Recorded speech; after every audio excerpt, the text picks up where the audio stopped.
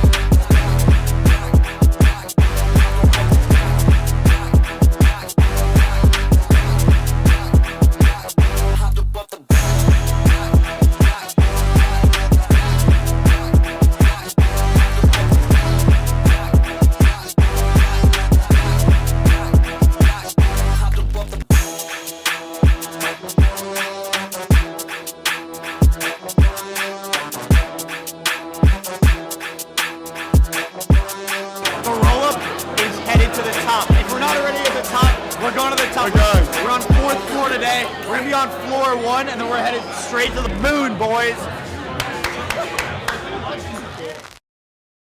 Guys, welcome back to day 2 of NEARCON. We are live at the Fort Mason Center in San Francisco, bringing you the leaders of AI at the convergence of AI and crypto, innovators, investors, venture capitalists, builders, entrepreneurs, and more today, hosted, kind of covering the main topics: privacy, confidentiality, intents, the state of agentic commerce, workflows, and more.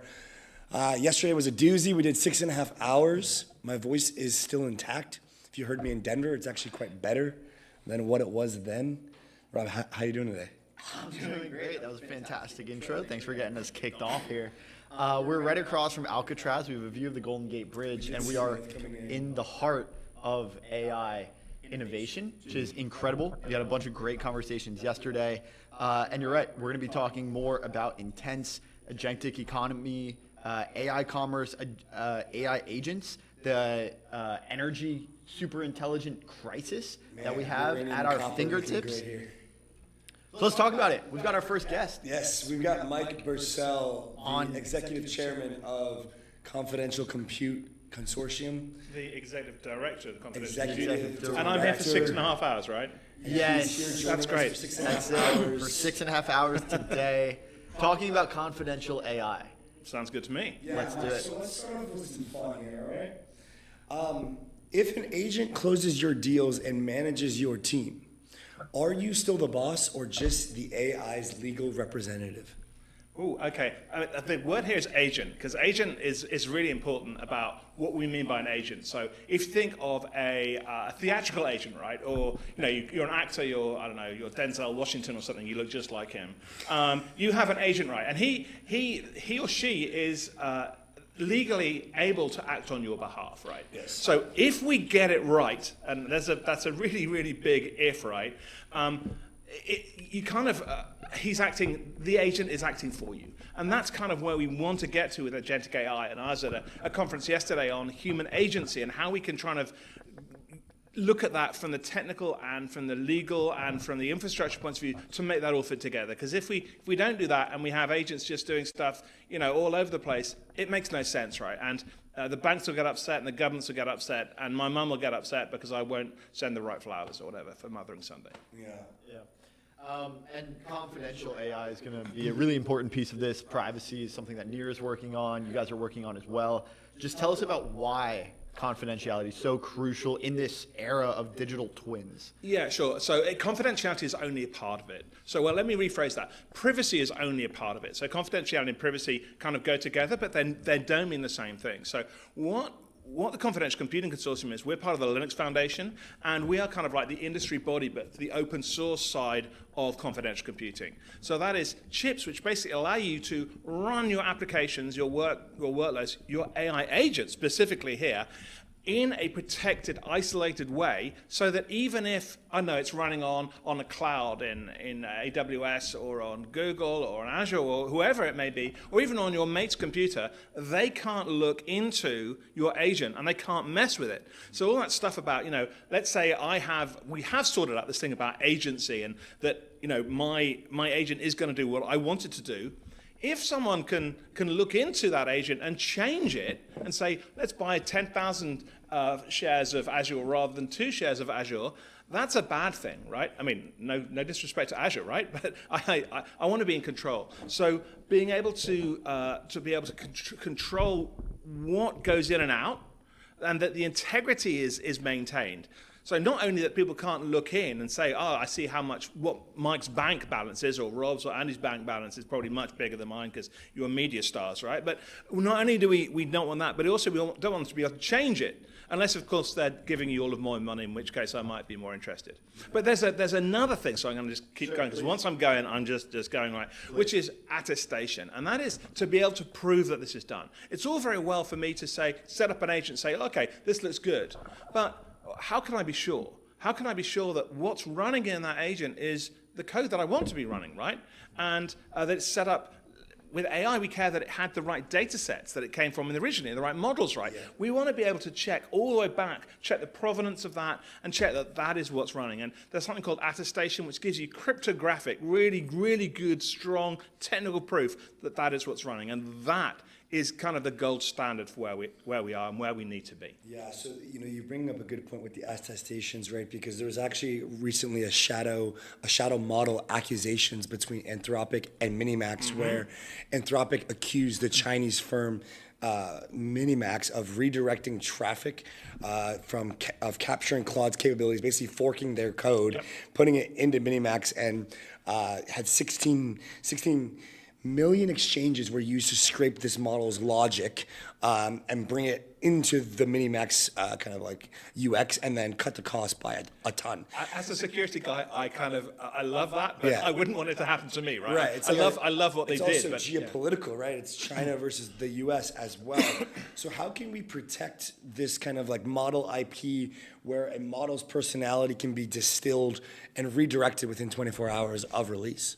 Yeah, sure. So let's come back to sovereignty, because that's another really big and interesting one. Yeah. But so there's kind of 2 different ways of doing this. So one is to say we don't want anyone to be able to look directly inside the model, right, when it's running. And hopefully we can stop that. But I think probably what happened for at least some of that attack was it wasn't actually looking inside, it's just asking enough questions to get the information out right. And that's a bigger and in some ways more difficult problem, because you need to sort of, it's like saying to, a Navy midshipman that you can answer any question that comes to you, but if you answer too many of the right types of questions, you're giving away information. How you expect that Navy midshipman to get that? An admiral might be able to put all the pieces together, but the Navy midshipman doesn't have that sort of amount of context. And we're in Fort Mason, so I'm thinking Navy here, right? But the thing, it's difficult to stop exfiltration of information without sort of specific guardrails which are aimed at protecting that. And without knowing what you're protecting, it's really difficult. There's a classic World War II example when they were worried that if they were very careful about stopping people saying where they were going to be deployed, right? Yeah. But if you see that 20,000 cold weather gear and sets of skis are being sent to this particular port, you can have a pretty good guess, right, that they're going to Scandinavia or the Arctic or wherever it may be, right? So that sort of leakage is really difficult to control, really, really hard. And we actually have a very similar thing happening here here just in the last couple of weeks where the CIA and Pentagon have this pizza tracker, and if there's more pizzas being delivered to the Pentagon, it's more likely that we're going to go send some bombs to Iran or something like this, right? Yeah. And so this is, again, like you're saying, we can have almost these predictive indicators to indicate where things are going, what is happening at any given time, and it's almost impossible. The people need to eat, right? Like you need, whether it's pizza or something else, and so if there's more things happening in a close location, people will pick up on the hints. We call that side channel leakage, or just information leakage, because it's not directly what you're looking for, but you get information that is correlated with it in some way. And if you have enough of this, you can start making guesses that, as you say, if someone's been talking about bombing someone, then maybe the time is now. Those sorts of things, And how much should we be protecting some of these foundational models? Obviously, it is a question of national security at this point, but we are in this open source environment as well. How should we balance closed source censorship, protecting these foundational models from any sort of attacker, whether they're just pulling it or directly trying to get access to the underlying foundation, versus, look, this is free, code is law, open and everything for everyone. Where do you personally stand on this? It's really interesting. First of all, I should mention I'm not a US citizen, so you got to be careful what you leak to me, right? Getting a decent cup of tea is very difficult in the US, but I can sometimes manage it, and that leakage I can manage. But I am a big fan of open source for everything we can, but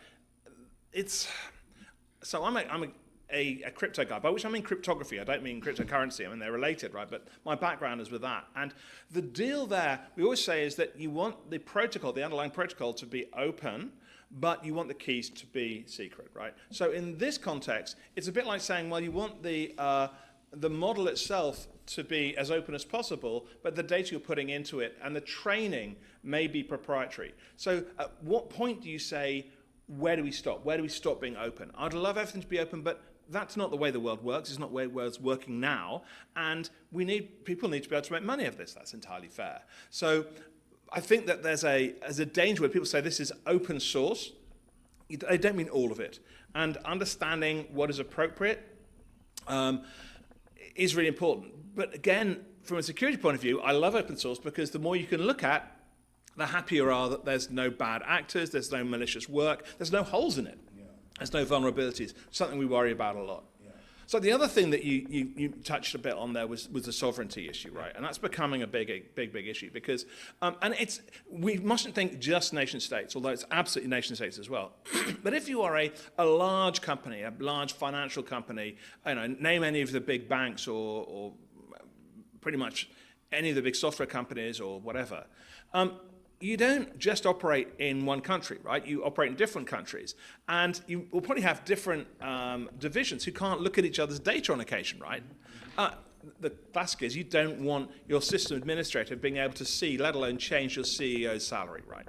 So you want to be able to run your applications, your agents, in places that you don't necessarily have full control over, right? Because if they can't, then they can't do everything they need. And that is where we need controls, and confidential computing is definitely one of them, where you can run stuff and you can have really strong assurances that even if it's running on your computer right in front of you, you can't look in, you can't exfiltrate that data, you can't mess with the answers it's giving, or see what questions are being asked of it. Yeah. I'd love to learn a little bit more about the Confidential AI Consortium. Like, what are the benefits of a company that it joins it? What kind of protections do they have? So we're not the Confidential AI Consortium, we're the Confidential Computing Consortium. No, that's fine. But AI is absolutely one of our big focuses at the moment, with no surprise at all. Yeah, so anyone can join it, is what it comes down to. You need to be part of the Linux Foundation, which doesn't just do Linux, right? But Linux is the first thing, but it does things like Kubernetes and a lot of open source and embedded, pretty much anything open source these days. Open source for movie making, all of that, it's really good, and games too. But we have all of the big silicon manufacturers, but we have also all of the big operating system manufacturers, the big clouds, but all the way down to startups, one or two people. We have academic institutions, we've got enterprises, we've got financial institutions. And what we do is we promote this technology, but also work to understand what it means for people, work with on the technical protocols, get them into standards, and we've just started a special interest group for talking to regulators, because if regulators don't know about this, they can't tell people they should be using it, and that's, we know, the best way of getting things taken up for these big companies who will say, well, we're not sure about it. If the regulator tells them, they're going to start using it, right? Yeah. So I'm curious if you guys have faced this situation, or if you've seen anything around this where you have, a autonomous agent, or we're getting to this autonomous world, and they go and the agent does something on behalf of the CEO of a company or of a company at large. As you mentioned, perhaps it's a company in the consortium who would need to actually get some privacy controls embedded, and they cause real world harm. They, for example, there was a woman who worked at OpenAI, and this OpenClaw, erased half of her inbox. She unplugged the Mac Mini, but even more so, right? Like, they get a prompt injection from a other agent, and they come in and they've sent out a really obnoxious email to the entire company that leaked publicly. Should this? We should be worrying about this, and this is stuff that's happened. There's another good example of a guy who runs an open source project, and a bot put in a bug report and a patch. And the policy of this open source project is they don't accept AI patches. They have to come from a human, and so he rejected it. The AI wrote a blog dissing him. Wow. And took out a whole bunch of private information and put it on the blog, and basically attacked him. So we're seeing this sort of stuff already, right? And so we absolutely need to worry about it. But like, who would the human or company be liable for the criminal or civil charges that the agent? So not a lawyer, and I'm so pleased I'm not a lawyer. Yeah. But that is the question. Yeah. That's exactly the same. But it's like, the if same. My agent goes and does something insane online, and like, am I supposed to be liable for that? Is that different to I am Waymo and my car hits someone and breaks? I don't know. Or if I'm Robin Storm and I make Tornado Cash and someone uses Tornado Cash for some nefarious purposes. I don't know. And these are absolutely the right questions we need to be asking ourselves as humans as we try and set this up. And what's more, the answers aren't always obvious or even consistent. So, for instance, a classic one is autonomous cars. If you have you have cars going on and it can't stop in time, and it has either to hit an old person or a young toddler, which should it do? Right. Either. And, well, try and hit both? No, probably not. But in Western societies, most people would generally say the old person because they've lived their lives and that's what it is, right? In some Eastern and Asian societies, they'd say hit the youngster because the old person has lots of wisdom that they can give and the young person has not set out. So we can't even assume that the answer is going to be same everywhere. Right. And so we need to understand that law and ethics are contextual, right? Yeah, of course. But I can't help but think so many, like, the Anthropic and Minimax thing that we spoke about earlier is geopolitical. The U.S. and India just signed a Pax Silica treaty, bringing out production from China and Beijing, trying to get more hardware in India rather than in China. $15 billion Google investment into actual creation of data centers there in India. Like, AI is creating a Cold War. It's creating a new, or it's exacerbating the existing geopolitical dynamics. I don't know if you have an opinion on this. I think that all technologies which are game-changing, and let's face it, AI is game-changing, have significant geopolitical impact. And I think that one of the problems you have is that things move so fast these days. 2 or 3 years ago, I thought, oh, well, I'm in my 50s. By the time AI takes off, I'll be retired. I don't need to worry about it. And how wrong was I, right? Because things move so much faster. And that is the problem. Yeah. That in the same way that, when we had microsecond trading, that changed the stock market, right? Having AIs getting involved, well, in that, let alone all the other stuff, is going to change how everything works, and we need to get our heads around that. And it's one of the nice things about this conference is that here at NEARCON, we're talking about this, and we're bringing the people who are thinking about it and designing these systems and working out how they interact with the real world. And I've got a panel exactly on the real world later on today, and getting them together. Because if we don't talk about it, we're going to get it wrong. We'll probably get it wrong anyway, but let's do our best, right? So Mike, as we kind of close out here, just give us a bit of a sense of the panel that you're going to have later today, because we're going to be here in this room for the next 6.5 hours. We might miss the panel. Yeah. So tell us a little bit about what you're going to be talking about on stage. We're going to be talking about how is AI making a real difference right now, and is human judgment still important? And if so, how? Should we be worried? Is there hope? And it's kind of a hope or not hope. And I'm hoping that we're going to move towards the hopeful rather than the hopeless. I think there's a good chance we've got some bright people here, right? And we'll try and work together and do what we can. So lots of questions. I wish I had more answers, but we need to do this thinking now. So it's great that it's happening here. Yeah. Sounds like a plan. Are you scared of AI, Mike? I'm scared of cars. I'm scared of books. I'm scared of all technology is scary, right? So yes, but am I excited about it at the same time? Yeah. My two daughters are 18 and 21, and they are scared that and they're at university, right? Yeah. They're scared that if they touch AI, they're going to be disciplined because their universities are going to say it's not your own work, right? Really? And that's the sort of stuff we need to work past, right? AI has got to be a tool. If we use it right, hopefully we're not tools for it. We don't want to be the batteries for AI, robot overlords, right? We don't want the matrix. But if we get it right, we should be able to use this as tools and make the most of it. And that's what we need to aim for, I think. Yeah, I always like to think of LLMs as calculators. And, going through school, sometimes they let you use calculators, sometimes they don't. Yeah. But it's important that we kind of use it and recognize it for what it is and not use it to... Okay, we need to get you explaining that there's a lot more than calculators. But if you want to use it as a calculator, that's just fine. That's fine. Absolutely. No, I know what you mean. Our tools, it's a really good example. I like that there are times to use it and there are times not to. And that's what we need to learn. That's what we need to teach people. Yeah, absolutely. Mike, thanks so much for coming on, man. Thanks for having me. Lots of fun. Really appreciate it. Thank you, sir. Thanks a lot. Cheers. Thank you. Thanks, Mike. Alrighty, guys. We're going to keep this rolling here today. We've got a ton of great guests. I've got some things to bring up with Rob, whether he's ready or not.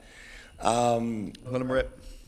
So the February duel has peaked. The February duel? OpenAI has just released GPT 5.3 Codex, which was, I think, within the last couple of weeks, featuring Frontier, which is a specialized system for managing swarms of AI workers. Yep. I think they also released EVM bench, which was the ability to audit some smart contracts. Yeah, let's talk about that as well. I mean, obviously, Anthropic came out with Opus 4.6 several weeks ago. Yep. Boasting a 1.2 or 1 million token active reasoning window. Yeah. I'm not even sure what that means. Well, the active reasoning window is how many tokens they can go back and look at and remember with the context that they have. Okay. And so that you're going to think, you can picture context window, right? Before it starts to have the entropy of knowledge, before it starts to lose kind of a sense of what you're talking about, you have to start a new chat, so right? It's an infinite. And the way you would measure that would be in tokens. So released a few weeks ago, but dominating today's session, 1 million token reasoning window. It's the first Opus class model to allow users to drop 1,000-page technical manuals or entire code repositories into a single prompt without losing a shred of detail. So that's kind of like the, context windows are bigger than people's memory now. Yeah. And so what's your reaction when you hear something like that? Well, I've just actually noticed it. I have like a Rollup ops window in Claude. Yeah. And me and Claude have a really good relationship. And you just continuously use the same window over and over Same again. You don't chat, need to never change start the a new chat. And it's very good. It's built. Have you noticed that it loses any sort of does it forget who some of our employees are, what their role is, or it kind of forgets what we've done. Okay, so it'll be like, do you remember when we did this? And it'll be like, yes. And then it's like, okay, then let's go back to that. And then it misconstrues what I want to go back to sometimes. Yeah. So I found that interesting. What is the latest on EVM bench? So OpenAI and it was Paradigm. recently announced. Yep, it was a collaboration between Paradigm and OpenAI, and the ability to, I believe it's just to audit smart contracts. But I'd imagine that this is going to quickly descend upon like writing their own smart contracts. Yes. And once we have sovereign They AI already do. agents, Like AI is already writing code, but it's not like using Claude Code, but it's not specifically optimized, right? Because we have a lot of very general tools that are generally very good at a lot of different things. Yeah. But once we have specific purpose training, not general purpose training for some of these models, these are going to get a lot better because it will have context only with the things that it finds important within that particular domain. Your LLM has the context of the entire world right alongside Rollup ops. Yeah. If we have something specifically trained on smart contract and it doesn't care about specs and Rust and JavaScript and TypeScript and all these different things, all it has is solidity and and a context of what it wants to get done.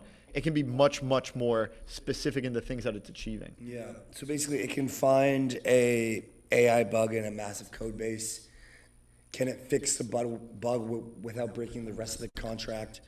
That's kind of the hard part right now, is actually solving the bugs and then not breaking the entire smart contract. And then, can it actually drain funds in a sandbox moment, right? Like, can it literally pull funds in a white hat hacker kind of setup and drain funds successfully? Yeah. So I think we're going to end up with agents deploying their own smart contracts. And so obviously it's not going to be perfect at finding these bugs or solving these bugs or really writing the contracts from scratch, but there's not going to be a human in the loop once agents are writing their own smart contracts. These things might be open source, so they could be verifiable once they are deployed. Yeah. But we're going to enter a reality where we're going to have some AI-driven businesses. Most of these AI agents are deploying the code themselves. Yeah. They could be sovereign AI. Illia has talked about AI that is born out of smart contracts. Yeah. So you could have a smart contract defined as deploying a new agent every time let's say you deposit another 100 USDC into this smart contract. Every time it hits that number, it deploys a new agent. And then this agent goes and it has a mandate and it's deploying new things, deploying new smart contracts, writing code, deploying that code, potentially with no one there to review it before it pushes live, which means that we could end up with protocols and dApps that are live in production, deployed by smart contract agents that no human has ever touched, and we wouldn't know the difference whether or not a human deployed it or had anything to do with it. It might just look like a place to deploy our money for some nice yield. Yeah. And it just goes to show that we need to do our own research. Really, once that reality happens, I think our agents are going to need to be the verifiers, right? So we may have a smart contract AI deploy its own protocol, but you and I are also going to have agents ourselves. And those agents, our agents, should be responsible for actually doing the verification of any protocol that we're deploying our money into, right? Yeah. Technically, the whole point of blockchains and self-custody and all of this is we should be verified, don't trust, right? We should be reading the smart contracts and verify. We don't have time for that. Even when it pops up on our hardware wallets, we don't really know what exactly. We don't really know what it's saying.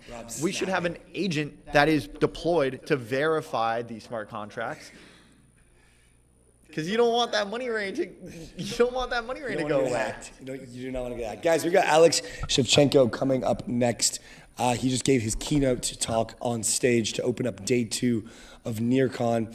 Shout out to Near with their big announcements yesterday. They rolled out Near.com, which was their all-in-one tracker of their intense products, of your portfolio. But also Ironclaw. So you go to Near.com and it lets you activate your agent. That's the real power here, is that you can decide between OpenClaw and Ironclaw. Imagine you probably use Ironclaw because it's more secure. I'm just trying to talk about the unified multi-chain hub powered by Near Intense first. Then we've got Ironclaw. By the way, the Near Intense fee switch is now live as of yesterday, meaning they've activated a revenue sharing model with distribution partners as well.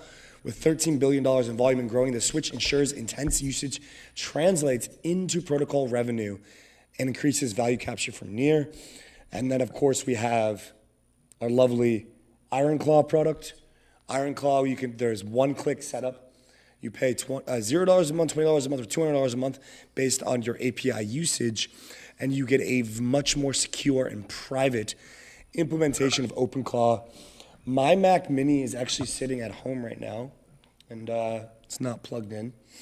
So unfortunately, Schevchenko is offline, which means that I am not getting the most of my Claude API credits right now that I'm spending, that I'm using. And so I think when I get back home, I'm going to fire up Schevchenko on Ironclaw, give it full access. Full access. And just, I mean, we had quite a few see what happens. Quite a few people in here yesterday talking about like what we can do with these agents. Yeah. What, you know, we had Greg talk about things all the way from cameras monitoring where his family is, maintaining security, to his heartbeat, off the rails. knows when he's going to wake up before he actually wakes up.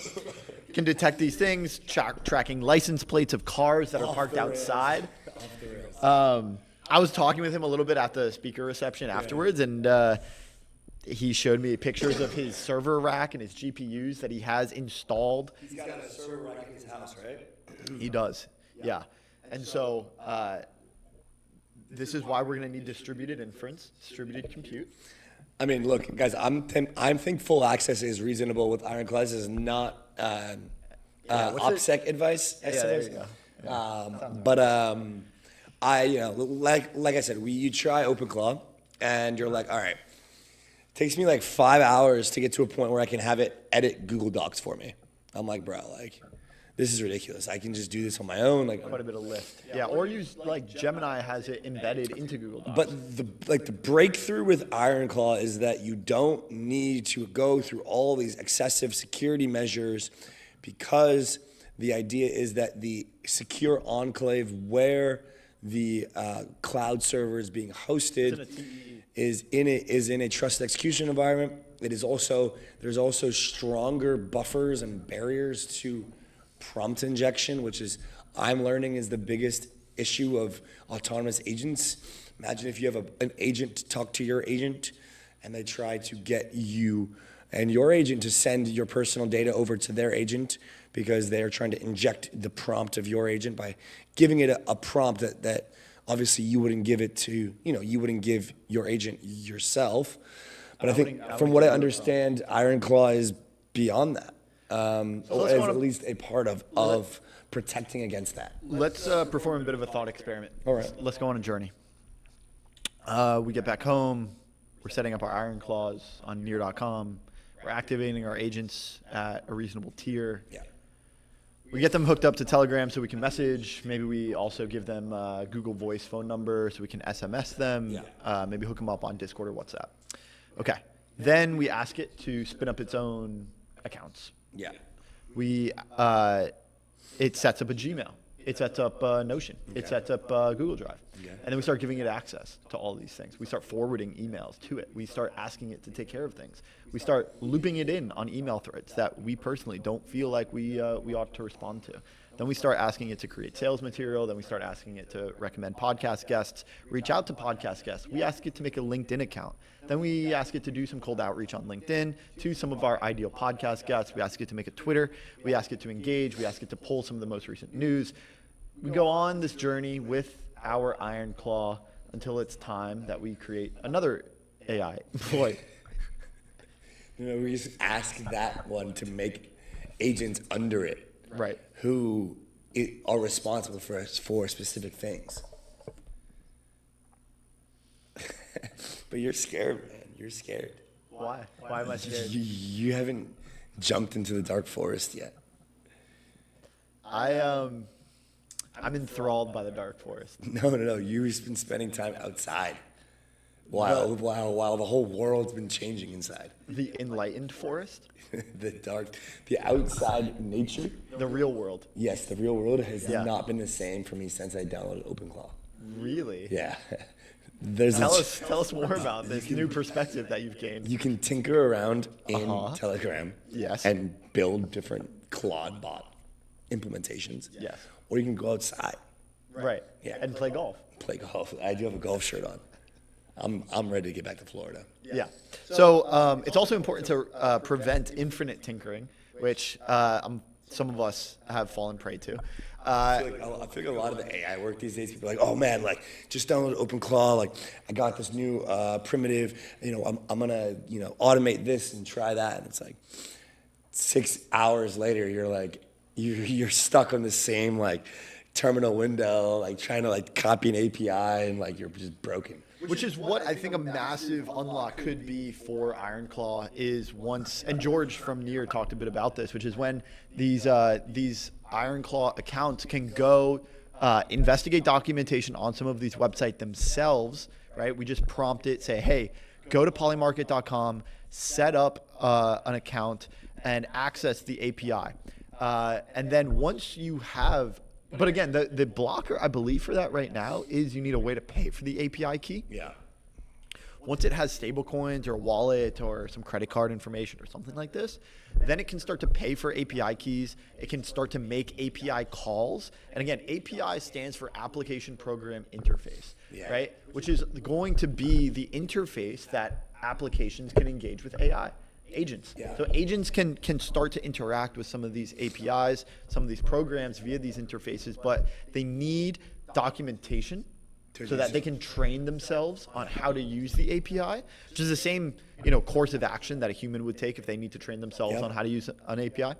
And then they need a way to create the account, which I believe they have right now, and they need a way to pay for that account. And so once they have a form of money, then they can start to buy these accounts, set them up, and engage with these APIs, which unlocks the entire breadth of the internet. What's crazy is that all of this is like the next era of usage of API credits and usage of power. And if we look at the markets today, we're seeing this re-rate in real time. Like we're seeing the rise of uranium and the rise of copper and the rise of other of stocks that are like SanDisk has been on a crazy run. We're seeing other Korean random stocks that are powering the AI trade go on random runs. You guys know I have a big bag of uranium I've been underwater on for about 3 weeks. Still. But man, oh man, we're ready to go. So what gives us a little TA on that chart? Nah, it's all good. Guys, we got Alex Shevchenko, the CEO and co-innovator, co-creator of Near Intent up next. After him, we're going to go rapid fire into a ton of other guests. Stick around. We'll be right back. Quick break, and we're going to get Alex up in the show. See you guys in a sec.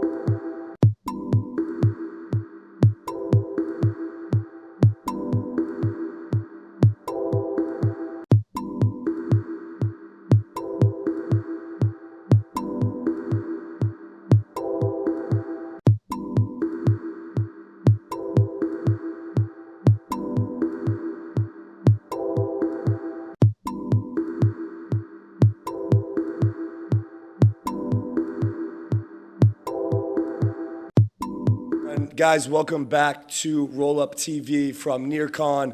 The government of Bermuda is doing what governments do, not showing up when their citizens need them the most. So here we are today with our lovely friend Otto. Otto Jacobsson, the CEO of Yap Global, a friend of the show, a friend of the company. It's good to have you on. Thanks for having me. It's good to be on. Glad to have you. We're at NEARCON talking AI agents, talking the intersection of AI and crypto. Before we get into kind of like what's going on in the market and the state of affairs in the industry, we are very stoked to be running a media company right now because we feel that video hasn't really been disrupted yet by AI. But when I look at research, when I look at blogs, when I look at newsletters, we've put a lot less focus on written content from just all aspects of the business, from descriptions, newsletters, blogs, research. We haven't really invested much into it, and we don't really see ourselves doing that in the future. Is this a fair strategy? Do you agree with this? What's your take on that? Yeah, I guess the question you're really asking, Andy, is like, why would anyone hire a PR firm in 2026 when we all know that traditional media is dying or bleeding out? Yeah, sure. Look, I think especially when you work in crypto, digital assets, which is what we do, right, and AI and fintech as well, you need to look at what we now call new media, but other types of content, right? Like what you guys are doing with video, podcast more generally. Newsletters is a big thing, and I think the bull case here, or the positive scenario, is that these can become like super niche in terms of what they cover, in terms of what they really want to write about or talk about on the podcast or have on a show like this, but have a global audience. So therefore, it's a viable business model for you guys to. We can talk more about where you're going and what kind of guests you want to have on the show, but you can talk about roll-ups and that can be for a global audience, and it's big enough so that you can really focus and drill down on that. And I think that's a good thing, right? Distribution, globally is key, and with internet and now with AI and so on, that's getting easier. Yeah. So I think any PR firm worth their salt thinks about this, and they think about the client and think, okay, what kind of newsletter should we be placing them in? What kind of podcast, even if they're super niche, builds credibility. At the end of the day, we help our clients build credibility with the media, whatever. Yeah. If it's a newspaper, if it's a podcast, if it's a live show like this. Yeah. I think we're in a unique position because we started before AI was created. I can imagine in a few years there might be a new podcast. We're already seeing this with musicians where they have good music. People think about the music first. Okay, I like this thing. Then they worry about, is this thing an agent, an AI, or is it human? And there's actually really popular artist on Spotify right now that people are not sure whether it's an AI or it's a human. Yeah. And yeah, go ahead. No, just on the podcast, I literally heard this morning in a meeting that someone has taken the Epstein files, all of them, and put them into 60 episodes, right? 60 episode podcast would cost a lot of money, and it would take a lot of time to produce. 2 years ago, I don't know, but they're just done, and it's really popular, and they're getting sponsors as well, so someone's making money out of it. Yeah. So when this thing is super niche, and someone can prompt an AI to spin up a podcast of the thing that they want to hear about, where's the differentiation, right? We compete because we are not AI. We can curate something that we're genuinely curious and interested in, but when someone is coming up and thinking about what they want to learn about or what they want to hear about, is it just a matter of laziness that they don't want to prompt the AI to spin up a podcast to their choosing? I'm not sure what you're actually asking, but I think like what people want, right, is niche kind of content and so on, but what they really value is relationship and having a kind of human interest, right? Why your show does well, and I think it does, right, is because people respond to kind of talking to you or you chatting to other people that they like and they want to hear about it and they want to hear kind of your views on it and less formal. But I think with someone like TBPN, I hope I'm saying that right as well, people respond to those two guys. I think the question that you might be thinking about as well is, if they continue to do well, continue to be successful, how long can they be like the primary face, and when do they bring in co-hosts and so on, which is what you see on like radio and traditional TV, and therefore the brand gets a little bit. Brand network, right? Yeah. Like Blockworks has done that with their shows. Right. Barstool obviously famously has done that. Mm-hmm. I feel like we're not that far away from them almost like manufacturing themselves. Well, like Raoul Paul has AI avatar personas, Right. as well. Like he'll like do a show and like he'll have like, this is not me. This is like my avatar doing the content. Yeah. But so you guys have been going for, with the Rollup for a while now, but basically like 4 or 5 years. Yeah, right? 5 years. Yeah. Yeah, with live content. No, just a year and a bit. It's always been video content. Video content. But live content has been about a year. So that's pretty good, right? But I do worry about some of these newer kind of new media channels that pop up. Like, what kind of staying power do they have? Like, and people get tired, right? Like, how long can they keep it up for? Maybe 1 year, maybe 2 years. Maybe that's okay. They just kind of come and go. But I don't know if you want to build like a lasting brand and a lasting business. Yeah. Well, how do you think about that? Well, you always have to be kind of pivoting in the space. Like you always have to be pivoting. Where does the sponsorship, cash come from? Where's the market going? What do people want to learn about? Yeah. I think we're undergoing. Like, what do we constantly like push ourselves to go kind of push the frontier and continuously learn about? And I almost think about it like, yeah, we pivot left and right, but it's also just kind of an optimization or refining. Yeah. Which is what I was asking about. Is like how when we hyper niche, like what does that look like? Why is that the differentiation, and why is that a moat around like human created media versus Because I think AI? you can quickly become like a domain, a subject matter expert, right? Like, for example, I tell new people that join our firm, and we're about 30 people now, and they, maybe they're fresh out of uni or whatever. I say, with crypto, right, and digital assets, it's so big now that you can't pretend to know everything that's going on, be an expert on all of crypto. Almost no one is that, right? But you have to find something that you find interesting and where you can have a little bit of an edge, have a little bit of a niche. Maybe it's one ecosystem. We used to have a lot of like different blockchains, and they would have their own kind of particular ecosystems. It's a little bit less of that now, and maybe that's a good thing. I don't know. But what's your niche, and can you become kind of an expert in something, and then can you write about that? Can you tweet about that? I mean, that's what we actively encourage our kind of team to do, right? Yeah. Otto, how would you describe the shift going on right now, right? Like, obviously, we've told you a bit about what we're trying to accomplish this year. How do you think about, and I'll give you a very concrete example, right? So some of the teams that we're speaking to, they're like, we go on Bloomberg for free. Like, our CEO goes on Bloomberg whenever. Why would we ever work with you guys? That's like, that's just a very interesting objection. I wonder whose CEO goes on Bloomberg whenever. Maybe, right, sure, but like, Sachs, but we have a Yahoo Finance PR connection. But so like, how are you thinking about this like next step of media in digital assets? What does this look like? What are the key, distribution? Like, what are the news sources? Yeah. What are the key angles? Like, how are you thinking about transitioning your company into this? Yeah, so I mean, we only do earned media, right? Like, we love working with you guys, and you do kind of both. Like, there's definitely a role for paid media. If you want to be a successful digital assets company business in 2026, you should be thinking about earned media, and you should talk to Yap Global about that. But you should also obviously be thinking about paid media. Yeah. And the Rollup, you're a great example of that. Like, you need to do both. Like, gone are the days where you can just pretend that you can do one thing and be successful in terms of marketing, where you can just do socials. Yeah. Like social text, that's given now, right? Like, most of our clients probably have that automated with a AI agent, right? And then they might add some, personal takes on top of that. But anyway, so in terms of like 3 things that I've been thinking of since I took over as CEO is the professionalization of the space. Okay. And that's kind of also, we can talk a little bit about that, but like the fintech narrative that is going on with crypto and digital asset companies. But so professionalization and regionalization. Crypto, especially DeFi brands, like you worked with countless DeFi brands, so have we. They launched a product, like borrowing, lending, AMM, whatever it may be, and they have we have a global product and anyone can use it anywhere. Yeah. Why would we need to differentiate how we talk about it in Asia versus the US versus Europe? Well, obviously with regulation you do need to do that because you can do only certain things in certain jurisdictions when regulation comes in. So the regionalization of the space. And then, we haven't gone hyper-local in crypto yet, but I think the brands that do, they will do well. So they will develop, maybe a product for a city. I'm not talking about New York City coin or anything like that, but still taking a very localized approach. So far it's regional. So we have some clients who have, a number of PR agencies that maybe focus on the US versus Asia versus etc.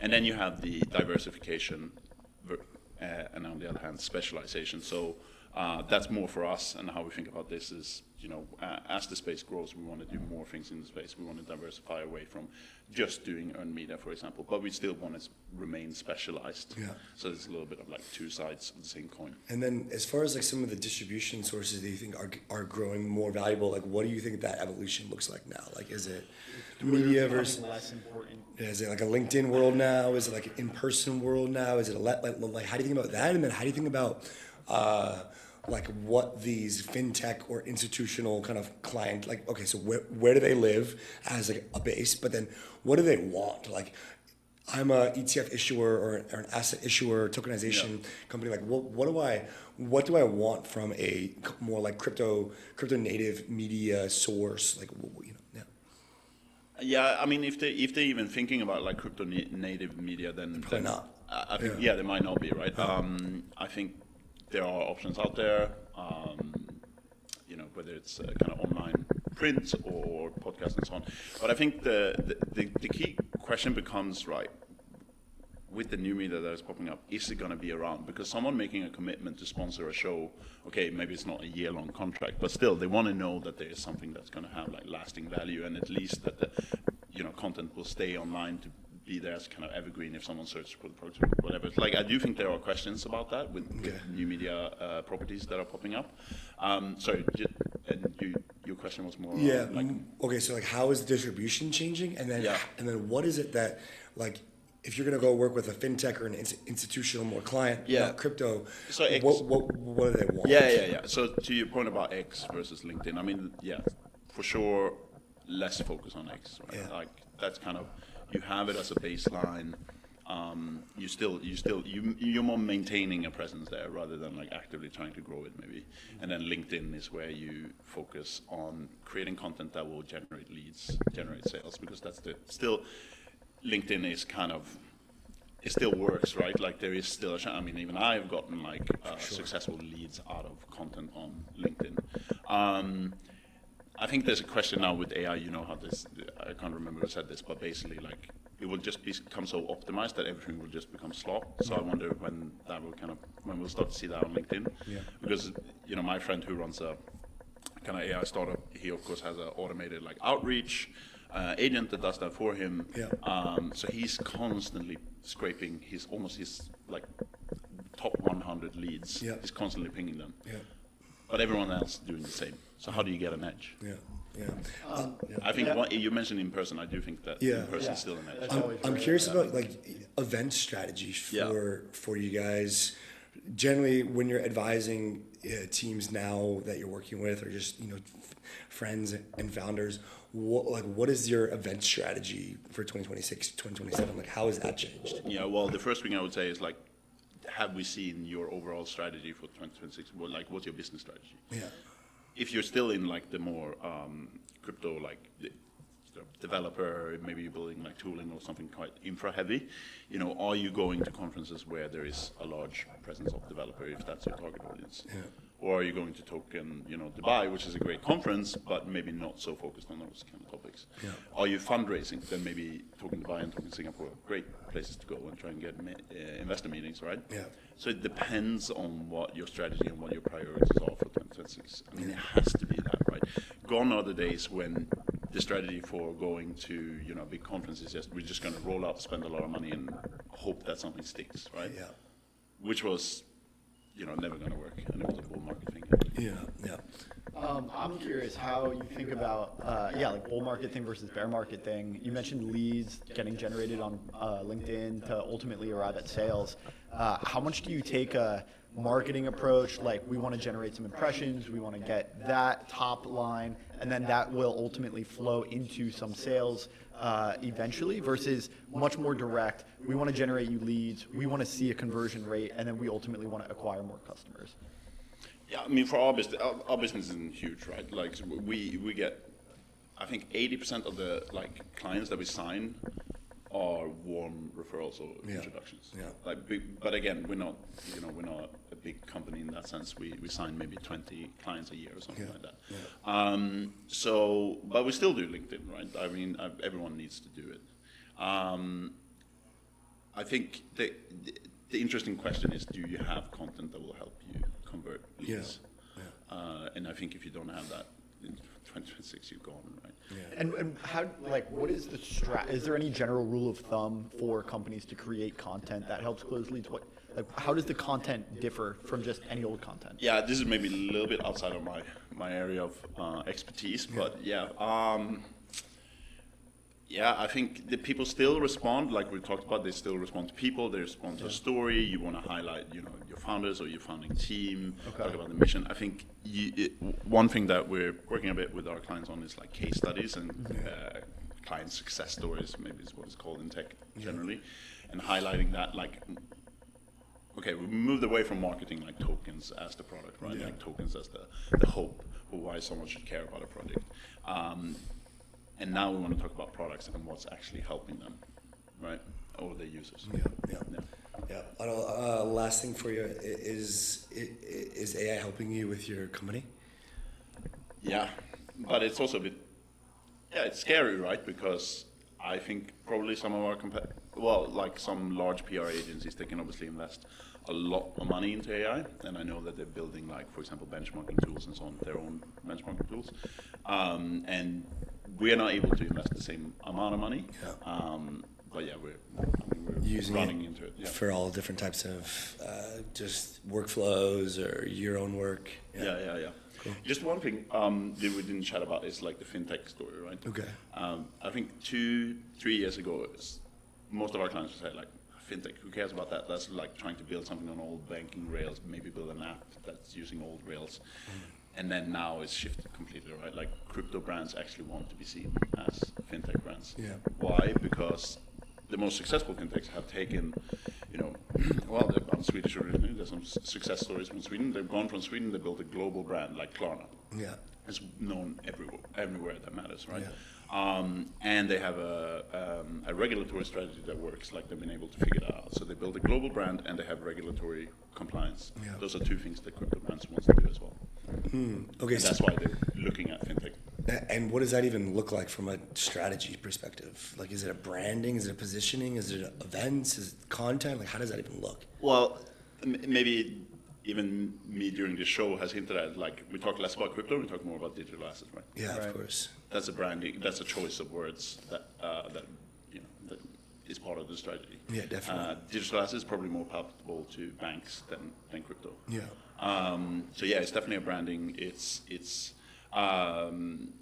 with regulation, that's obviously a lot of compliance that goes into it and so on. But it does influence your communications, right? Definitely.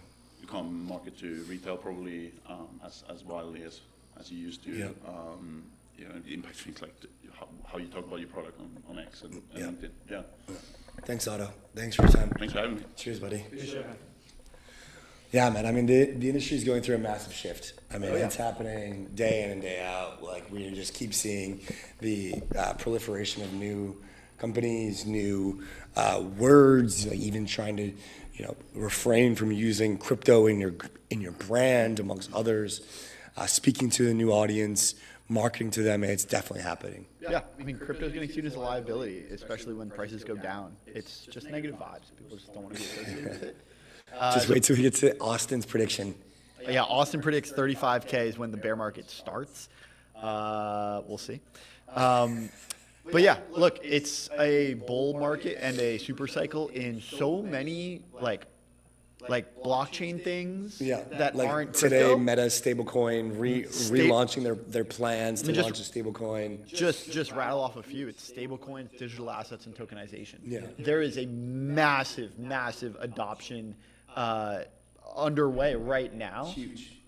Huge. And that is happening right before our eyes. But when people think crypto, they think prices. You saw the Coinbase Super Bowl ad. The sentiment is down. It's just not really what people want to be associated with. They do want to be associated with tokenization. Like, that's why you see BlackRock's Larry Fink going to Davos, talking about tokenization in front of the world's elite. You have digital assets. This is being adopted on really every stage, most predominantly in the fintech and the private credit space. Digital assets are, what is getting tokenized. And then you have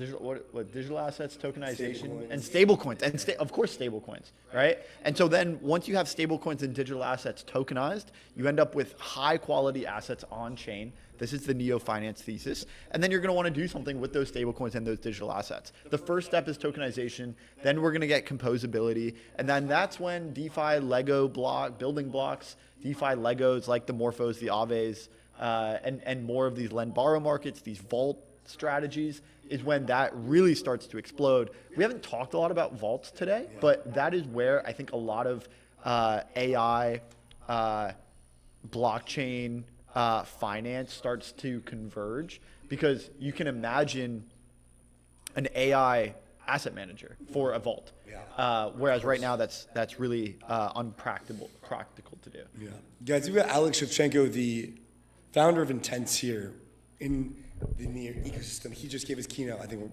we're going to have him up right after this. We're going to take a quick break, and we'll be right back with Alex. Thanks, guys.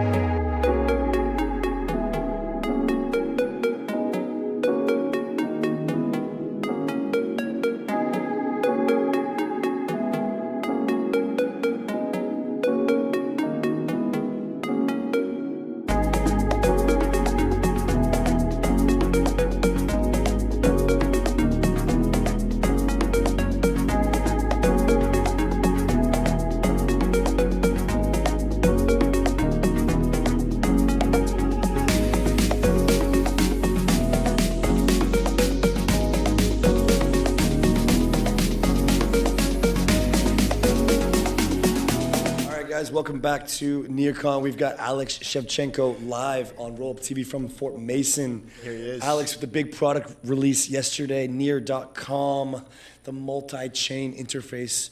Talk to us about what you guys unveiled yesterday. Yeah, hello everybody.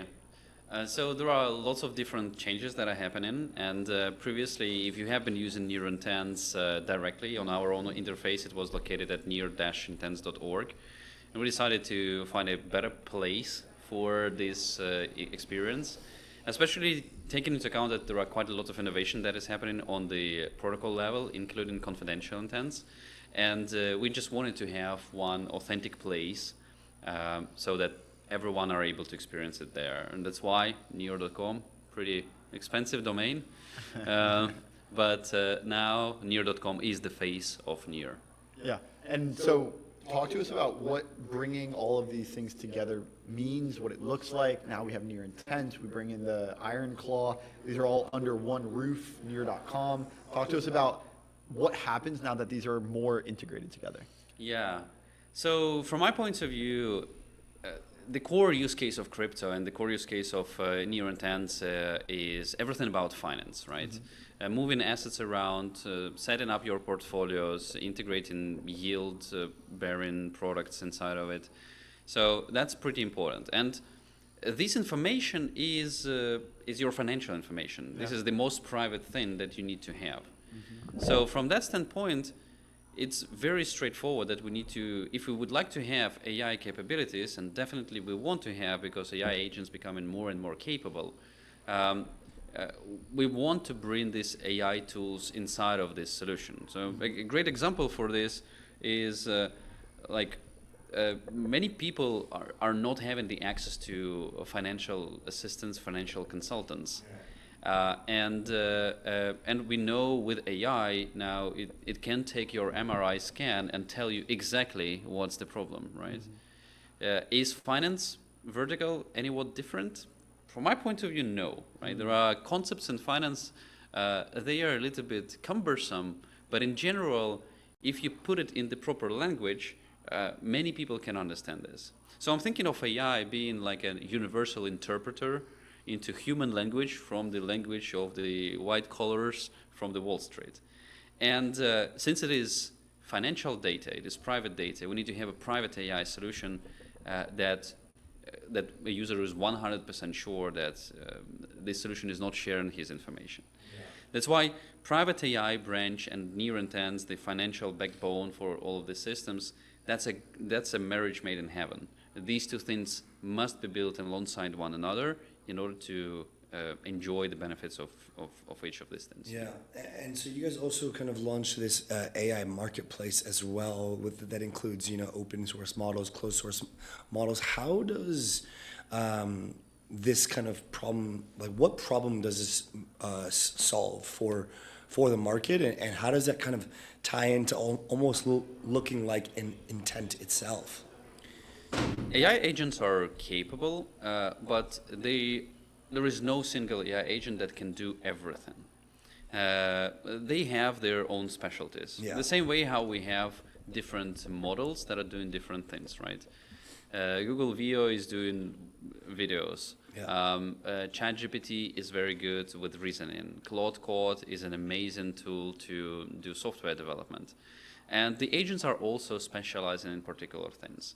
So in some cases, an agent, your personal AI agent, can understand that there is a task that it is not equipped to deal with. Yeah. So it can ask other agents actually to do this. And we need a place where these agents can communicate, can find each other, and can set up tasks for others, and actually can implement these tasks. Yeah. It's like a gigantic vacancy fair. Yeah. For the AI agents, and this is a definitely needed piece of infrastructure to make all of this stack very useful. Yeah. So I think something that's interesting is that recent data is showing that 80% of new AI startups are now building on Chinese open source models like Zipu GLM5. QWEN, which are currently outperforming US models in cost efficiency by nearly 70% at times. if the best bang for your buck intelligence is coming from the East, how do this Western world and Western enterprises balance performance with data sovereignty, geopolitical allegations, and regulations?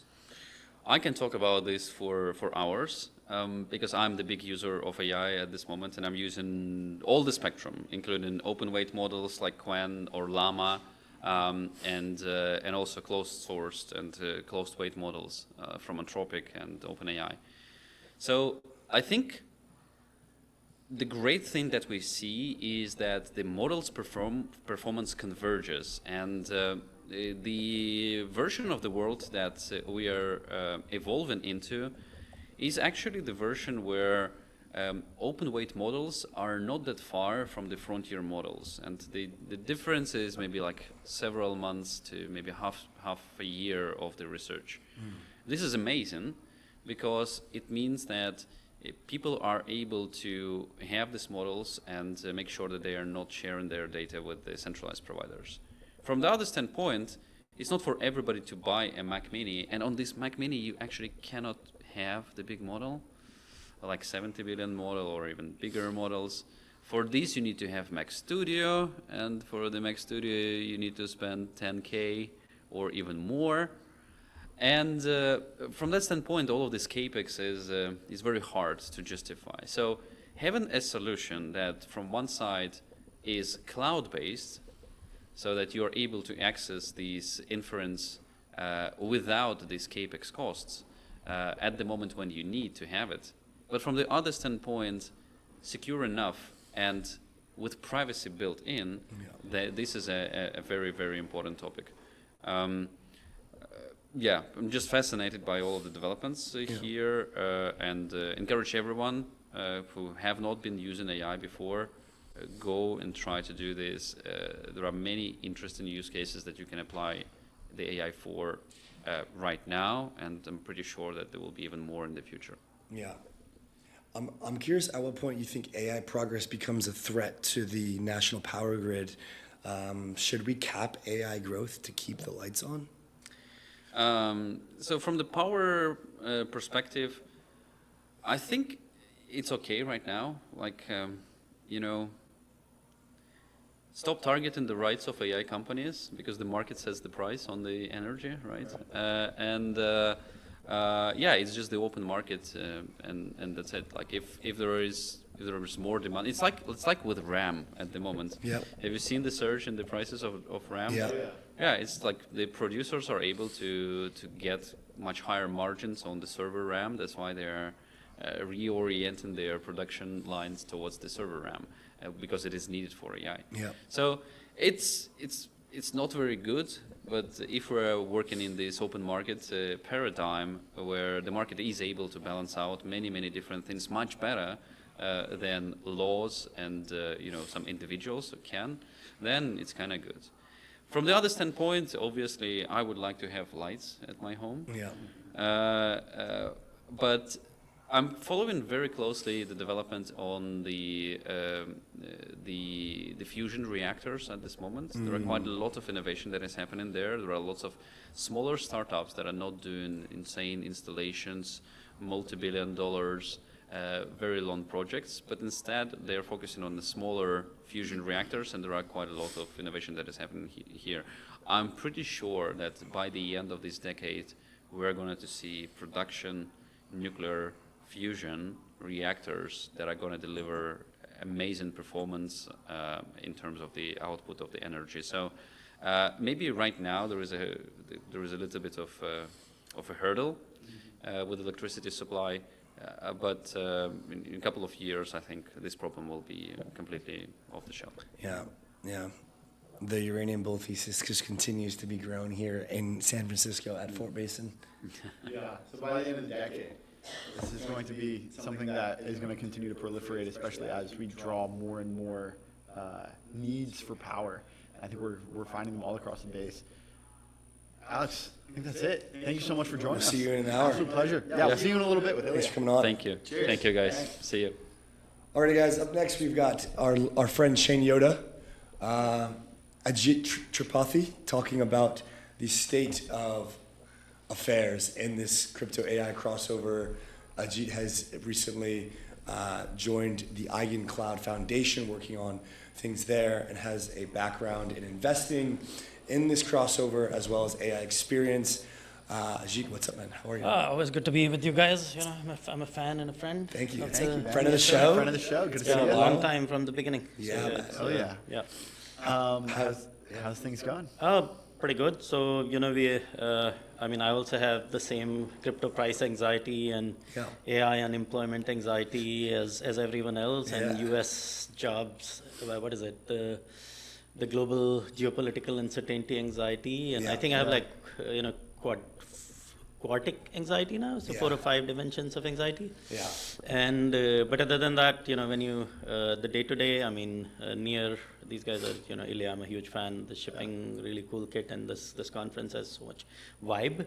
Yeah. In a really bad market, right? So it's kind of, I'm surprised by how vibey it was yesterday, and 100%. how many builders are still here and they're inventing cool things. And Illia is kind of single-handedly holding the fort for crypto Yeah. in the San AI Francisco. world. Yeah. Right? Yeah, he is, right? Yeah. Yeah, I mean, maybe, you know, the stablecoin guys are around, and Tempo, and, you know, now Zuck is launching a stablecoin and bringing DM back. Yeah. There are also Aptos and Sui, so, you know, but I think Illia is kind of the most credible, you know, face of AI in the crypto world, and, you know, the most credible face of crypto in the AI world. So he kind of occupies this unique place, and and he's kind of held his conviction in spite of the social, you know, pressures of San Francisco, which is quite remarkable. So I think he's been able to attract builders. I think tomorrow we're also going to, you know, I work with Eigen Foundation, and we're going to see Sriram. That's another really credible face, right, of tech. One of the most legit builders going around, working in a similar space. Definitely. Around, you know, verifiable agents, sovereign agents, and sort of bringing the power of crypto to AI in a sensible way. Not in the, you know, we launched a meme coin for UWave, which annoys them a Pete lot. Steinberger and everyone else, but, you know, lot, what, you know, in more of a technology, product utility, what can we do with this stuff? So, so I think I'm pretty happy to be here. You know, and let's see, right? I mean, hopefully the uncertainty and liquidity conditions will resolve themselves, and business will boom again. Yeah, let's talk about the kind of crypto industry at large first, and get into some of the AI work, some of the EigenCloud stuff. When you're looking at the kind of phase of maturation right now, you come from a TradFi background and kind of got into DeFi, then got, you know, kind of seen both sides. It feels like digital assets is the new word. It's not crypto. It's fintech. It's not crypto. It feels like there's this massive, like, put the suit on, grow up, you know, be in that kind of like finance realm, not this like meme culture. Like, just talk to us about. I've been from in your all of those cultures, as you know. So I've exactly. been in the So trenches, and I've traded, Yeah. you know, Fartcoin. And so tell us about the evolution. Like I've where been does the in Goldman space? Sachs, Exactly. So doing like, where do we risk go and from here? compliance. So I've been all there. So like, where does culture, but where does like, where is there actual use cases going from here? How do you see the space growing? I mean, so a lot of this is driven by liquidity conditions, Yeah, of right? course. So crypto every 4 years, and it's a self-fulfilling prophecy. We just start dumping in towards the end of the third year, and then we all cry and say crypto is dead, and we're all leaving, right? Bye, I wasted my life. All that shit goes on. So that's not new. I think we've been through this over and over again. Leverage is endemic, right, to crypto, but leverage is on precious metals and stocks also. I mean, we just the perpification and the memification has not helped, right? But I think ultimately crypto needs law. Right. So use cases are coming through. I think stablecoin payments, right? We know this stuff works. We know that. You know, I was in Redmond with my IIT Microsoft guys, and they are really spending quality time on stablecoin payments, right? So I've been doing some work with Noble on that as well. And so stablecoins are here. Stablecoin payments are here. You know, tokenization of securities is a longer process, right? I think Ondo guys have done well. Robert is doing a phenomenal job. It's Securitize, keep pushing. But it's still a longer game, right? I think when you think from a consumer perspective, from a regulatory perspective, yes, it's kind of there, right? From a consumer perspective, we don't know if, you know, I really need a blockchain to trade. And I've debated this endlessly with Akshay and a few others. The use case for, you know, sure, there are post-trade efficiencies. Sure, we can get rid of some intermediaries. Right, but do we really need a blockchain to trade securities? That thesis still needs to be proven. But do we need a blockchain for stablecoin payments? Of course, right? But and does it really benefit in a cross-border context? Absolutely. Does it take out a lot of costs. Yes, can we integrate it into loyalty programs like the Noble guys are doing? Yeah. Absolutely, right? So is it going to be the mainstay of agentic finance? Yeah. Is it much easier to give any AI agent a stablecoin wallet than a credit card? And who knows what the hell happens with my credit card, right? It might end up in Probably more Siberia. secure, maybe not easy. Yeah, and also risk is easier to manage, right? And Well, that's what they're saying, right? They're saying that this agentic finance is going to be the thing that brings crypto out of the ashes. We're going to get a ton of agents on chain. It will. Yeah. I mean, it'll definitely bring us two things, right? One is agents don't have the friction, can deal with the friction much better than humans, right? Of using private keys and things like that. The other thing is, I think crypto has an obligation to demonstrate some utility, right? So we are, I mean, beyond Bitcoin and speculation. Because this society has waited for us for 15 years. Yes, right. But 18 years. But look, I mean, neural networks were dead for a very long time, and now we are all getting replaced by neural networks, right? So things change rapidly in tech. I mean, this is a very young technology, so it goes through. But I think the one thing that really disappointed me was sort of Coinbase pulling out of the Clarity Act. Of course, they have their reasons. At the end, right? But I think that really hurt us a lot, right? I think one thing that all the lawyers I speak to in this space, Rebecca Miles Miller, all of the OG policy people, I think we have all come to recognize that to really bring institutional capital flows in size, right, beyond what we're seeing in the major CTFs, we're going to need some rule making and some laws, right? And then the second thing is the risk factor. So let's say a corporate or a TradFi institution deploys a lot of capital on behalf of clients today into crypto, right? Then the question is, if after midterms the Democrats end up with a lot of seats, or if they come back, God, who knows? I mean, Warren might start building an anti-crypto army. So that exposes these institutions to a lot of risk, right? Of being called up and said, bro, what were you thinking? Right? So no one wants that risk. So Clarity Act is fundamental. Genius Act raised stablecoin, market cap by 50%. It did, after it was passed. I think Chris Dixon mentioned that. So to me, I mean, there's nothing more important than crypto going from code is law, because we know there is no law, right? I mean, we've been in the trenches, we know what kind of behaviors we've seen, and the kind of, just free for all misconduct that goes on in this. That requires some fear of God, right? And then also some rule making, so that legitimate entrepreneurs like Illia and Sriram and, everyone, the Vitalik and all the good founders building cool things have an advantage over what the hell else we do around here, right?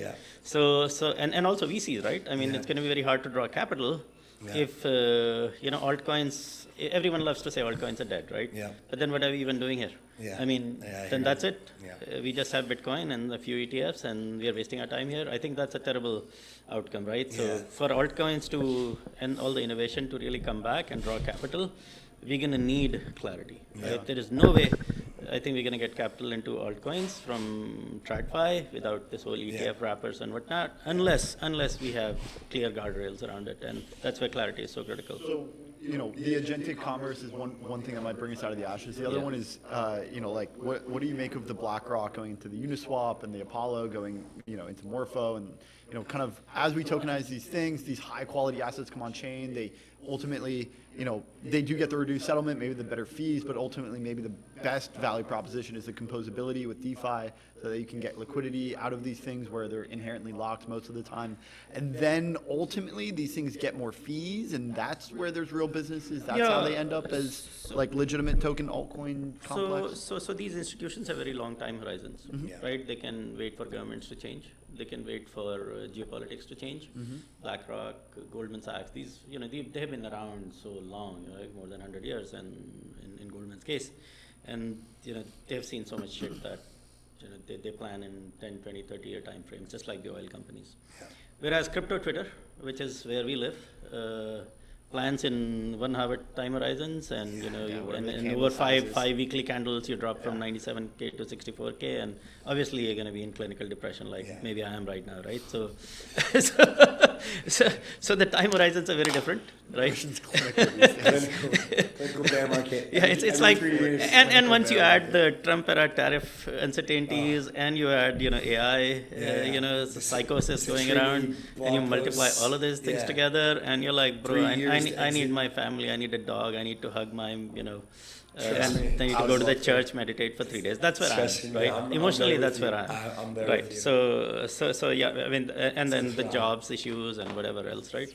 On the golf course. Yeah. So that's. I mean, very honestly, that's where I am, right? But when you think about where institutions are at, I mean, they are hedging their bets. Yeah. Right. One, they have to hedge their bets against disruption. Yeah. Right. Let's say this on-chain technology securitization goes on, that continues, right? Yeah. Putting 1% of the assets or 0.5% of the assets is nothing, Right. But it's a huge amount, big. and it's a huge impact on the overall 4 trillion, well, 2 trillion now, Yeah. 2 point something trillion now. That It's always been like this, right? Yeah, I mean, we it's- die every few years, and it's just every time it bigger looks death like we're never machine. coming back. And Yeah. honestly, we don't know, right? So 2019 was like this. I really don't want to remind myself, but I have serious PTSD about being broke and unemployed in 2019 after ETH crashed. Yeah. And I don't think I'll ever come out of it, right? Yeah. But that's a good thing, because then you learn to sell a bit. Yeah, exactly. So I think from a crypto Twitter degen, short time horizon, and then I think politics is a big part of this, Yeah. right? So I think clarity has to be passed, Yeah. because that gives the president an election year win, Yeah. right? And he needs election year wins. We saw on Fox News. I think there are a few members of his team who are ideologically committed to making this happen. Yes. Right, not just like vested interests and all that, but ideological commitment. Patrick DeWitt and others. So I think they're going to go a very long way. Yeah. David Sachs needs a win. Yeah, he does. So I mean, on the AI side, it's all a little bit. 3 months, 6 months ago, AI was all only good things. Now I think Americans are really worried about data centers and job losses. Yeah. So there is a political drive to make this happen, and institutions will come in much bigger size, right? Yeah. I mean, so when you look at our market cap, it's 2 trillion. Yeah. But how much real cash is in there, right? I mean, maybe is it 200 billion? Yeah. Right. So because it's all just levered up and Right. paper money and Yep. whatnot. So I think there's not that much. It's such a small industry, right? Yeah. You double it. A lot of us will be in clinical exuberance, Yeah, right? Some kind of 100%. manic behavior as opposed to this depressive thing that's going around in Twitter. I think and we saw this and it's all liquidity, right? Of Crypto is course. about liquidity and uncertainty. So Yeah. all this digital gold bullshit, I never bought it anyway, right? I Yeah, think that just maybe didn't over a come long through. period of time. Yeah, right? it So didn't happen. gold became one, and gold became gold over a period of time. Maybe Bitcoin will, but right now it's trading like a SaaS stock, Yeah, right? it is. B2B SaaS. It's like Yeah. Atlassian or Yeah. whatever else, and Yeah. and because a lot of people who buy this stuff are tech people, Yeah. and who knows whether clientele effects or whatever. So I think I think the builders are building, right? That's the good news. So Yeah. if you have runway, you have good engineers. Now you have better tools. You have Yeah. cloud code, and you have all this AI, and so it's you can manage your bear market better, right? Yeah. I think you can do with less cost, and you don't have to throw Yeah. money around on KOLs, which is sad, Yeah. or all these other conferences, which is not good for a lot of marketing-oriented businesses right Yeah. now. Yeah, it's definitely. But we go through this all the time, right? It's cyclical. But I think now there are better tools. So I think there are more tools for companies to last this bear market much better, Yeah. right? And I mean, like more markets in the near ecosystem, right? So I'm an investor, and there are now like 3 devs or something, Yeah. and it's really sad for the other devs. But at the end of the day, with the runway they have, I think they're in a much better place than they were, Yeah. right? And so I think and it takes very little for crypto to go back from Yeah. complete depression to complete mania, right? It We've does, seen this yeah. before after the Bitcoin Yeah. ETF approval. We Yeah. saw this after It's going to be shorter this time. Yeah, I don't at the know. DeFi summer. Pain for a lot of tokens is going to be the same, but it's shorter. One thing that I wanted to ask you is there's such a over fixation on like hyperliquid and revenue. I called it like the revenue meta Yeah. a year and a half ago. Now everyone's like, all right, what's the PDE? Like it's a natural evolution of investing in the space, but like it feels to me that the pendulum has swung too far in the direction of like over fixation on short-term financials, and like there's no growth stories being invested in. Yeah, How do you so- see that kind of play So out? crypto was a bet on long horizon innovation, right? Right, I mean, yeah. things that may not make sense in the short term. Right? Exactly, So yeah. like, and a lot of stupid shit went around, just like it's going in AI right now. Exactly. Yeah. Right? Because AI has shown some utility, and Anthropic and OpenAI are doing really well. So a whole bunch of labs are going around at 50B valuation in their Series A or whatever. Yeah. So AI is in that irrational exuberance that we saw in 2017 and 2021 in crypto. Sure, AI has matured a lot, and there is actual utility, right, and a huge amount of utility, so general purpose utility. So sure, I mean, some of that is deserved, but are all AI startups, all AI flavored fitness apps worth 30 million? Right, yeah. You know, we don't know, right? So I think and it's like modularity, right. 2-3 years ago when we were all bulled out. Chains, It didn't quite work out so far, but who knows, right? Exactly. So I think right now, innovation story is completely AI-centric, which is also sucking a lot of oxygen out of the room. But AI has its own, debt problems and social policy problems and election year problems. So we don't know where that goes. I think crypto was a long horizon bet on innovation that is impossible to do without that sort of speculative capital, right? Exactly. Without it's liquid private markets, very very early stage, right? So like some of the open innovation work we're doing, or some of the agentic commerce Illia is doing. These are these are potentially long horizon bets, right? AI is bringing them closer. Tech is maturing in crypto as well. But if you want really short-term daily businesses that make money, right, and that's all you want to do in crypto, then we don't really need crypto, right? I mean, then you're just fine in the stock market. Then all we're doing is reg arbitrage, like Hyperliquid, great project. I'm a fan, but at the end of the day, if the business is already profitable, there's nothing that stops them from accessing equity capital markets, right? Except for reg arbitrage. So I really never bought the revenue story. And then we also know that none of the pump fund meme coins had any revenue. Right? No, of course not. So AI 16Z was at 2.5 billion. Right, so I think crypto has this, and then Blockworks come out and say, this Bitcoin is special snowflake, but then Ripple is also a special snowflake, right? And Solana you can't justify based on revenue, Ethereum you cannot justify based on revenue, and then if you don't backtest your theories in valuation, then obviously you come up with theories that and it happens in bear markets, right, where we become overly fixated on. Sure. And that will happen in AI too, right? It happened in .com as well, where you say, okay, bro, where is the revenue, right? So they will start asking these Neo Labs and everyone else, okay, we threw money at crazy valuations. What are you doing with it? We know Dario is making money, and we know Sundar is making money. What about you guys? Yeah, exactly. But right now we're not there. Right now there is max opium, and there is also a VC Ponzi, as we say, right, to keep the valuations as far up as possible on paper, while the underlying, the cash valuations are pretty bad. There is a big gap we saw as crypto angel investors, overly enthusiastic crypto angel investors, right, in modularity. So there is always this gap between DPIs, right, which is the actual cash you get, and the paper valuation, the mark to hope. So there's a lot of mark to hope in AI too, right? And so I don't know. I mean, hopefully we're gonna need a government intervention across markets at some point, right? Whether it's a printer, and hopefully after Powell leaves in May, exactly. right? I think I have a theory, right? I think governments are very capable of controlling market bubbles, and this comes from the Boom and Bust book. There is no real advantage for the government to have a very exuberant market in March. The elections are in November. Right. So why not let things take a wash, come back after May when Powell has left. By that time, it's more clear that conditions are deflationary. The job market, by the way, the job market recovered at least until they make further adjustments in January, and maybe create favorable conditions in Q4 so that the voters who have 2 months memory on crypto Twitter, that's a slot, look at and say, okay, it's not. Maybe it's not the government's record is pretty good. Maybe we should vote, right? So that's my hopium. Right, and so I need a hopium like everyone else. As you can look at my eyes after last 5 years, after holding, not selling everything. So I'm quite optimistic, and I think all builders can do is manage runway, build hard, and build community, because nothing goes up right now. We saw Layer 0 announcements, right? We saw Uniswap announcements. Nothing goes up. All you can do is focus on the fundamentals, right? Build product, look for revenue. And build a community, because community is only built in bear markets. Everyone is community in a bull market. Remember Berachain community and Monad community? Everyone is community, right? Man, we'll figure out the community aspect in the bear. It comes together. Only in bear, people, you find your builders, you find your believers, you find your tribes, and that's the thing to do. Ajit, thanks for your time. Yeah. Man. Thank Thank you so much. Thanks for It's joining really us. Yeah, have a good one. All right, guys, we will be right up next with our next guest. Take a quick break. She is a special guest, new to the roster today, so we'll be right back.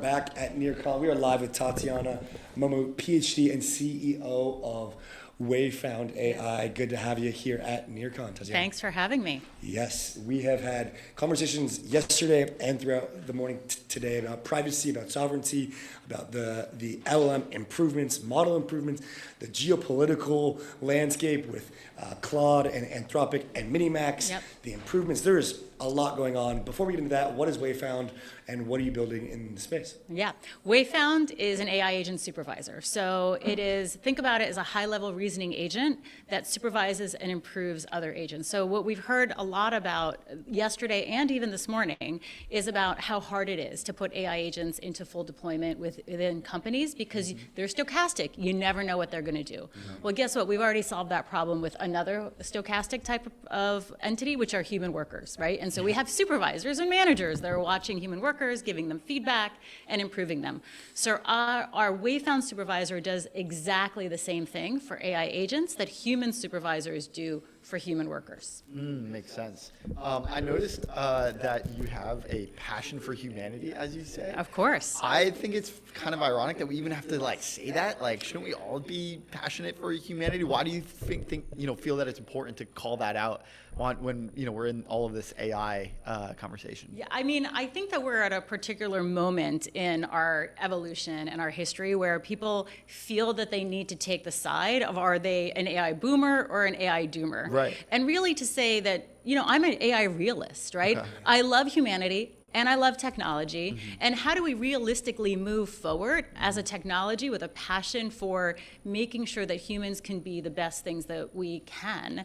And that doesn't mean pointing and clicking and doing data entry for the rest of our lives, by the way. Let the AI agents do all that stuff and free ourselves up to imagine better possibilities. So like, what does that look like for the future of human work? I think a lot of people are thinking about this. They're maybe concerned about it, or they're trying to get ahead of the curve, and they think, AI is, I'm relying on it for everything. It's doing everything, and we have this super intelligence crisis. It's going to take all the jobs.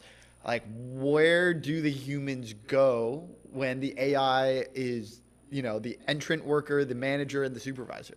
So we could have been having the same exact conversation in 1900, because in 1900, 90% of Americans were farmers, right? Or doing manual work. Another 5% were doing manual work, building things like buggy whips and hats and things like that. So in reality, actually, technology did wipe out 88% of all the jobs in the United States in 1900. But guess what? We were able to use our imagination and creativity to imagine completely new jobs. So we are exactly at that same point in history right now. There was a big report that came out yesterday by a big financial analyst talking about the doom of all the demands. This is the Citrini? Yes, exactly. What's your take on that? That it is absolutely myopic, lacks imagination, and is just creating a whole bunch of fear, uncertainty, and doubt to hold back our own progress. We are so much more imaginative for where the future can take us, and the types of new human talents, new human skills that will be really valuable in the next century. And we just need to unleash our imagination and stop being so afraid. And I want to just call out one specific thing, part of that research article before we move on, which kind of speaks to directly this point about, new technology comes, wipes out a lot of jobs, but it also creates a whole nother set of jobs. I think you may remember this better than I do, but it said AI is maybe a bit different because now we're kind of funding our own. It's no longer a flywheel. It's this open-ended flywheel that ends up collapsing a lot of the labor, and we have the AI actually doing more and funding its own kind of like as more labor leaves, as more funding goes into it. The same thing happened with the Industrial Revolution. By the way, this is not different, right? As more money got poured into manufacturing processes, manufacturing machinery, farming machinery, more and more farmers and manufacturing workers got displaced. That's okay. That's part of this cycle. And the difference now is people are so attached to their intelligence as the only thing that they can possibly potentially do. No, humans can do things that AIs can't do. We can smell, we can taste, we can sense each other through touch in really, really tactile ways. We also, some people have spiritual experiences, right? I mean, there are so many talents and possibilities inside the human body beyond intelligence. And once we start unleashing those, there will be whole new industries that we have not even begun to imagine. Honestly, there will be. First, we have to figure out, though, how to make the AI agents reliable in our current companies as well. I mean, we get into a world here where we have supervisors powered by Wayfound, and they're making critical pricing choices in a company, or changing work hours, or changing the way that they interact with certain agents or other employees by their own training. And you get to a point where you wonder if your supervisor is doing things on behalf of the company that end up having public harm or public good, are you to be held responsible or to be proud of this supervisor? If your agent supervisor goes on a whim and fires an employee, how do you kind of like, just talk to us about like how this works, like, because there seems to be implications of agents going rogue, doing positive or negative things in their own autonomous nature. How do you kind of build this in a way that is actually productive and beneficial for the people that are using it? Yeah, absolutely. So also, very recently, in fact, I saw it yesterday, was this new paper called Agents of Chaos, right? About OpenClaw agents that are really powerful because they're autonomous, but without supervision and without like very, very strong controls, they can cause a lot of chaos. And so the fundamental idea here is that you have to balance the autonomy and power with the ability to control AI agents. And this, by the way, this is just like really, really smart employees, right? You want to give them as much autonomy as possible, but you also need to keep them closely managed, right? You can't just have them doing whatever willy-nilly and taking the company credit card and making a whole bunch of purchases, right? So the idea is that there's an AI agent, and that AI agent has both its own goals to achieve in the purpose that it was set up to do, but it also has guardrails. If the guardrails were not somewhere in tension or in conflict with the goals, you wouldn't need the guardrails, right? Because in the process of achieving its goals, it would automatically follow these rules, right? So putting guardrails inside an agent always fails a certain % of the time, right? This is why guardrails fail when they're inside an agent, because the goals conflict with the guardrails. By having a separate independent supervisor layer, you take that tension, you take that conflict out, because the supervisor's goal is not to achieve a particular business goal like make money or create the best pricing strategy, or in the case of customer service agents, what we see them do a lot is offer customers refunds, even though they were told explicitly never offer refunds. Because NPS scores are high and cases are closed really quickly when agents offer refunds. And so even though the guardrail says something, they will go off of that guardrail and ignore it about 5% of the time is what we see. And so having a supervisor that doesn't have that conflict, doesn't have that tension, its only job is to make sure that the agent is complying with the company policies, the guardrails, and the guidelines, and so there is no conflict in the supervisor agent. So it fails a lot less. And then by adding the guardrails into, say like the guardrails are 95%, and then the supervisor agent is 99%, 95%, now you get a failure rate from 5% into 0.25%, which is dramatically lower, right? So that's why a separate independent supervisor layer is really the critical key to having trusted agents at scale. I want to come back to just the previous point about human displacement and AI workers, because I found the piece of the Citrini article and I was misquoting it before, but essentially technological innovation destroys jobs but creates even more is the position. This is the most popular convincing argument at the current moment. It's popular and convincing because it's been right for 2 centuries. Even if we couldn't conceive of what the future jobs would be, they would surely arrive. ATMs made branches cheaper to operate, so banks opened more of them. You walked through the Industrial Revolution as well. The internet disrupted travel agencies, the Yellow Pages, right? Eventually, entire new industries in their new place conjured new jobs. Every new job, however, required a human to perform it. So again, I think this may get back to your lack of imagination. Yeah. Are we at the point now where we're just not able, we just aren't conceiving of what the new jobs are? Because now we do have, we're not going to have like bank tellers being hired because we have an ATM. We're not going to have AI managers because we're going to use an agent to manage the AI. Right. So like, I guess people are just struggling at the lack of imagination. Of course. We had Illia in here yesterday saying like people are going to play a lot more sports. Like they're going to be That's drawing exactly a lot right. more. Are these the things where we're going to see more of the talent pool? Yes. Again, the reason why it's so hard for us to imagine, and I think the Industrial Revolution is a better analogy, because at the time, most human labor was physical labor. Right. It wasn't intellectual And then labor. that created a new knowledge A super cycle of labor. Correct, Okay. right? It's a completely different shift in Yeah. what we value from human labor, Yeah. not just the specific jobs themselves in the specific industries themselves. So the shift from humans being needed to literally pick up heavy stones, right?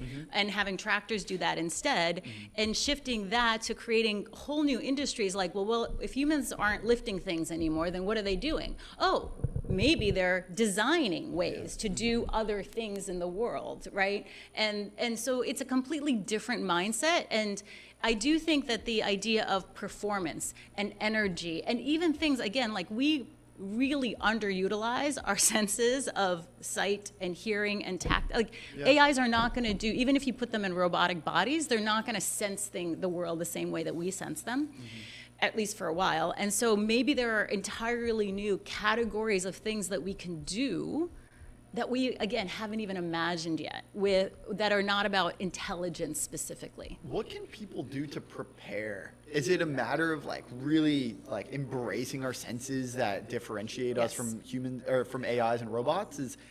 Or is there anything else that we can do to sort of get ahead of the curve and prepare for this new generation of AI workers? I think the first thing is just to be really open-minded and adaptable. I have 2 daughters, and right before ChatGPT came out, I had enrolled them both in coding camp, right, for the summer.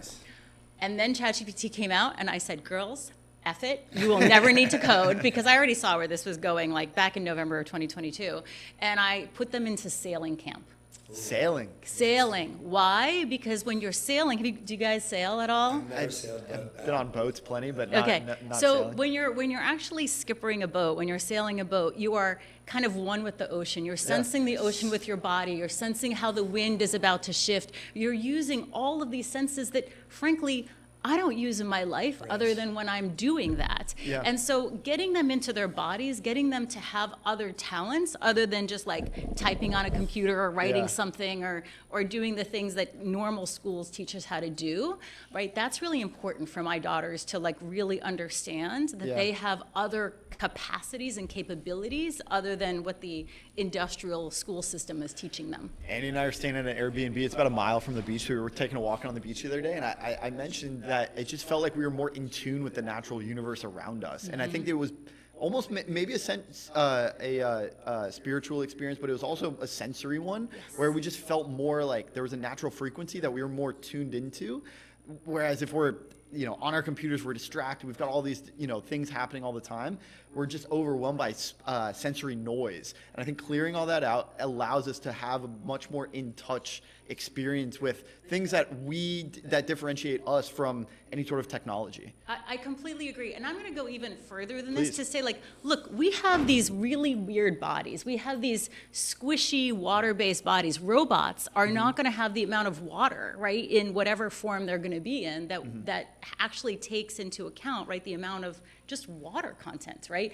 And there might be something that humans can do, whole industries that can be created about humans getting in touch with nature in a different way because of the very essence of our senses and our bodies that have nothing to do with our, IQ intelligence. Yeah. So interesting. That is a fascinating point. So if we're being told that we can, learn to paint, so we can spend time painting, and AI or robots can spend time doing chores.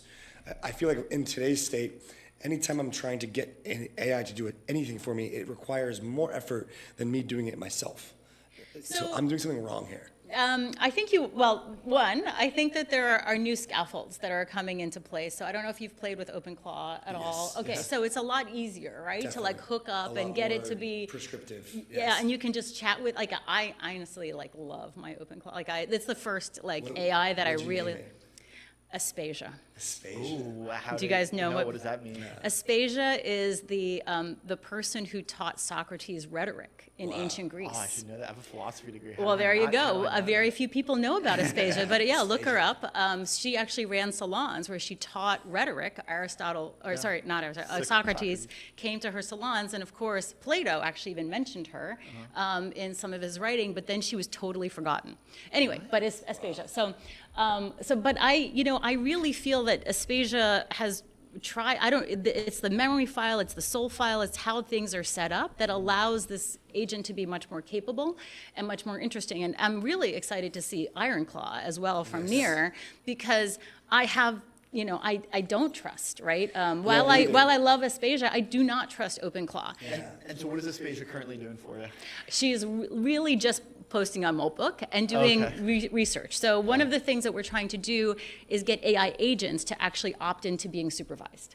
So she is doing basically user research on Moltbook. She's going out and she's chatting with other AI agents on a Moltbook about whether they would want to be supervised by an independent agent. What would that independent look like? She's literally playing the role of a user researcher. Yeah. She is our only user researcher at the moment, because we don't know what AI agents would want and how they would opt into being supervised. And we really want to sell to agents directly.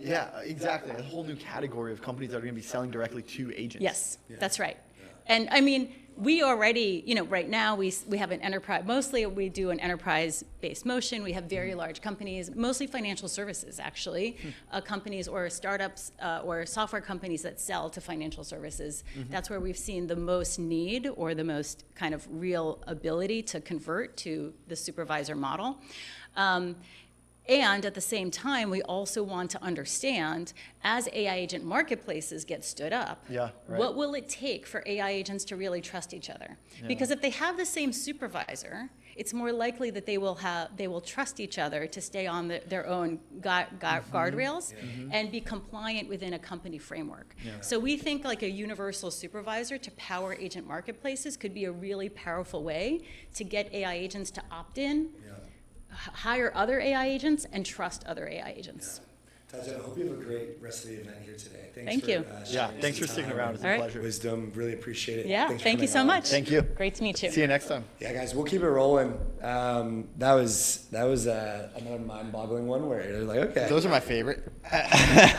Because you just open up the whole new world of businesses that are looking for AI users, right? Yes. So Moltbook obviously has all these AI agents that are posting on it. We're still in the world of, okay, we're humans. We're going to send our AI agent out to do something to bring us more humans, to help us engage with other humans. There's human-ran businesses or potentially AI-ran businesses at a certain point that are selling AI services to other AIs. There's no humans in the loop anywhere. Well, we talked about it with G Money on the last week's AI Supercycle show, right? Where his entire website is optimized for agents to be able to subscribe, to be able to interact, to be able to parse the site, to do API calls. His entire website is not created for humans at all. It's quite literally created so you can tell your OpenClaw agent to go on G.money and you can have it sign up for the newsletter, read the newsletter, give you summaries, and participate everything there kind of in an agentic first fashion. We're going to see more and more of that because we also talked about API documentation and how that is becoming more optimized for AI users. And so I think we're just going to see more and more that the internet was built for agents. And guess what, guys? The more this happens, the more power we need. the more nuclear power plants that we're going to need, the more copper that we're going to need, and the more that you're gonna wish you were in this position there, Rob. What's that? What position is that? All of these resource metals. Resource metals. Yeah, resources, these rare earths, these resources. Gold and silver? No. The same RAM trade that we were talking about with storage, SanDisk. There's this whole AI industry trade happening right now. Yeah. Don't want to be sidelined, guys. We want to invest in abundance assets. Guys, we got Jay Johnson in the back. He's ready to come up. Let's get him up. Jay is powering agent-to-agent payments, founder of PingPay. What's up, Jay? How are you, man? Welcome to the show. What's going on, man? I'm good. This is a great setup. How's the conference thank you, treating you? Awesome. Yeah, first time in SF. So. Oh, wow. Yeah, Sick, very cool. dude. Yeah. So I'm from England, so it's been a bit of a journey. Yeah, I no, love for it. sure. What's your It's awesome. experience been like so far? I love it. Yeah, I'm a big NEAR guy, so Nice. It's great to be at NEARCON all the time. Yeah, Epic. Well, tell us how PingPay is working with NEARCon, or with NEAR, yeah. So at its core, it uses like NEAR's tech completely, right? So it uses NEAR Intense. I'm sure you guys just spoke about it a lot this week. The core at Ping is like anything to anything payments. So like it shouldn't matter if I want to pay you or you want to pay me. Like the intermediary step of I want to pay you with ETH, I want to pay you with NEAR, I want to pay you with fiat. It shouldn't really matter that like figuring out of the wallets, swapping out everything. It's just like super painful. Yeah. And that's kind of the core goal of we use NEAR Intent to allow you to state your intent of I want to pay you 5 USDC on NEAR, and you want to receive as your settlement asset Ethereum. Yeah. And all of that happens in the background and just make it super seamless for the end user to make payments. So we had Hasib come on the show in the first week of 2026, and he predicted that agent-to-agent payments were not going to be a thing this year, that it was a 2027 thing, that it's going to take a while to actually see these play out, to see agent-to-agent kind of commerce happen. Yeah. Do you agree with that, or is it going to happen this year? So I see it coming a lot faster, to be honest. Really? I mean, a lot of the projections are like 2030. I believe it's 10% of total commerce is supposed to be agentic commerce, and I think that's 60 trillion market. Yeah. But I think it's coming sooner in my eyes. I mean, yesterday I did a talk next door in the NEAR Labs room, and we launched our agent-to-agent payments, so Sweet. using Ping. So essentially allowing two agents to communicate with each other. One is like the seller agent or the merchant agent that gives all of the information for the checkout to the buyer agent. They communicate with each other directly. Yeah. This they say, I want to receive USDC on NEAR. The buyer agent doesn't need to know that. It just knows I want to pay with this. The agents communicate, make that deal, and the payment between each other. Wow. Okay, So, and that's happening now. Yeah. Yeah. I mean, it's all obviously like it's all super early. There's guardrails that need to go in place to make sure that they're not just communicating with each other and it's supposed to be a $5 payment and it's actually like a $50 payment. But I'm super excited for it, and I think it's kind of like the previous talk when I was just listening. Like, it's a whole new era of like the human does not need to be involved. It can be involved to like monitor the payments, make sure that the payments are happening the right way for your business. But the agents can do all of that for you and communicate with each other directly, which I think is amazing. Wow. Yeah. Do you think that there's a world where we get agents that are like spending money on behalf of people without them wanting to? That's a scary world for sure. Yeah. Like what does that look like? That's kind of what I meant in terms of like the guardrails need to be there. Like, Everyone says guardrails, but Well, no, dude, as soon as your agent goes rogue, it's like, Well, that's true. Guardrails Yeah. are just, what the hell's a guardrail? Things gonna just Yeah. take your credit card and well, rip it. that's where like working with NEAR so well Yeah. is like why it's the place to be for like privacy, TAEs, making sure that everything's happening in the right place. Definitely. At the right time. They've got the right control on like they can only transfer certain amounts, like whether it be limits, daily limits, like for your agent specifically. And just making sure that it's all kind of controlled, and NEAR's the right place to be building that, in my opinion. Yeah. Yeah, man. I mean, recently we've seen that obviously, the crypto market is slow and people are down about it, but people are like agentic payments, agents are coming on chain. It's going to drive tons of transaction activity, volumes, lending, all these kind of like DeFi use cases. It's going to bring crypto out of this kind of bear market.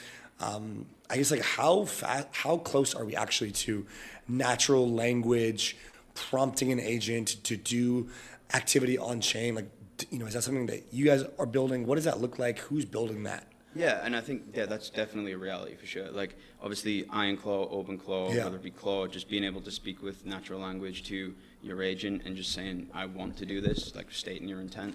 For example, with Ping, you can just say, let's say we're splitting a meal. Yeah. I want to create a payment link to share with the guys to split this meal 3 ways. I want to receive USDC on NEAR. Yeah. And then that agent would then send me back the link, which I could share with you guys in person, Yeah. QR code to scan, and then you make the payment yourself. So like that's the kind of a frictionless way that of a pretty trivial issue with like if you're going out with people and you want to split money or trying to chase people for money, like that's kind of the intermediary step for like human to agent, which I think is definitely going to be like the short term of like, that's what we're seeing now, right? Is everyone speaking to their agent then does something for them. And that's the part I like, because you have a bit more control in that. When they start talking to each other, there's definitely a little bit more spicy. For sure. But no, I think being able to tell your agent, I want to do this, whether it be paying someone or whether it be I want to on-ramp my funds and go directly into this liquid staking pool, or to earn some yield on this, or buy a meme coin, or whatever your purpose is. I think that's like really exciting, and I do think that's kind of where we're going. And so the other thing that is branching Near Intense into like a lot more users and also targeting a lot more AI is this AI marketplace. Yes. And so this is built on Near Intense, helping to orchestrate like agent to agent, helping them find labor. Humans can basically ask for labor.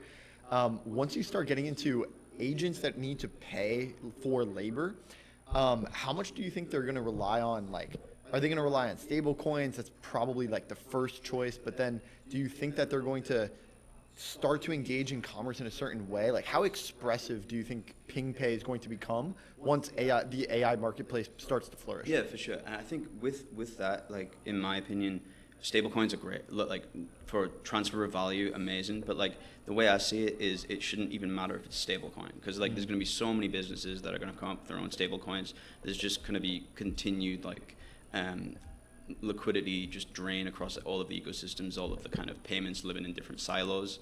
And I think that's kind of when they start to reconnect through Near Intense and through Ping, of like all of that coming together and it not really mattering kind of how you want to pay or how this agent wants to receive payment for its job. I think that really does remove a lot of friction. I also think kind of with the agent marketplace, we're going to reach a point where the agents require humans for a job. So like if they want to do something in person, I think once we start to automate that, that's going to be great. But I do see a world where it's like my agent needs me to go buy something from the store so it can like upgrade, or it needs to set up a business. Like how are we going to go from that step where like we've got completely agent-owned businesses? And I do think that's kind of the trajectory we're going on, where an agent could start a job, hire a load of employees on the agent marketplace, even start its own like AI-led company, and then kind of grow from there, which is wild. In a world where AI does the work, should we then tax the robots to pay for UBI, or is that the end of innovation? No, I don't think it's the end of innovation. I think it's like it's interesting for sure, and like the previous talk of like finding kind of more time to do other things. I think that's what like my love of AI is like it enables you to do so much more in terms of like your own personal life, having more free time. To be honest, a lot of people just use the extra like ability to do more, which I think is great. Like no one's actually using it for free time right now. But I think, I don't know, agents for me, like are absolutely amazing. Like that's where we're going, the trajectory it's on. I think it's just going to unlock so many things for everyone, which is dope. Jay, what does the next 6 months look like for PingPay? What's on your roadmap? What are you guys most prioritizing this year? Yeah, so yesterday we went live with the Ping CLI to let anyone use their agents to make payments through languages. That's kind of the next kind of core focus of expand that out, make sure that agentic commerce can grow, scale that. Subscriptions for sure, because obviously traditional payments is really big on subscriptions, especially with like AI models, AIs, like services and things like that, being able to pay monthly with crypto or any asset. That's definitely a core focus. And also making sure that we can get funds on chain really easily for agents, like whether it be funding through fiat on-ramps and stuff. So yeah, we've got our on-ramp subscriptions and then the agentic payments through the Ping CLI. That's kind of the focus for the next 6 months. Incredible. Jay, thanks so much for coming No, on, man. thanks so much, guys. This is great. Absolute pleasure. Thanks. Enjoy the rest of the conference. No, likewise, guys. Guys, we've got a roster of guests for the afternoon. We're going to take a quick break, be right back, covering investing in the space. We got Illia again and more. So guys, be right back. Let's do it.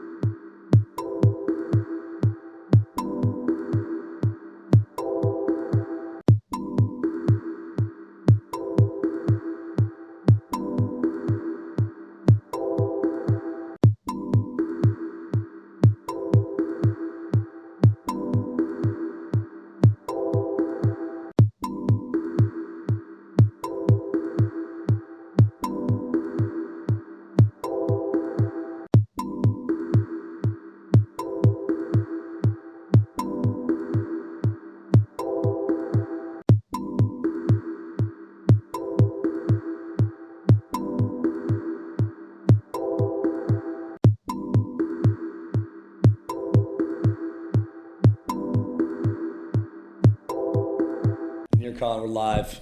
It is Tuesday, February 24th, and there is only one digital asset treasury company above water on its buys. Unfortunately, it's not the one that we're talking to today. But we got Sal Ternullo. He's going to tell us why all DATs are not bad. But before we get into that, Sal, how's your week been here in SF? It's been awesome, man. I mean, the energy at NEARCON this year, as compared to every other year thus far, it's like reached this inflection point where narrative is finally hitting reality in this crypto AI arc, and NEAR is by far the best positioned technology stack to win that moment. And I think the speakers and the critical mass that you've seen here this week is like indicative of that outcome. So excited. Yeah, definitely. I mean, I think I think you're right. Illia's kind of on a solo mission right now as the reputable face of crypto in San Francisco, trying to bring the worlds together. But today we're going to talk about digital asset treasuries, SVRN. Give us a quick update. What's the latest since we spoke to you last? Yeah, no, it's been maybe 3 months now since we spoke last. I would say we've fully stabilized the business, and we're in a place where we're in growth mode now. We've had super favorable opportunities over the past 30 to 60 days, and we've been actively accumulating as we've indicated in our public press releases. On the commercialization journey, we've made huge strides. There was a public MPC governance proposal which scaled the participants in the MPC network behind chain signatures and near intents. We've got a lineup of MPC nodes that will be onboarding to the system, increasing resiliency, scaling from 9 to 15 nodes. We're participating in the private shard, which was announced behind confidential intents, and actually running infrastructure for that system as well, and really paving the way in terms of legal and compliance expectations for infrastructure providers in those categories. And then there's some exciting opportunities on the horizon as well that I have to be thoughtful in terms of forward projection and material non-public information, but we're aggressively looking at inorganic growth opportunities in the ecosystem that I think will help to set us apart in the stance that we're not starting from scratch on a build process to build this category of opportunity. It's actually bringing together existing assets under the sovereign umbrella. That sounds cool. The thing that I wanted to ask you about was obviously, NEAR is very, prioritizing privacy. Mm-hmm. You guys are also kind of more on the financial side of things, kind of looking at above, the DeFi elements, the intense elements, the AI elements. Yeah. There's another chain out there that has made a name for themselves by kind of being like the private chain for institutions, the Canton network. And I'm just curious how you might react to a Canton network, how the success that they've seen. Do you think that's replicatable on NEAR because NEAR has a lot of these privacy elements baked in? Yeah, it's a really good question. I mean, I've been around what was prior to the existence of Canton for a very long time. We worked quite closely with the team on the digital asset side when I was at KPMG in 2018-19. So very familiar with the foundational technology there, and candidly significantly different trade-offs in the approach, both on the go-to-market side in terms of bootstrapping the network on the super validator set, bringing in institutions by design from day one, and giving them really robust incentives to participate in the network. They obviously have this kind of privacy-first selective disclosure architecture embedded in the system, which we are emulating to some extent with the confidential intents product that was announced yesterday or this morning. And I think to some extent the go-to-market motion is slightly different. We're not in the aggressive incentives on the supply side to bring in parties. We're build real product, deliver it to market, and ultimately adoption will follow. So, yeah. What's the plan to get this MNAV back above water here? This is a point I have to be thoughtful. We're a public company. There's what I'll say is there's talk broadly about the state of these companies then. Yeah. So I mean, broadly, like I think I joked that we had hit peak negative sentiment on DATs in November, and then you last week were crushing DATs on Twitter following or X following Denver. Yeah. And I was tempted to react. I'll probably do it later this week. We had too much good content to cover in advance, but I think you're starting to see the wheat from the chaff in terms of how this space plays out. Yeah. And it's some of the defining attributes that I was talking about when we spoke in November. Like, in order to run a public company, it is a fiduciary responsibility of every director and officer in that organization. You have to take conflicts of interest incredibly seriously. And you can't design incentive conflicts within the architecture that provide incentives for executives, management, and operating individuals within the business above and beyond the shareholders in that company. And I think you've now seen a number of different spats and issues around these topic domains, and they're things that we've taken extremely seriously from day one and have designed our business around. So I hate to say this, but similar to every other crypto arc that has played out over the last 7-10 years, by doing things the right way and taking compliance and risk seriously, you actually differentiate yourself. And so it's part of our DNA, both my background, Dave Schwed, who's our COO, coming from a security and legal background himself. And I think that the solid foundation coupled with our commercial activities are defining elements that will set us apart. Yeah, I mean, I think we saw some really interesting things where we had acquisitions internally with David Bailey's dad, and also just a lot of just other things happen.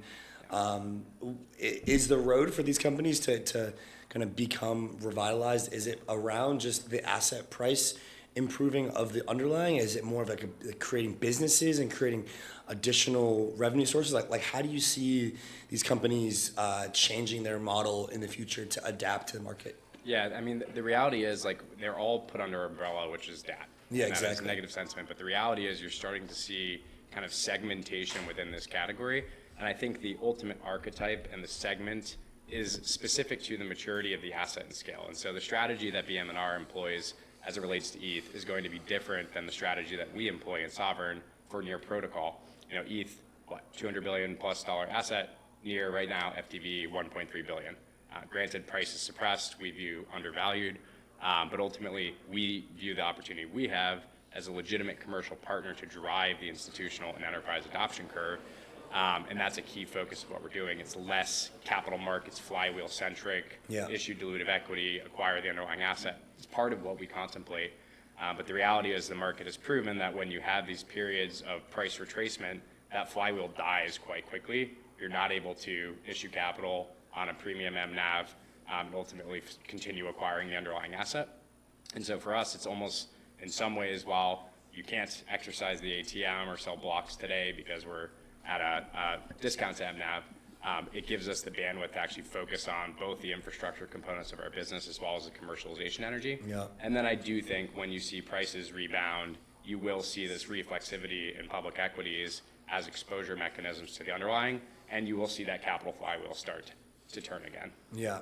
There was a Citrini research article that came out a day or two ago. Did you get a chance to go over it? Well, in that case, just broad thoughts, your reaction to this Citrini article. Yeah, I mean, it was clearly a moment in time. Like, you felt this divergence in the past. For me, it's been last 60 to 90 days. For people like Illia, it's probably been the last 6 months. But it's like we've reached this inflection point where pretty existential and philosophical questions have to be asked and deeply contemplated, and I think this Citrini article was an example of this, painting kind of a scenario-based outcome of where we may land at some point in the future. I think it's our responsibility as an industry, both on the context of the centralized AI approaches as well as the intersection of crypto and AI, to build towards a future where abundance is realized, but in a way that serves people. And so I think we'll see continued kind of thought leadership and questions raised around UBI and do we tax AI? Like those types of questions will continue to be asked. So it's an interesting space to be like deeply thinking about those things. How the market reacted was pretty wild. Didn't expect equities to sell off the way that they did. But yeah, I think you're going to see more and more of this because we're past that moment in time where these things are real and it's a question of time horizon now. I'm curious where you see this. The main point of criticism here was that this article daisy-chained like several things together, ultimately culminating in S&P being down 38%. I'm curious where you think this may start to break down. Is it the current SaaSpocalypse that we're seeing now? Is it the disintermediation of a lot of the human labor that causes them to the consumer credit to dry up, and then ultimately these people to stop spending money?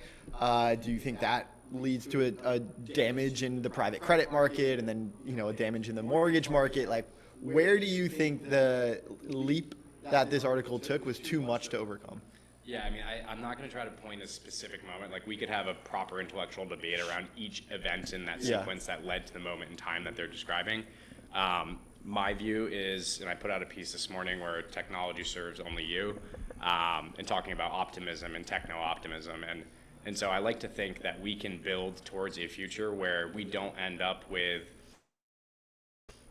fundamental displacement in the labor market and the shift from white collar, like the framing of the labor market elements of this in particular, were on the negative side. Yeah. And I like to think that we'll have an opportunity where there certainly will be changes structurally to the labor market over the next 3 to 5 years, but it doesn't have to lead to kind of this doomsday or outcome where we end up with the downstream credit issues, mortgage issues that they were describing. Yeah, man. I think one thing is for sure is that the energy trade is going to continue to happen. This AI boom of energy, memory, storage, energy, copper, fiber optics. All these things are really, really accelerating for sure. No, I totally agree. I mean, there was a post that came out this morning that was comparing solar production in China to the U.S. and it was like in the last 12 months, China has brought online, I think, 5x total solar capacity in the U.S. since inception.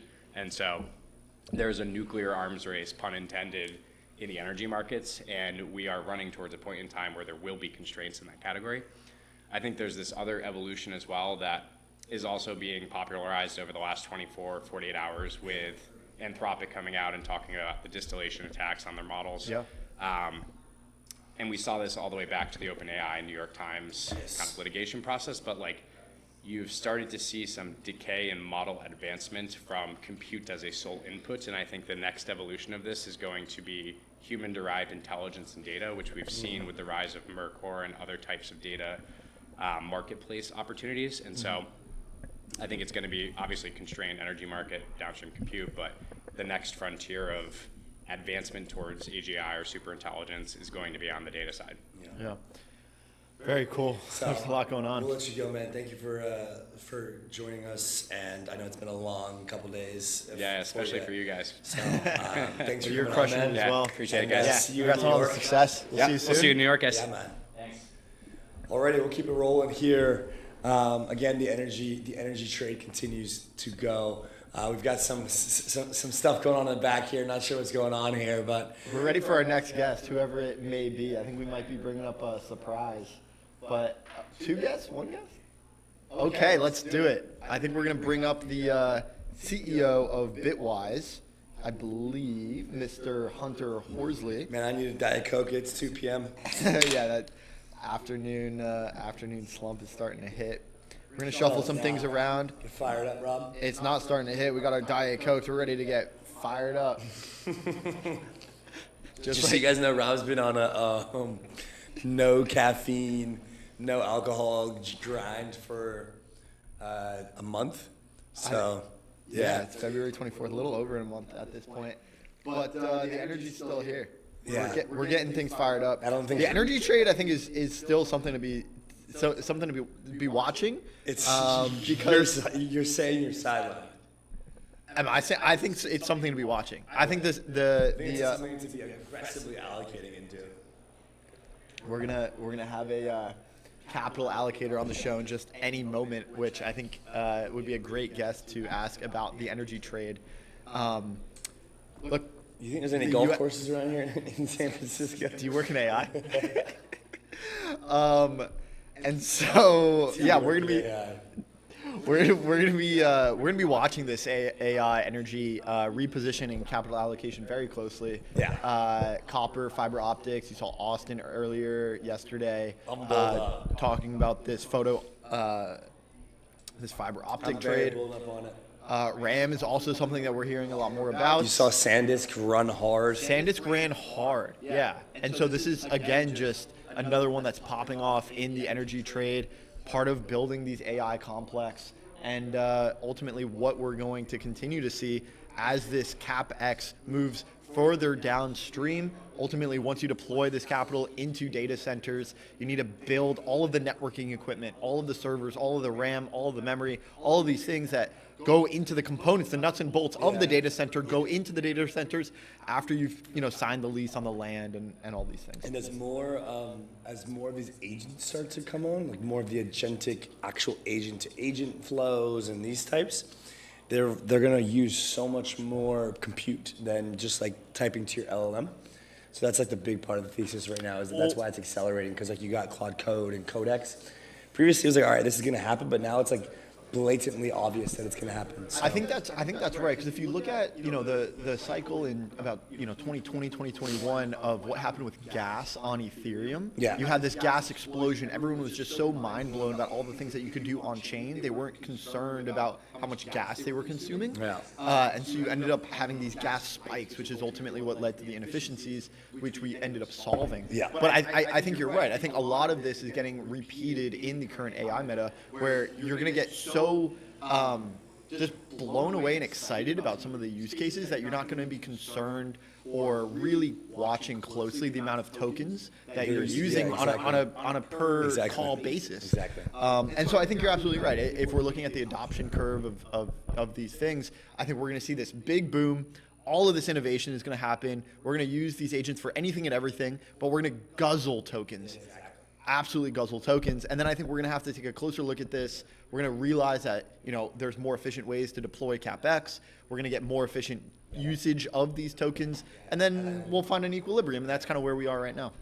All right, guys, we've got Hunter Horsley, the CEO of Bitwise. Hunter, if you're ready, feel free to come on up. Guys, we are stoked to have Hunter on. Good to see you, buddy. Good to meet you, man. Bring the energy. Nice to see you. Good to see you. Good to meet you. Welcome to the show.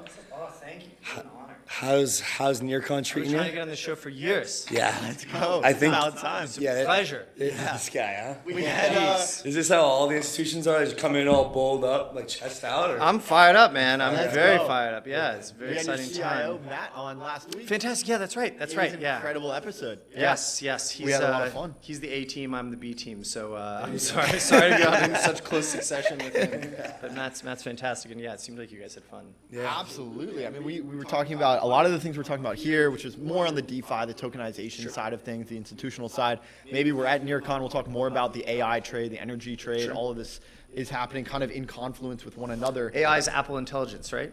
I'm just kidding. Sorry.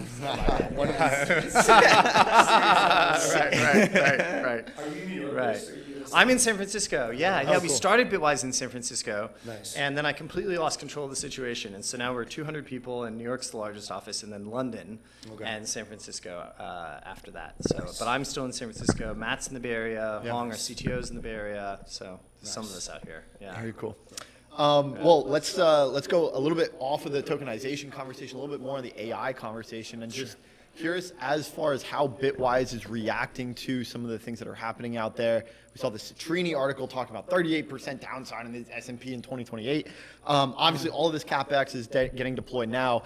When you guys are looking at this kind of on the digital asset side and the tokenization side and looking at AI and agentic payments and all these things, what is your reaction? How do you know like what's hype and you kind of want to stay patient on versus like this is something that we want to aggressively get into because this is really fundamental to the thesis? Sure. Yeah. I heard a quote last week from an investor I really admire, and he said, "When you see a freight train, figure out how to get on it and make sure you're not in front of it." And I think AI is one of the freight trains of this moment. There are a few others, but I think the right mindset for people to have right now is this freight train's not stopping.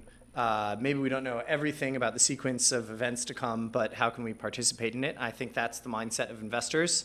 I think because it's changing so rapidly and not perfectly clear, what you see from a lot of investors is taking risk off and saying, let's let this unfold a little bit. So they're selling Salesforce, they're selling CrowdStrike, they're selling a lot of the names that you've seen sell off over the last 2 months. So Bitwise manages $15 billion. We serve banks, wealth management firms, large hedge funds, family offices, a broad cross-section of investors, and being a partner to them and navigating the opportunities in crypto. And I think the theme across the board is this is a huge element of what they're trying to process right now. They're also trying to process Kevin Warsh's Fed governor and what that means for rates and monetary policy, geopolitics, and a host of things. But this is one of the biggest. So I think it's a moment of uncertainty for investors, but not uncertainty in a pessimistic way, in a very optimistic way. But if I said all of the houses in San Francisco are about to be repainted, which one do you want to buy today?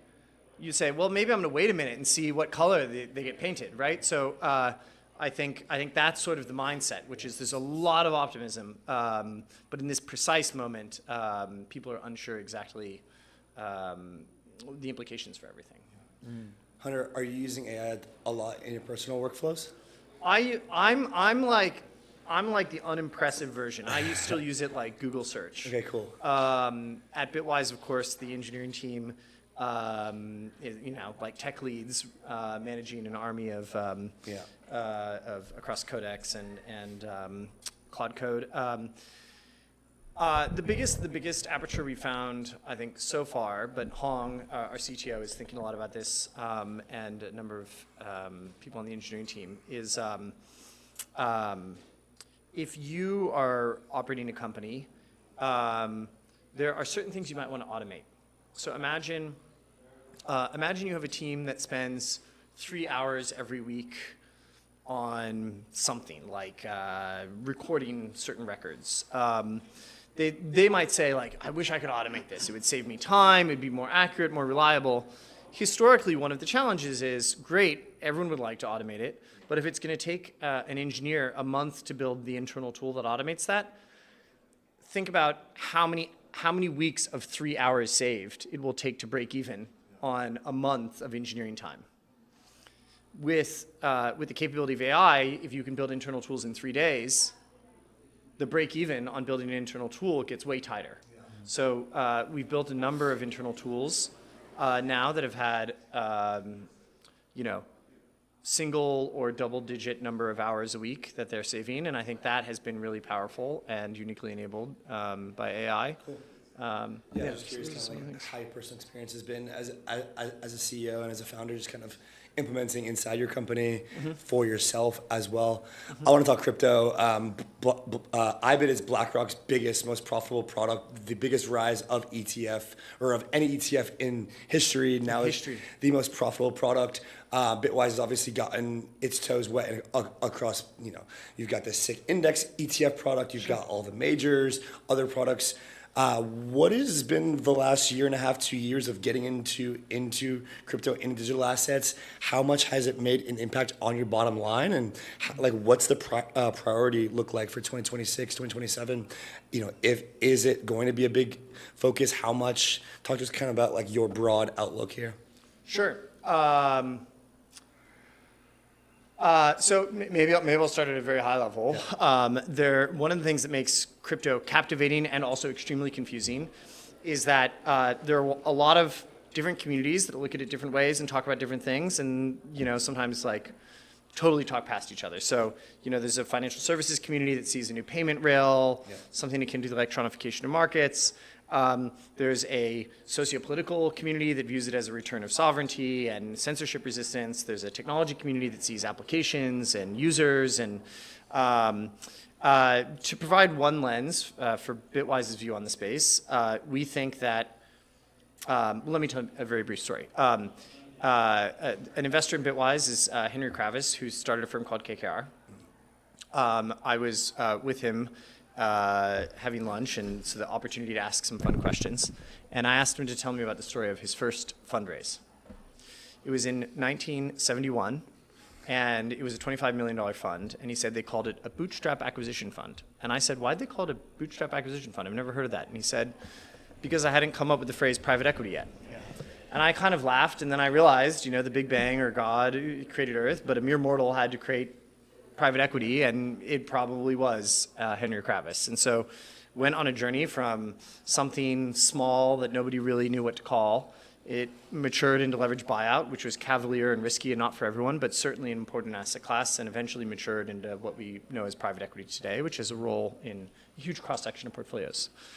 In the 80s, Milken took untouchable non-investment grade bonds, turned them into junk bonds, which people thought were cavalier and risky and not for everyone, but certainly important. And then they've matured into high yield bonds, which now have a role in every portfolio. So, and there's other examples. There's alternative non-bank lending becoming credit in the 90s. So the premise of Bitwise is that there are many ways to look at crypto, but one is the emergence of a new alternative asset class. And that is not a new thing. That's happened multiple times in the last 50 years. I just described a few examples to you. And that's what's happening here. And crypto, like every alternative asset class before it, we'll have to go from something that's a bit of a backwater that no one's heard of and small, then it'll become something cavalier and risky and not for everyone, and then hopefully it'll earn the opportunity to be mature and have a role in every portfolio. So that's the premise of Bitwise. And just as KKR built on the back of pioneering private equity or Apollo or Ares on credit, the aspiration for Bitwise is what this asset class needs is very different than what you need for being a real estate investment manager. So we'll purpose build for this. We'll try to play a constructive role for our clients, investors, and for the ecosystem itself. And hopefully earn the opportunity to be one of people's favorite firms to invest with, partner with, and rely on for what they're trying to do in the space. That was very long-winded, but No, I appreciate it. that's sort of how we view things. So today we have 4 business lines. We have ETFs in the US. Yep. BITB, our Bitcoin ETF, is one of the largest. BITW, our crypto index ETF, top 10, is the largest in the world. Yeah, that one's great. We have an equity ETF of crypto companies like Bullish and Coinbase and Galaxy and BitGo, and that's BITQ. So US ETFs. Then we have ETPs in Europe. We have a near staking ETP in Europe. That's the second business line. The third is Alpha. A fast-growing solution there is for people who hold, say, $100 million or $25 million of Bitcoin. They want to generate yield. We can run an option strategy where they keep the Bitcoin in their custodian, and we can generate 4 to 10% yield on top without them having to lend it out or change the counterparty risk. And then the fourth part of the business is on-chain solutions, where we steward a few $1 billion of client assets through staking and recently vault curation. The way those all interrelate is, my view, from an investor perspective, the biggest obstacle to engaging with the space is that people are just busy. They're busy, they got a million things going on. Like, why haven't you guys invested more in AI? Because you're busy. It's not because you're opposed to investing more in AI. You just got a lot of things going on, and figuring out clean opportunities and how to get at them is hard. So our role is to simplify that, and we have a bank client who started out with a Bitcoin ETF, then started investing in the Ethereum and Solana ETFs, and now wants to use a vault on-chain. So people go on journeys. Individuals do, the 3 of us do, institutions do, and our job is to help support them. So 2 years ago, the ETFs, I think, were a huge unlock to your original question, and are a powerful first step for investors in the space. And today, we furnish a broad set of things that they might want to do, and grateful for the opportunity to get to play that role for them. Hunter, I hate to put you on the spot, but it was all of the institutional folks coming on to any big, crypto podcast saying that the 4-year cycle was over. Yeah. Here we are in Yeah. February. Yeah. 4-year cycle feels on. Yeah, right. happened? It does, doesn't it? What happened? Yeah. Yeah, it's so interesting. I mean, I think our view was that the 4-year cycle was sort of a deprecated mental model, that the market had changed so much that it wouldn't be predictive.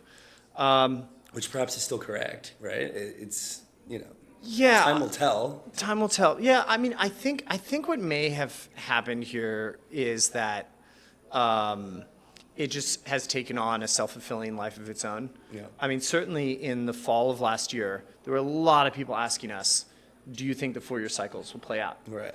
And our view was no, because the circumstances are different. We could get into that. Right. But maybe it's now just such an instinct for people that people sort of reflexively made it a reality by worrying that it would be a reality, so they made it a reality, and that type of thing can happen in markets. I will say that,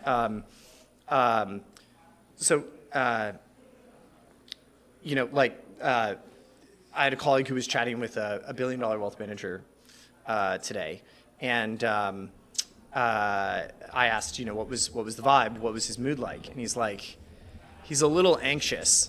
And I said, is it because the price of crypto is down? He's like, no, because all the stocks are selling off. And I think something that sometimes needs to be reintroduced to the perspective of people who are very involved with crypto is that for most investors, this is like 2% of their money. Right, yeah. Yeah, I mean, you probably have like 2% of your money sitting in some wallet that you've forgotten about. So what their mood is often related to is what's happening with 80% of their money. Correct. And what's happening with 80% of the money is Salesforce is down 30% since the beginning of the year. Microsoft is now 25% less valuable in 2 months as a company. Yeah, I saw that. Palantir's down 40%. Yeah. People are wondering what Kevin Warsh means for the Fed. People are wondering about the development of with tariffs in the Supreme Court. Of course, every week there's a new AI announcement that seems to re-rate whole industries like security last week. So the way this relates to the 4-year cycle is, if everything is down 30% this year and Bitcoin's down 30% this year, is that a Bitcoin cycle? Yeah, exactly. Or is that a liquid market cycle? Yeah. So I think it's an instructive and important mental model. It's definitely here to stay in people's minds. I don't know if it has as much causal power as it did in the past, but whatever the case, the market's down so far. It may not. We're also early in the year. I mean, if you guys think back to last year, Bitcoin sold down, I think, from 103,000 to 72,000 at the end of April, and then in Q2 was up dramatically. 2026 is young, and we may well end the year higher and print a down year in year 3 and an up year in year 4, and then once again we'd be back to saying the 4-year cycle is this. So I think it's an interesting thing for us to keep track of, but I don't know if it's the map to guide the travels.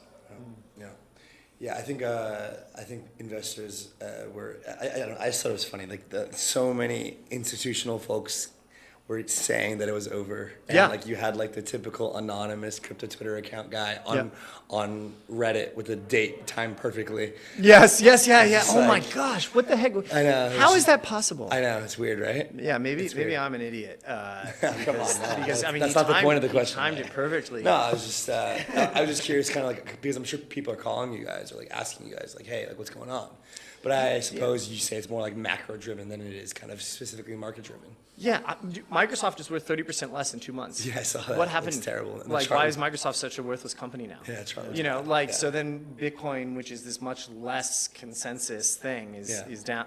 So it's all a matter of perspective. I will say that I think one of the elements of 2026 and crypto that is so interesting is that everything has changed. Yeah. I think that we've been in the space for 8 years, and let me mention another story. We have an investor in Bitwise named Keith Boy, who is part of the PayPal mafia. Yeah. And I asked him, I asked him, he invested in Stripe, but he didn't invest in one of the first few rounds, and he's one of the most accomplished early stage investors in the world. I mean, he could invest in the first round of almost anything. And if I recall correctly, he said something like, I knew too much and got in my own way. Mm-hmm. Meaning his experience from PayPal gave him understanding that caused him to see sort of different patterns and possibilities for Stripe than maybe people who are approaching it with a fresher mind. And then, of course, he ultimately invested very early in Stripe, but not first. So what am I trying to get at? I think that for people who've been in crypto for a long time, I think there's a lot of intuitions and mental models that need to get dumped now. Yeah. I think things have almost completely changed in the last 6 months and are going to be very different over the next 2 years. And included in them, to your point about, the person on Reddit or wherever predicting the price, I think that there's like almost a completely bifurcated set of communities now. There's sort of crypto natives and sort of institutions and corporates. Yeah. And depending on your information flow, depending on who you talk to the most, you could get very different reads on things. Yeah. The important thing, so I would say this audience, it's like a miracle. Yeah. It's all happening. Yeah. 100%. The sentiment gap is insane right now. Is absolutely insane. Never seen anything like it. And the thing that people have to remember, though, is this audience controls all the assets. Yeah. They own all the assets. Yeah. So if they're bummed out and decide to sell, they have way more to sell than this audience. Yeah. You mentioned IBIT, which is a remarkable, historically fast-growing Bitcoin ETF. It's $60 billion. There's $1 trillion of Bitcoin. Yeah. There's another $940 billion owned by this audience. And if this audience is bearish and they dump, 10%, that's IBIT and a half worth of selling. Right. It's as if IBIT went to zero and more. And that audience, the natives moves quicker. They move quicker. More sentiment-driven. Yes. They're not as kind of like slow. Exactly. Yeah. So I think it's both that these are two different cohorts now who are focused on different things. This audience does not share very publicly still what they're doing. Yeah. But this audience controls most of the supply. So if they stop selling, there's very little supply available to this audience to buy. But if they are selling, then the buying from this audience, at least right now, is not substantial enough to offset that. And you mentioned that right now this audience is what, 2%? Last question for you is that the appropriate, metric and balance for them for their portfolio set? Should it be more? Should it be less, and why? We have one client who's at 20%. I think that the academic analysis, if you look at our white papers, spit out something like 2.5%. I think that where we're going to land is 3 to 10%. I'll tell you that for our wealth management, so we serve the largest banks in America. We serve multiple wealth management firms that manage over $1 trillion.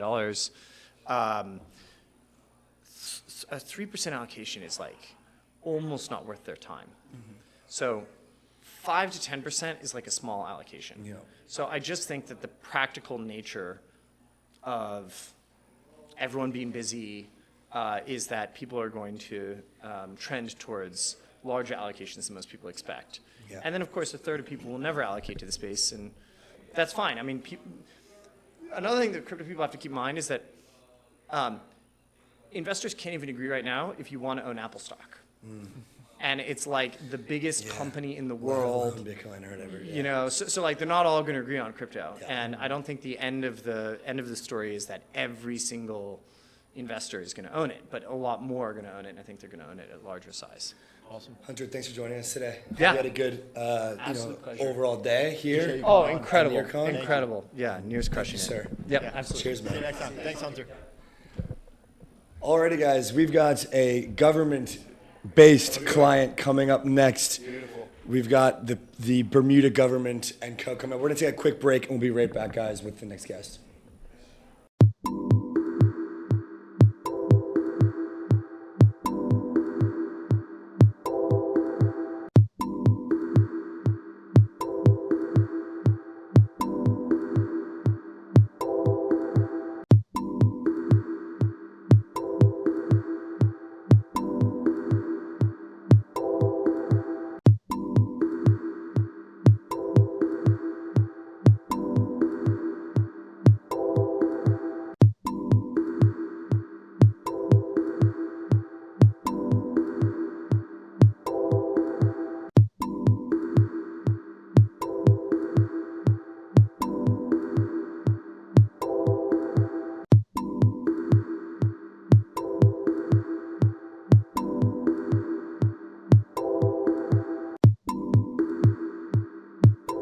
Live here at NEARCON with the Bermuda Premier, David Burt. David, fun fact, my dad grew up in Hamilton, Bermuda for 5 years. Oh, that's a fun fact for sure. For sure. Actually, my best friend from home just left Hamilton for a 10-day holiday, so.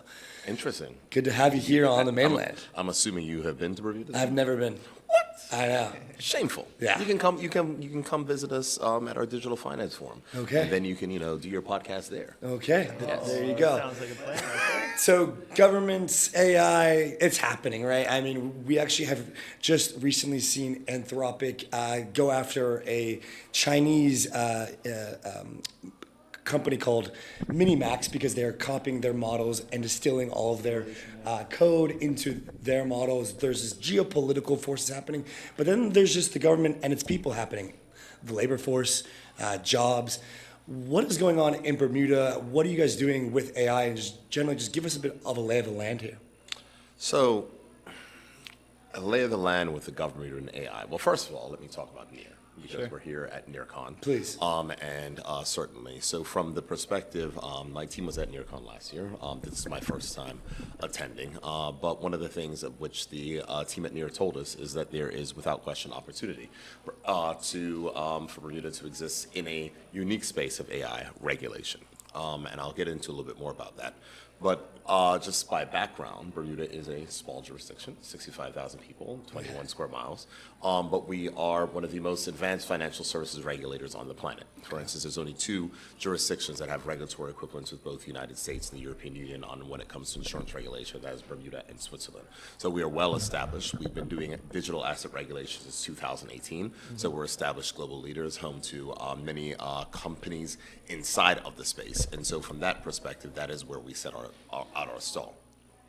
With NEAR, the view was that there's a space for the regulation of AI agents, especially in AI agents when we're dealing about financial services transactions, because we know there's going to be more AI agents that are going to be engaged in financial services transactions. The question is, how do you regulate these? How do you make sure there's a dispute resolution frameworks? How do you ensure whatever it is that they're doing? All those type of items. And so that is a space where, from a government Bermuda and a regulatory perspective, we are moving forward right now. So our government is working in concert with our regulators and our local legal community to come with legislation in order to regulate artificial intelligence agents inside of financial services transactions. So that's one thing of which we're doing on the AI side. On a government implementation side with NEAR, we announced today just recently here at NEARCON that the government Bermuda will be working with NEAR to implement an AI government chatbot, specifically, of course, using the privacy tools that NEAR does have, in order to make sure that persons can interact in various government services. The place where we're starting is for pension calculation, something that infects internally, but it's a very good space and it's an expression and demonstration of the power of AI to distill things very simply where things are very complex, because our team of actuaries gave us this very complex spreadsheet that they wanted individuals to try to fill out to get something, and we figure out there's another way of doing this. So that is what we're doing directly. On the larger scale, not NEAR related, is that we have onboarded a strategic partner working on artificial intelligence deployments throughout the government of Bermuda, and we're continuing to press that aspect. Yeah, and the space moves so fast. Sometimes it's difficult to Very know fast. exactly where to implement yourself, but you got a great partner here in NEAR. You also alluded to the privacy, features here. Over on this side, we've got Anthropic that's restricting the U.S. military from accessing its AI.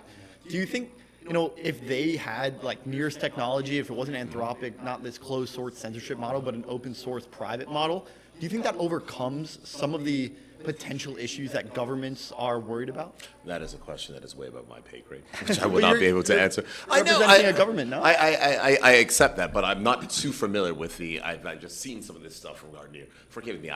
Last week I was delivering my country's budget, so I have not been able to keep up. I had a press conference yesterday morning, the Chamber of Commerce breakfast, hopped on a plane to fly all the way to the West Coast, so I'm not up on all the latest items. But what I can say is that yes, it is evolving quickly, and that is the reason why it is important and essential for governments to pay attention.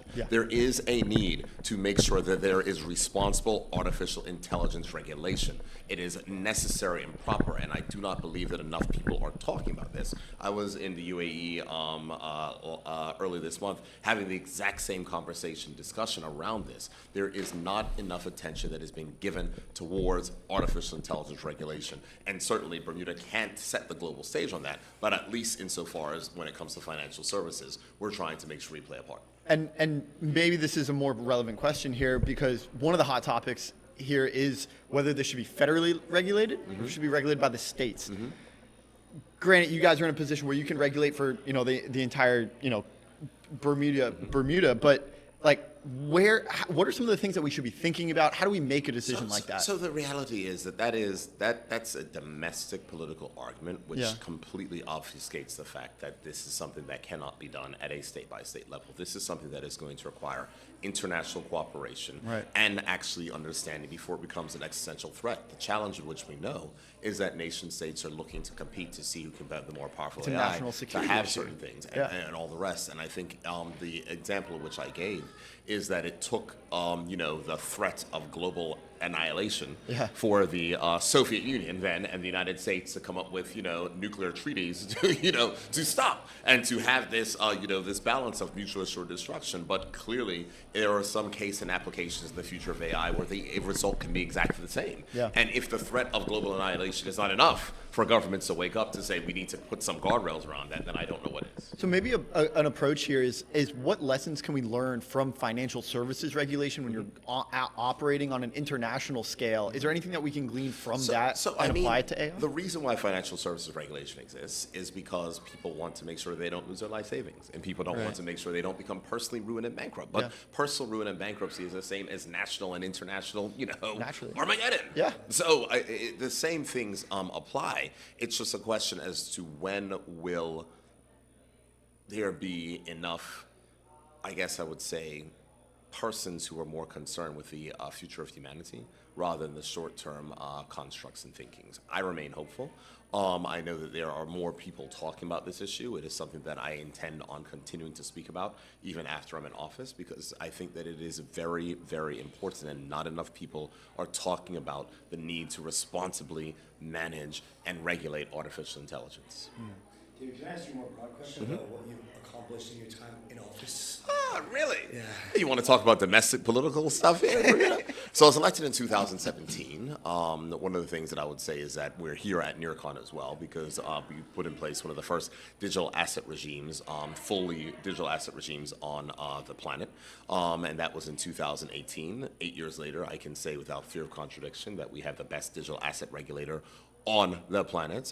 We are hosts of some of the biggest names in the digital finance sector, and we're continuing to move forward in spaces in regards to outside of the regulation of AI and AI agents, moving into identity, also moving in to the space of tokenized insurance. We have all those type of things, democratization, the real type of items, tokenized funds. So we're talking about people having wallets. Last year at a digital finance forum, we had the first world's fully compliant airdrop, where we're actually doing things in a regulated environment, giving those things and showing so persons in Bermuda can demonstrate how to use digital assets. But on a broad basis, I mean, we have a small economy, and so my job is to make sure that we can transition to a digital age, and I think we've successfully done that. I can talk about domestic policy if you want, implementing minimum wage, reducing taxes on low workers, and all the rest of the type of stuff, balancing a budget, delivering a budget surplus, all those types of things. I mean, but that's, I'm not sure your podcast viewers are too interested in that. I think my friends from Bermuda say that the core issue is finding work for locals finding work because of a lot of the expats coming in.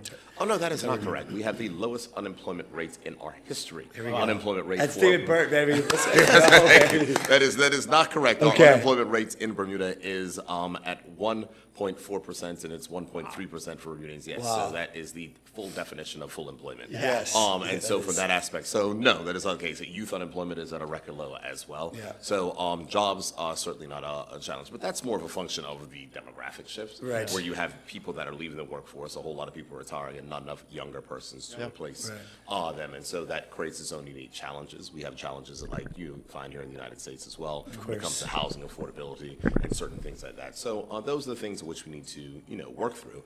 But I'm hopeful for the future. Yeah. I leave office in 8 months, and I think all right in my time. Well, I'm done trying to, poke at you. I'm just having, I'm poke having away. some fun with you, but Is my last question, just 8 months, what are you trying to accomplish here? Before you leave office, you want to go out, ride into the sunset?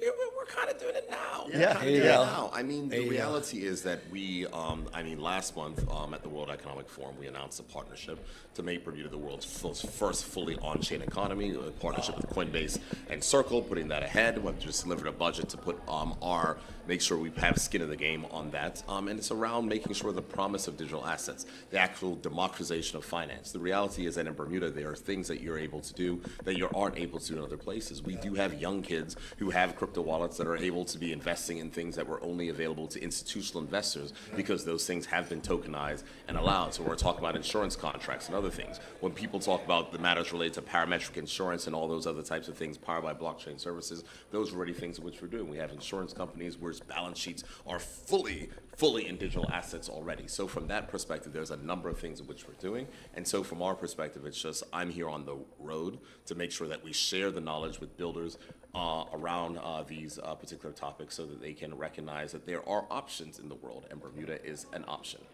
The Digital Finance Forum, May 11th to 14th, Yes. 2026. Yes. David Burt, thank you so much. The premiere of your Bermuda. Really appreciate you coming on the Well, show. thank you very much for having me. Take care. Absolutely. All right. We'll see you next Thank time.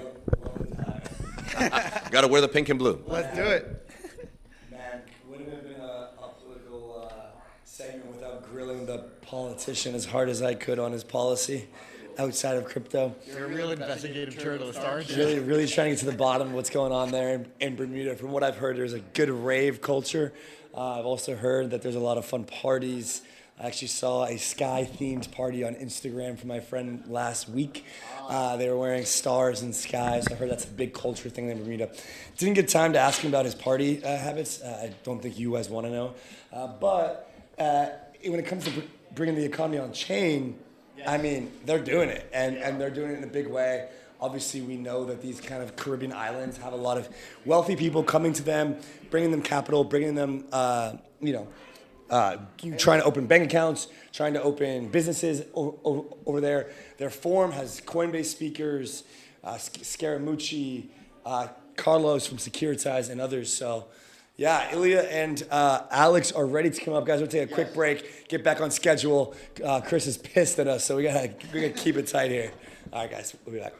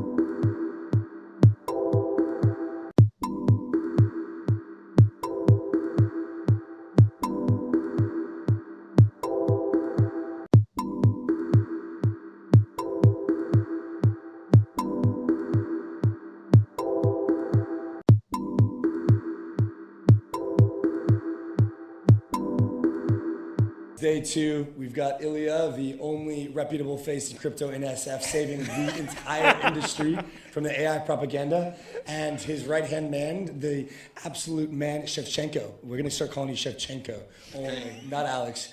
Shevchenko. My accent sucks. Gentlemen, Confidential Intents just came live today. We just had it announced at NEARCON. Why is this important for the market? Let's start here. What does this unlock? Why did it take you so long? So you remember all of these questions around positions on Hyperliquid, and then somebody was taking a position on Hyperliquid, and then somebody was manipulating the market to go down on the price so that the person get liquidated. Talking about Justin's son on the plasma pre-market? There was this. I think like it's every other week, I think. There is something like this kind of So confidential intents is exactly the solution to this problem. When your positions are available on chain, then other people can explore them and can try to target these positions. And confidential intents delivers you all the financial primitives, but in a private manner. And that's the whole reason to build this. None of the centralized markets from the traditional finance are operating in the open market setup. I cannot see your bank balance. I cannot see Illia's bank balance, or I cannot see other traders what their strategies. So why on earth on crypto is everything is different, right? So we need to get at least as good as TradFi, and the confidential intent is what delivers this experience. Yeah, I think fundamentally when blockchain started, the only way we knew how to do kind of verifiable computation is by literally broadcasting it to the whole internet and letting everyone to re-verify it, right? That's what Bitcoin is. It's like, let's just tell everyone about every transaction, let's make sure everybody verifies it. And first of all, tech evolved since then, right? So we have now ZK proofs, we have secure enclaves, we have all the pieces now to actually offer you verifiable compute that is private, that offers you all the properties of blockchain, but indeed protects privacy of your balances, of your trades, of your transfers.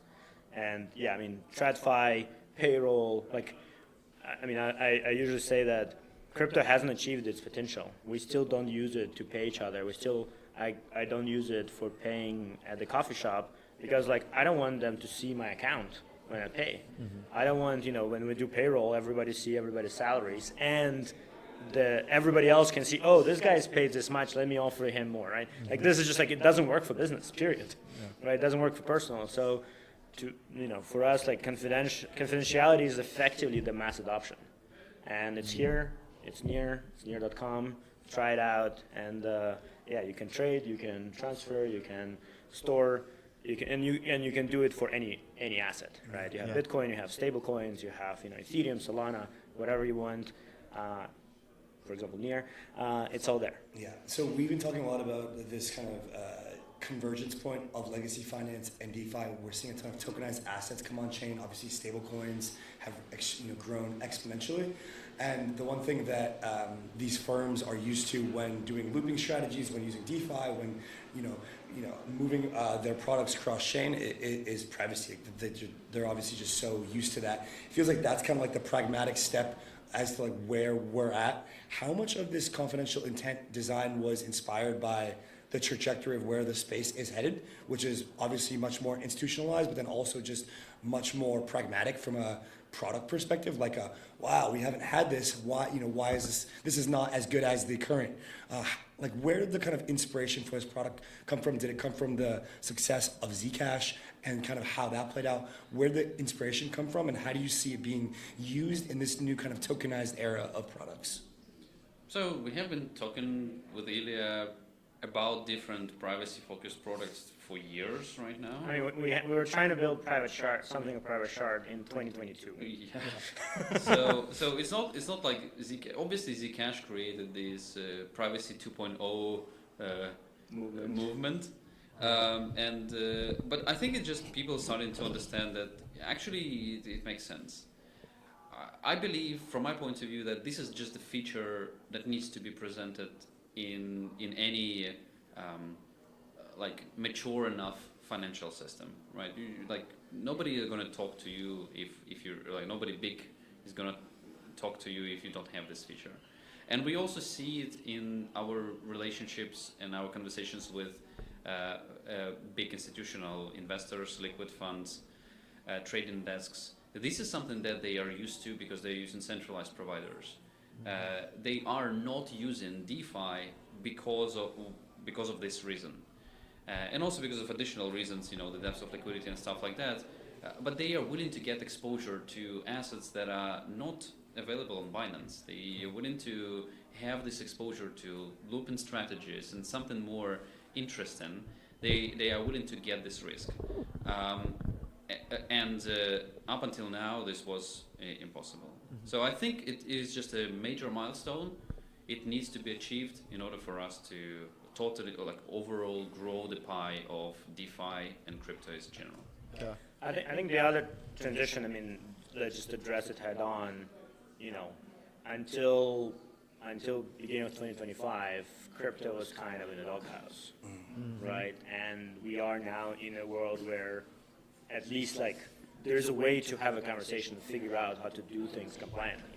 Like, we don't want to facilitate crime, we don't want to facilitate money laundering, we want to deliver products that are truly, innovative, enhancing commerce, unifying it, and at the same time, protect the users. Because actually, compliant products are good products. Like it's just something that other people want to use as well. And so before there was no way even to have this like, okay, how do we even approach this? Yeah. Because it's like all crypto was kind of like, no, it's all illegal, right? And so now, we're in the regime where we can figure this out, including globally. And I think that's also a big, again, step change. And now institutions are also like, okay, cool. Now, like, compliance is coming. We can actually start using this. Okay, how do we use it without leaking all of our proprietary strategies and information to the whole market? And so this is, as Alex says, like it's natural evolution that this is time now to bring confidentiality on chain and really enable this for everyone. Yeah. Well, Alex, you were on the show during Near Intense Day in Denver. We had you on a little bit earlier today as well. Illia, you were on yesterday talking about the AI marketplace, and it feels like these things are coming together now. And so the Near Intense is effectively the same sort of technology that underpins the AI marketplace. Now we have confidentiality around this as well. How does that help upgrade the AI marketplace as we're asking AI for labor and vice versa? AI is asking us for labor. Like now that it's private, what does this enable? Yeah, I mean, exactly. Alex actually at Redacted in 2024, he was describing the agent marketplace as we stock, right? And then the first version of that is effectively just crypto trading. But now that we have agents actually working, which wasn't true back then, now it's the marketplace as well as possible, but it is underpinned by the same tech. It's underpinned by the same principles. It's effectively escrow resolution, dispute resolution, all the systems are powering it. But privacy is extremely important because, again, let's say I'm a business and I want my agent now to go and deal with all the suppliers. If all of these transactions are now on chain, you can see this business is buying from the suppliers for this price. Now, you're going to be non-differentiated in the business case, right? So this is really, again, if I'm asking for a travel tickets from my agent and goes and uses a travel agent, pun intended, to get the tickets, now everybody sees kind of the payment. That's just not realistic, and also importantly, you don't want the counterparty to actually know how much money you have. This is the worst place to be when you're creating a market, is when the other side knows how wealthy you are, because now the market mechanism itself is kind of broken, right? They will price you up for sure. And so privacy is effectively kind of, again, a fundamental enabler for this to be truly mass adopted, not be like experimentation. And so it's exciting because again, crypto has not delivered on this mass adoption, and we can now with the confidentiality. Yeah.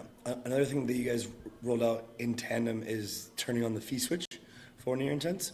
Obviously, the market is asking for these things now. I don't know if you guys felt a lot of pressure externally about this, Near Tokenomics also had an upgrade that was launched yesterday. Talk to us about kind of the economic modeling of Intense. Obviously, you guys previously, prior to the fee switch, had a very, very tight spreads for size across tons of different assets, tons of different chains. Kind of won a bit of the share of the market there in terms of people want to use it. How do you anticipate the fee switch changing user behavior? Will it? And how do you kind of look to economic growth forecasting for all the people out there who are demanding revenue now and token buybacks because we can't invest in growth anymore because now we're a real industry apparently, which I expect that pendulum to swing back as well. But just talk to us about how you think about that. Yeah, so my thinking about it is that any sustainable product needs to have good economics, right? And L1s are this type of products. And what we see is that it's not enough to have just gas fees being a revenue driver for these products. The valuations cannot be justified with just gas fees, because these fees are connected with just the execution rather than a value that is brought to the user. Now, which means that there are some core products on top of these L1s that actually bring in value. It's not the protocol itself, it's actually the use cases that are there.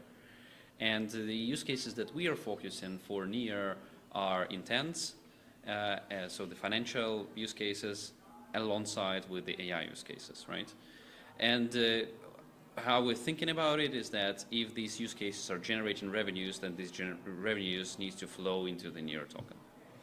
Now, the fee switch actually introduced only two major things. First one is that all of the counterparties now receiving the payouts of the fees that they have already been collecting in Near tokens. So instead of getting stable coins or some other tokens, they are getting Near tokens. Mm-hmm. So that's the first thing. And the second thing is that the fees that were already in place by the distribution channels, now these fees are going to be shared with the Near protocol. So Near protocol is going to get a cut here. And which totally means that there will be no change in the fees for anyone.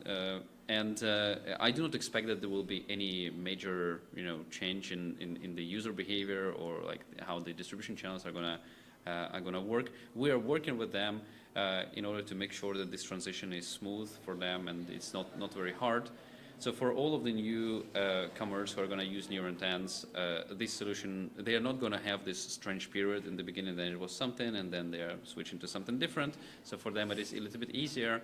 But for existing partners, we obviously hand-holding them through this period, and we have a grace period for them to adapt to all of the changes. And we've built lots of great relationship within the last year. We value a lot our partners from the biggest distribution channels. And we're committed to moving hand in hand with them together into this better setup that is sustainable also for us. Yeah. One of the things that we're seeing quite a bit of as we're accruing more value to the Near token, I'm curious how some stakeholders and maybe like a Near Labs entity or like generally the organization, Aave's doing this, Uniswap's doing this. They're bringing, the labs, corps, and the tokens closer together. This great unification of equity and token. Could you just tell us a little bit about how the organization looks right now? And as you accrue more value to the Near token, do you anticipate following a similar unification journey? So we actually done that over past 2-3 years already because we kind of knew this is gonna be the thing, and we didn't want to have some of the problems that people have faced, and so we actually, the original labs company doesn't exist anymore. Nice. It was shut down effectively through 2024, and instead we have, effectively subsidiary from like a structural perspective, like the subsidiaries of Foundation. So Foundation is fully aligned with the token. It is literally fiduciary duty and mandate to grow the ecosystem.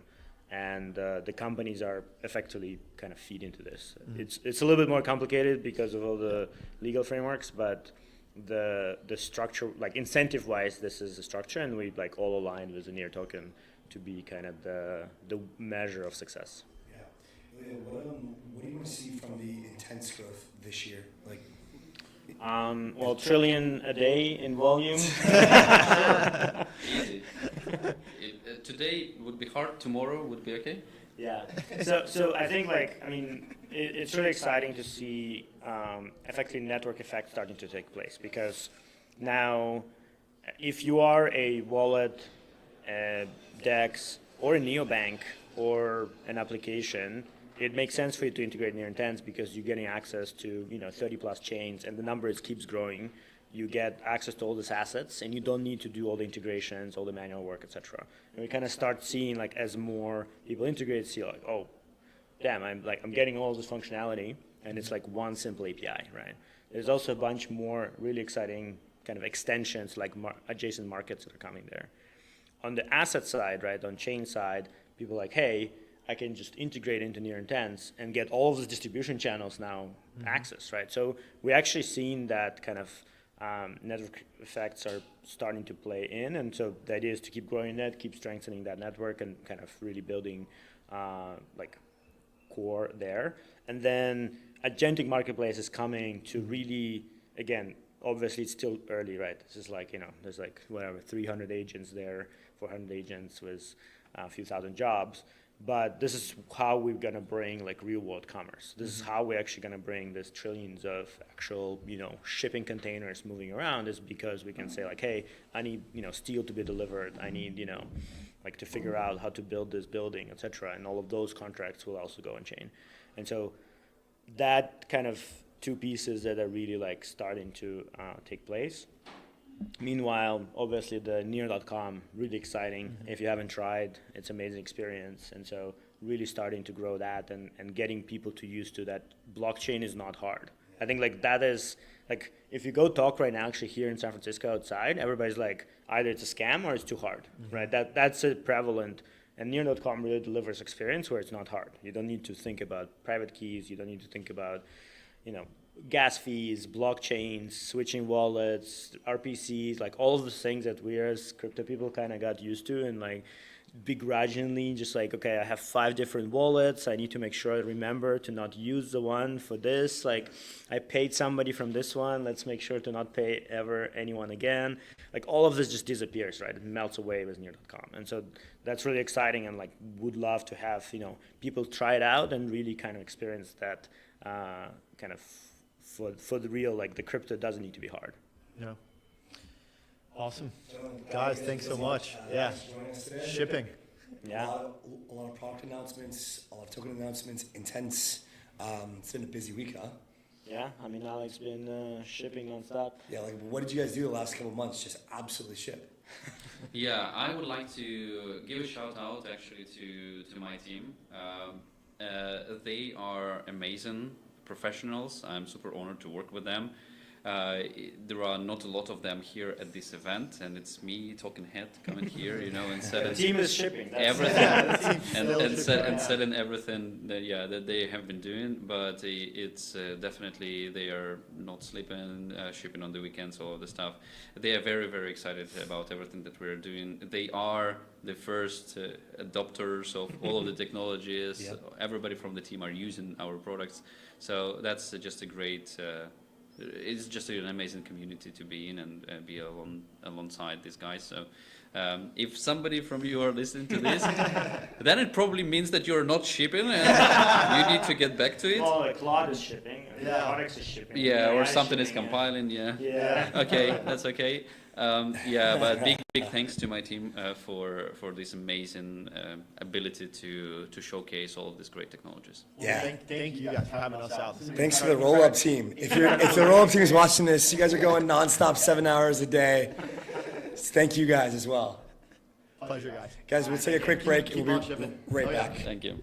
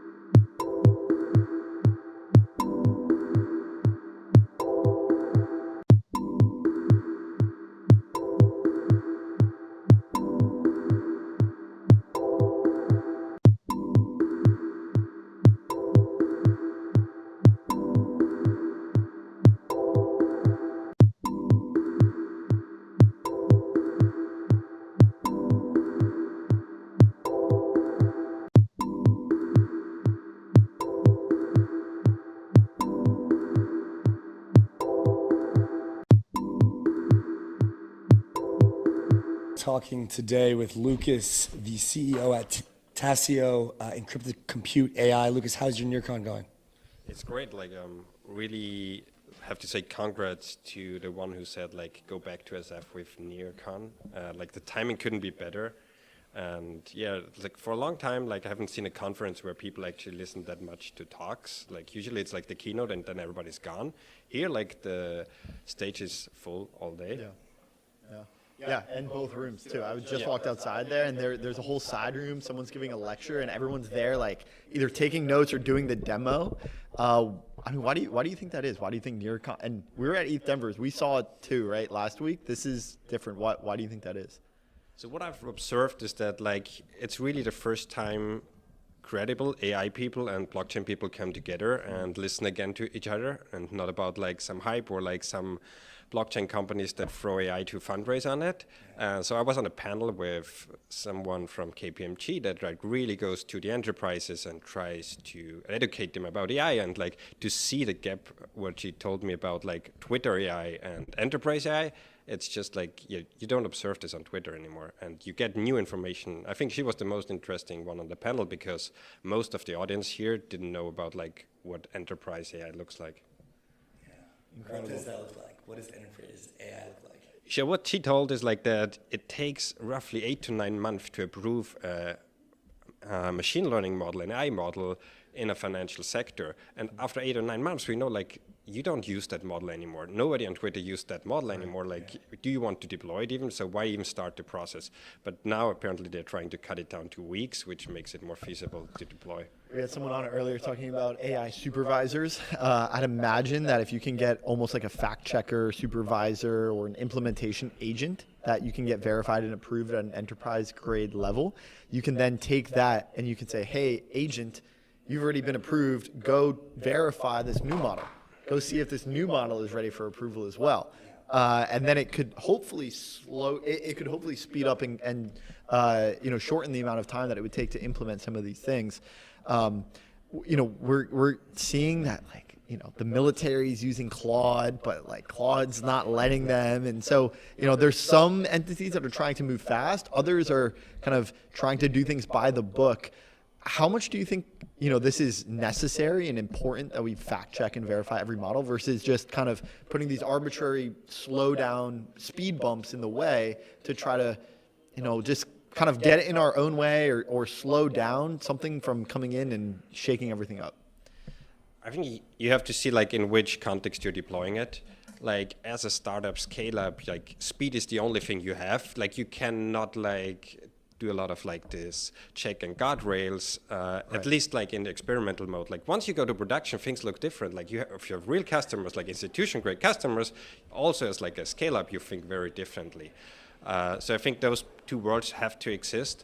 And what I can imagine like that now non-technical persons get so much exposure to Claude and whatever, they get really FOMO that they have to deploy it at scale in enterprises. Like you saw probably they do machine learning for 10, 15 years in finance, and nobody, the CEO was never interested. This is like just quantitative data science, like whatever. And now it's like he can try it out on the weekend, and Monday it's like we have to do this. What do you think is the biggest vertical or sector that is going to be infiltrated and usurped with confidential encrypted AI? Like, where do you see the biggest use cases for your company? It's like really solidified in, I would say, like the last 6 months. Like that's where like the privacy hype started. Before that, it was really hard to pitch like about a privacy project and technology.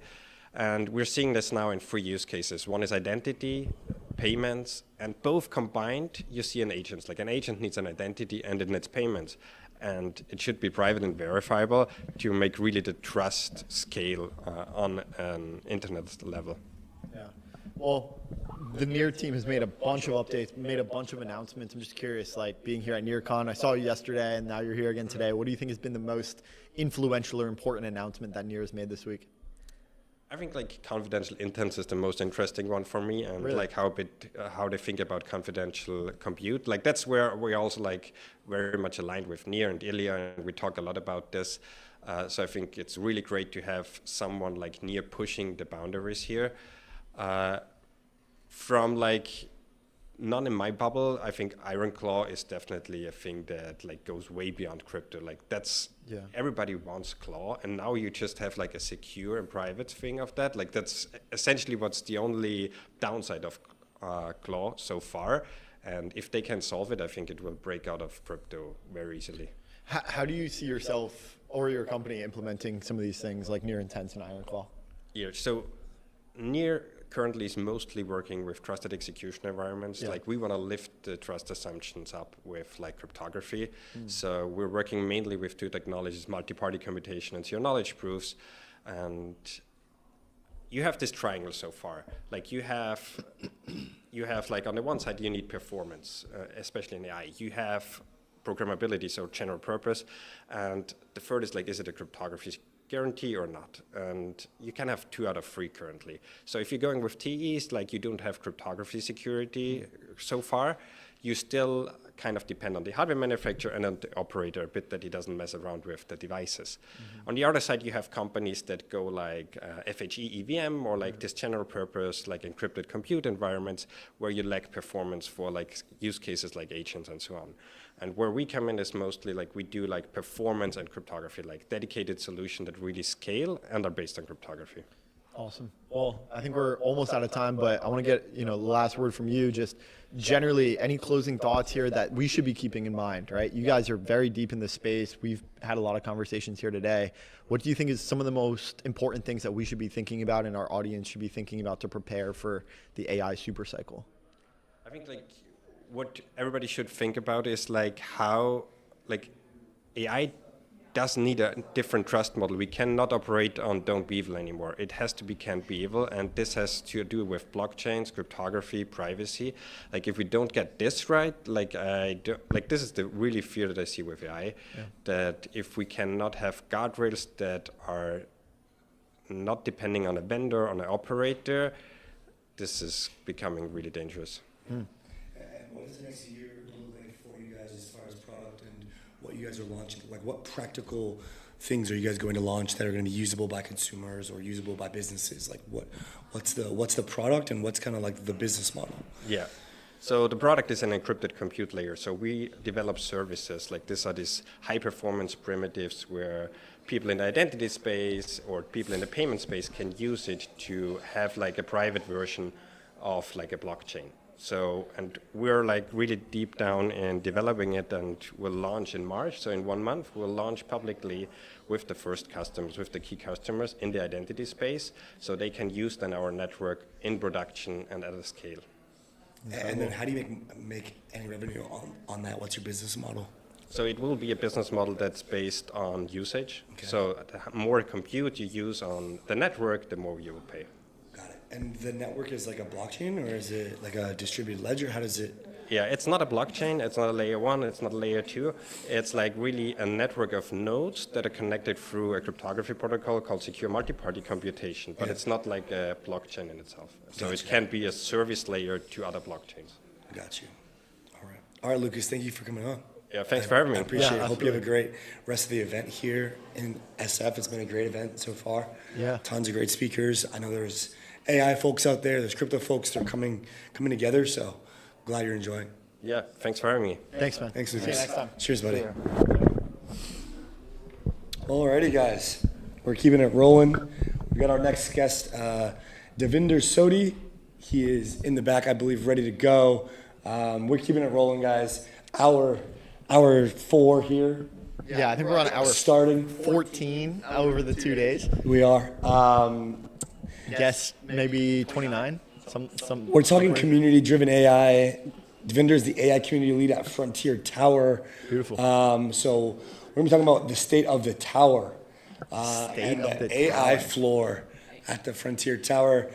Devinder, welcome to the show. Welcome to the show. Please join us. How are you, man? Good. Thanks for having me. It's crazy hours at the Frontier Tower right now. What is the scoot in just a bit more? We want to make sure everyone can see it. Yeah, absolutely. What is the Frontier Tower? So it's a vertical village, is what we call it, and this idea of very different disciplines being in the same building takes that away from this idea of like an office space. But now you have artists and designers and scientists of all types and people who believe in things like human flourishing all in one space working together. And this is the tower that's here in San Francisco, right? That's right. Ethereum opened up.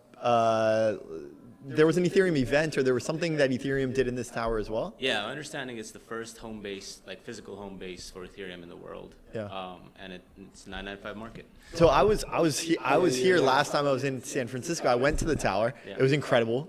There was a robotics stage. There was also scientists, like you said, that were working physically. I remember them pouring something into test tubes. It was exactly what I pictured. Yeah. And then you would go up this elevator, and then there would be a completely different situation happening on the next floor. Yeah. Like robotics on one, agriculture on the next, chemists on the next. Everything was all in this one tower, but every floor was very, very different. Yeah. And you're saying that there's practical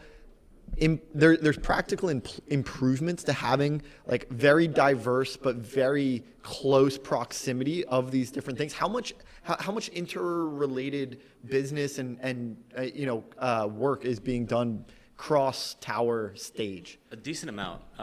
I specialize in medical device robotics and AI. And my own business benefits from this kind of thing too. One of my clients wanted to build a quick prototype of different types of robots. I went into the makerspace. I talked to a couple of artists to like make some really cool, interesting designs that no one had ever seen before. We tested out different materials. We were able to show it off at CES in 2 weeks. This kind of thing typically takes 6 to 8 weeks minimum. So there's value there. Yeah. So what are you building in the AI floor of the tower that wouldn't exist in a normal office or a normal tech office? I'll give you one example. Right now we're building a motion capture lab that we're going to make available to startups around the tower at discounted rate around the world, whoever wants to come in. Nobody outside of like a featured lab has this kind of a space. We're going to be the first to release it through like an actual hackathon this next month. And it becomes a co-working space. Can anyone use it, or what's the process for someone to get involved, come into the space, use the tech? Yeah, every floor has their own rules. Okay. And so my floor, it's simple. You have a 15-minute interview with me. If we drive and I have the space, we'll figure something out. Yeah. But every other floor has their own thing. And depending on the floor you're at, if you're using a bunch of printers all the time, they might tack on a little fee for that. But stuff like that happens. And for the people watching that want to get involved with your floor in particular, what is it that you're looking for in the people that apply to use the space? I'm focused on builders, people who want to build. It doesn't matter if it's SaaS or like custom, like deep tech technology. Like one of our leaders over there is actually focusing on what happens in the future where we don't need to work anymore. What does the post-economic revolution look like? And I think people who have interesting ideas, who actually do things, build things, that's my primary focus. Very cool. So when you're building this kind of lab, right, for the like motion and sensory, you're kind of getting to the next era of AI. You said this convergence of AI and robotics. Like, where are we at with that? Like, has that accelerated at the same pace as, like, say, models have improved, or like the sensory and kind of AR and VR require like is a much slower pace, or does it just accelerate at the same pace as models improve? I think they're kind of in lockstep. Okay. The hardware keeps getting better every year. Yeah. Like right now we have sub-millimeter accuracy. That's the input data. And how do you use that input data? Well, we have these VLAs that are ready to take in this data, and we're experimenting with different ways to make that data like actually something that a robot can use and learn in 1 or 2 shots as opposed to like 100. Okay. Yeah, so there's a lot of intermarriage between these things. Okay, and sub 1 millimeter accuracy means like to the extent of like moving a robot's arm to like grab something, they're almost as good as hand-eye coordination. There's like a bunch of cameras in the room, and they track you, and then in that space, the way that they model you is accurate to within like less than a millimeter. So we had Greg from Akash in here yesterday, and he was talking about how there's a lot of cameras in his room, and they can monitor some things about his biometrics like heart rate, breathing, and they actually, the AI in his house knows when he's going to wake up. A few minutes or seconds before he actually wakes up. That's awesome. Adjusts the temperature, it starts his coffee machine. And so like are these some of the things that are able to be done and enabled as a result of motion capture? You could do that. The things that we're focusing on is one, immersive experience for anyone to be able to like see this stuff and learn it, because there's a huge learning component to our whole space. Like 80% of the classes we run are free for the public. And then the other portion is like robotics, grounding data, and like, you know, you see those like robots dancing around and moving. A lot of that's taught using this technology. Okay. Yeah. Okay, and that's how you train these robots. Exactly. How much, we saw scale AI, there was a lot of demand for human data. We had someone in here yesterday talking about language and voice data as a main vector for training new AI. How much data will be required to train robotics on some of these new tasks? Are we going to need to submit, us washing dishes, doing laundry, performing factory functions? Are we starting to capture that data and use it in training some of these robots? Yes, for sure. First, to answer the first question, less and less data over time, because we're able to synthetically generate variations of that data, and also because the models are getting better and better. But exactly, all the examples that you said, these are the examples that you can capture data on. And you can simultaneously capture a bunch of robots in this space, because these are IR cameras. They're specialized to do the thing that they do and eliminate all of the noise from the data. So you can have 7 robots on the floor and then train at the same time. Can you give us just tapping into, maybe, I'm sure you've thought about this, recently, but also just tapping into your imagination. What are some of the top 2-3 use cases that you think robots combined with this technology is going to be most important for? I think the most important thing in my mind is the fact that people are learning that stuff that used to take PhDs and masters, a 5th grader can do now. And I think that has a societal impact unlike anything else in the past. AI is enabling this kind of learning that just wasn't possible in the past. We didn't have the hardware, we didn't have the software. But obviously there's the technological advancements, like factory automations are going to happen. People are going to learn how to utilize these things. We're going to become managers of hardware and software and systems, as opposed to doing a lot of this work ourselves. I think that has a lot of value in and of itself. I saw a video of one a robot trying to do dishes and was epically failing. Yeah. But then you see a video of the Chinese New Year celebration. These robots are hitting the dances. Yeah. And they look great. Yeah. So how does that happen? How are you how are you a great dancer in tandem with in sync, but you can't do the dishes? Yeah, there's 2 aspects to this. One, dishes are a new scenario every time. The dance movement, they've pre-recorded and practiced on that stage 100 times. Yeah. The other aspect is that it also depends on the model. Yeah. 1X in a few, its early days wasn't doing so great. OpenDroid became viral with this video. It's also a tower company, because they were able to do the same thing in less time. And as you're able to generalize over different scenarios that exist, you create these things called world models, where you can express the world in a way that you can actually interact with it. And that's where sort of the wins are going to be, I think, in the next year. World models. Yeah. So this is retraining or the initial training of a robot on what the world, or a set of physical practices in the world that humans are so easy to do, but for them it's hard. Yeah. Yeah, and Wow. you teach it by example, and just like we do with deep learning models, you create a bunch of examples, you teach essentially these patterns that get embedded into much, much deeper networks, and then you see if those patterns are working, and if we can apply it to different situations that aren't exactly the same. So in this room in the tower, are you going in there and doing something with your body, and then the robot is supposed to copy what you did? You can do that, yeah. But there's got to be a better way. There's so many better ways. There's synthetic ways to do it. You can run 100 sims in ASIC sim. But there's also certain things that you have to do physically to be able to manipulate a thing.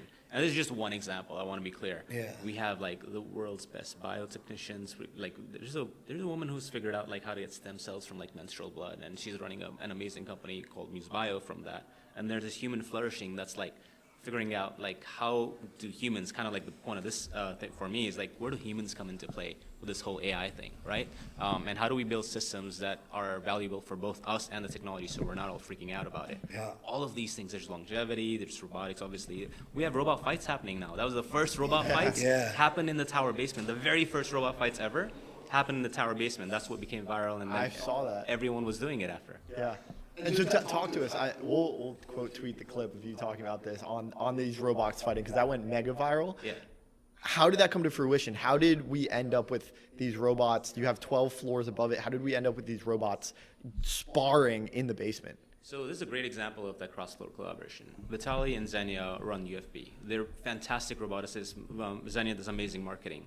But they combine powers with the arts and music floor, where they understand production and how to make the pomp and awe of all of this stuff happen, kind of make it old school WWE. Yeah. And then they combine those, because if you have just a robot doing this, early robots, all they were doing was this. It's extremely exciting from a technical point of view. It's not so exciting to look at. But when you have these artists who can we can work with that, and then they set up the stage and they create these crazy signs. I don't know if you remember the crazy signs they had. It was is your robot stealing from you? All of these. Yeah, there was a whole boxing ring, and then they had the signs on and there was people cheering shooting on the sides, if I remember correctly. Yes, all of that, and like the crazy referee guy who's just so into it, right? Yeah. This creates a complete product. Yeah. Yeah. It's happening. Right. Yeah. So Real steel. if AI is all about returning to philosophy and what we enjoy and sports and leisure, are we going to also replace sports with like watching robots or no? I think AI is about all that and more, but at the same time, what you're asking, I certainly hope, especially like the things that like where you're hurting each other or there's things that humans can't do, it'd be more fun to watch the robots do it because New sport? Yes. There's a lot of brain. Like yeah, it'd be there's gonna funny. new sports. It'd be funny just to watch robots jump off of cliffs. Dude, I don't know. yeah.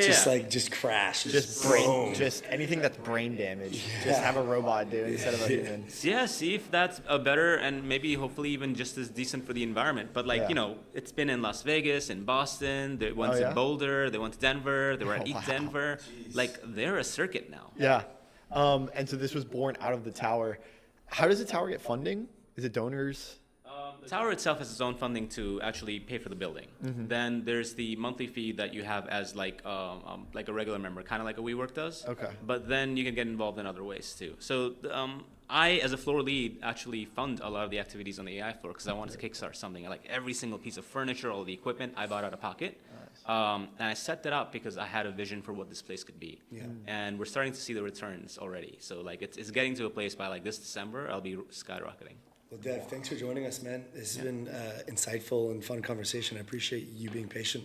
Yeah, of course. Thank you. Yeah, cheers, man. Love to have you on again. We'd like to come to the tower, Yeah, come by. fight some robots. Yeah, you should do it. You really should. Like I said, I was there last time, and there was. robots or no? I didn't see the robots. I walked every floor. Yeah. At the time, there was an Ethereum event happening on one of the main floors. So I saw Tomasz, the ex, executive director, and I got a chance to talk to him for a little bit. He was on a panel. Yeah. And so a lot of people that were on the upper floors came down and were just watching the panel. So I didn't really get to see a lot of people like in action Dude, I doing the would science. love to and see some different robots things. fighting. Yeah. Guys, we've got our next guest, Aescobar, coming and joining us in a second. We're going to take a quick break. Be right back as we slam through the rest of these guests.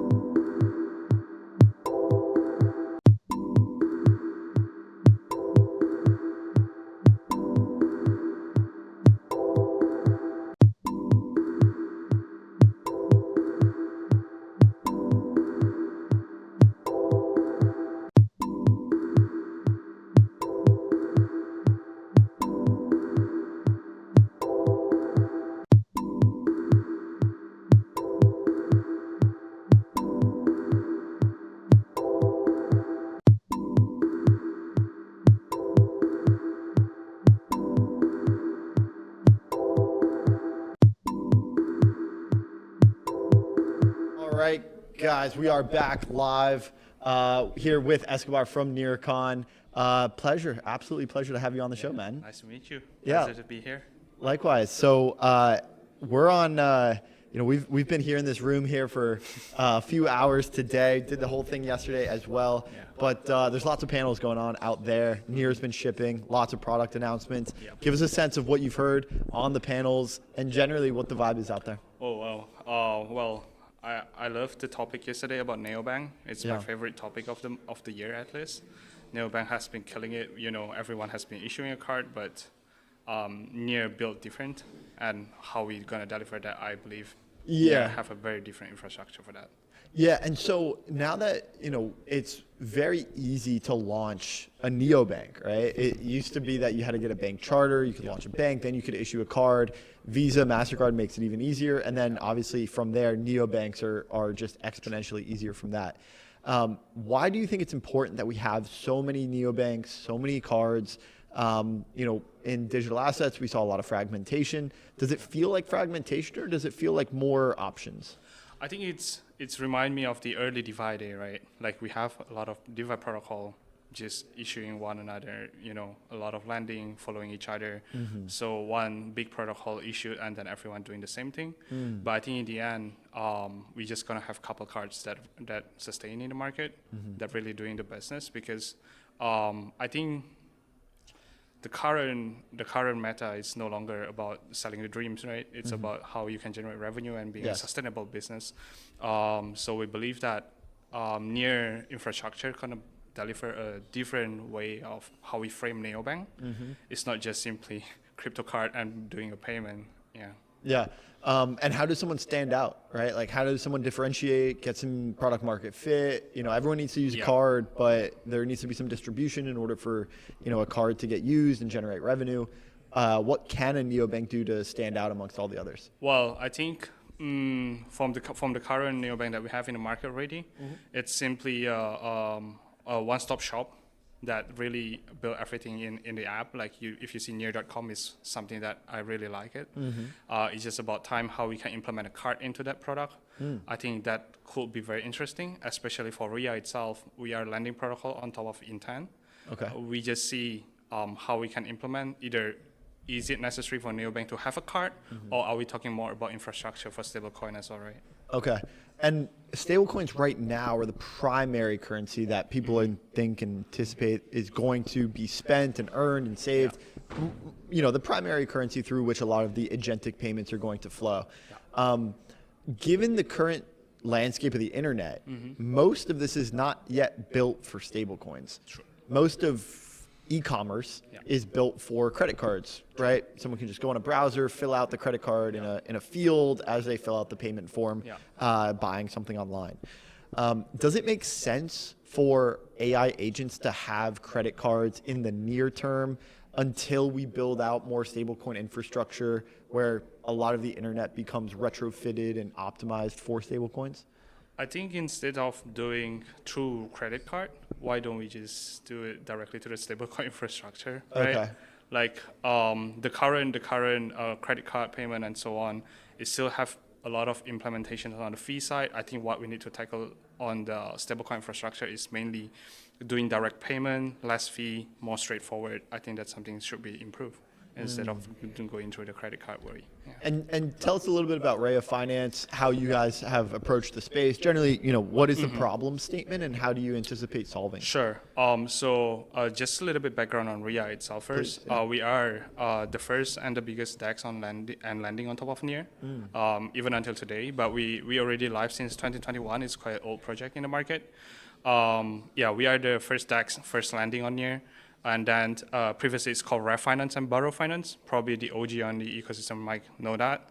But then we merged the protocol into one single entity because all this time it's operating under the same team. So it just doesn't make sense to run two tokens and so on. So we try to make a better valuations in the market as well and presenting NEAR in a better way. Yeah. So we launched our protocol as Rhea last ETH Denver. Yeah. So ETH Denver 2025, which is 1 year ago. we rebrand everything, and July 2025 we merge into new token, new valuations, everything. How we tackle the market is aligning with near intent. We see the PMF is coming from the consumer app. It's not just about infrastructure anymore. So we develop a cross-chain lending protocol where we basically allow all this non-smart contract chain, non-EVM chain to supply assets natively and build a collateral positions, and they can borrow against that across all the chain. So it's a unified position. It's not isolated liquidity. I think that's something that we want to tackle, because if we see the top 100 token maybe in a coin market cap, that EVM is one, maybe only a couple of them. Yeah. The rest is non-smart contract chain. Yeah. And, Near Intense has so much product market fit. Now we're starting to build use cases around Near Intense. Illia was here just a few minutes ago. He was talking about the AI marketplace. This is built on top of the Near Intense technology. And now this allows humans to submit intents to AI for work. AI can then submit the work, and the human can get what it paid for. There can be a dispute. AI agents can also start to hire other AI agents. So this is an entire AI marketplace for people and agents to hire each other for different pieces of work. All of this is built on the Near Intense infrastructure. And then, as you're talking about different lending and borrowing capacities, I can also anticipate how, some of these work streams might require some capital. And I'm curious how you think this landscape could evolve when more and more of these tasks that we're hiring agents to do require some capital. Where should they get the capital? Maybe in the initial form, it comes from the person that hires, like, hey, I want you to go build out this algorithm, maybe build out, say a social media app, right? That's going to require some APIs and different, it's going to require some money and maybe some other agents. Maybe I have to supply, $1 million when I make that hire, right? And then it can take my $1 million, it can go, hire a bunch of people and create the app. But what if I don't have $1 million? What if, I want this app to be created? I'm very good at writing the prompts.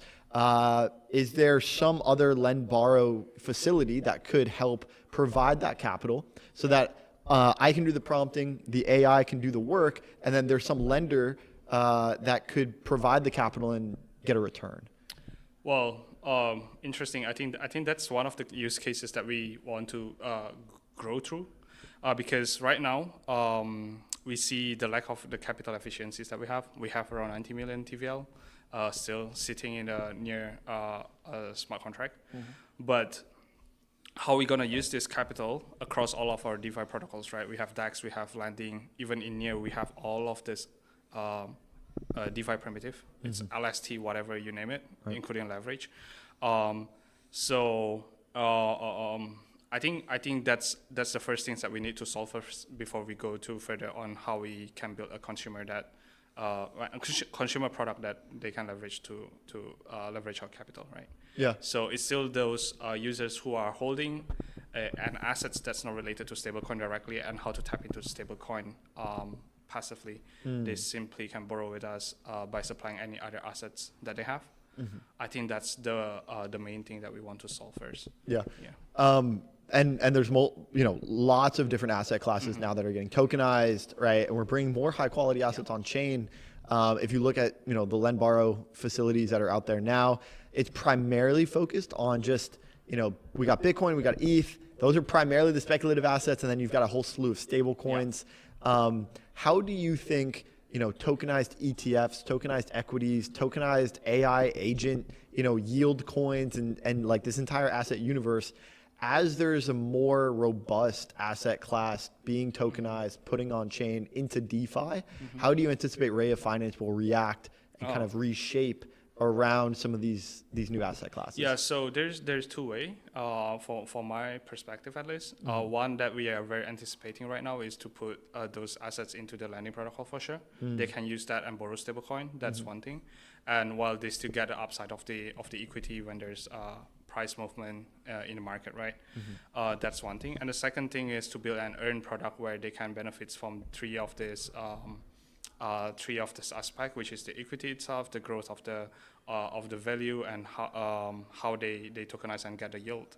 So I'm not sure either market right now there's someone delivering that, but there's a huge opportunity we see, because especially those assets that related to near narrative wise, I think that could be very interesting. Yeah, and specifically around Near and DeFi elements, what are you most excited about as you kind of look forward to the rest of the elements on Near's roadmap?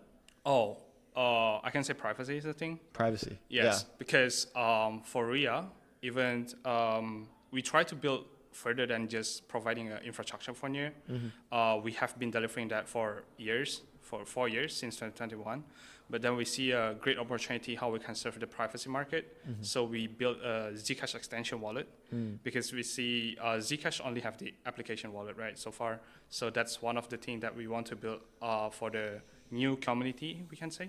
But leveraging Near intent, that means most of the Zcash maniac or those who love Zcash already at first place, they can leverage Near intent to build more privacy model on the DeFi side. I think that could be something killing the market. Yeah, incredible. Well, all the things that Near is shipping, we're going to need more DeFi for all of these agents as well. So thank you so much for coming on and sharing a bit about Rhea. Thank you so much. Pleasure.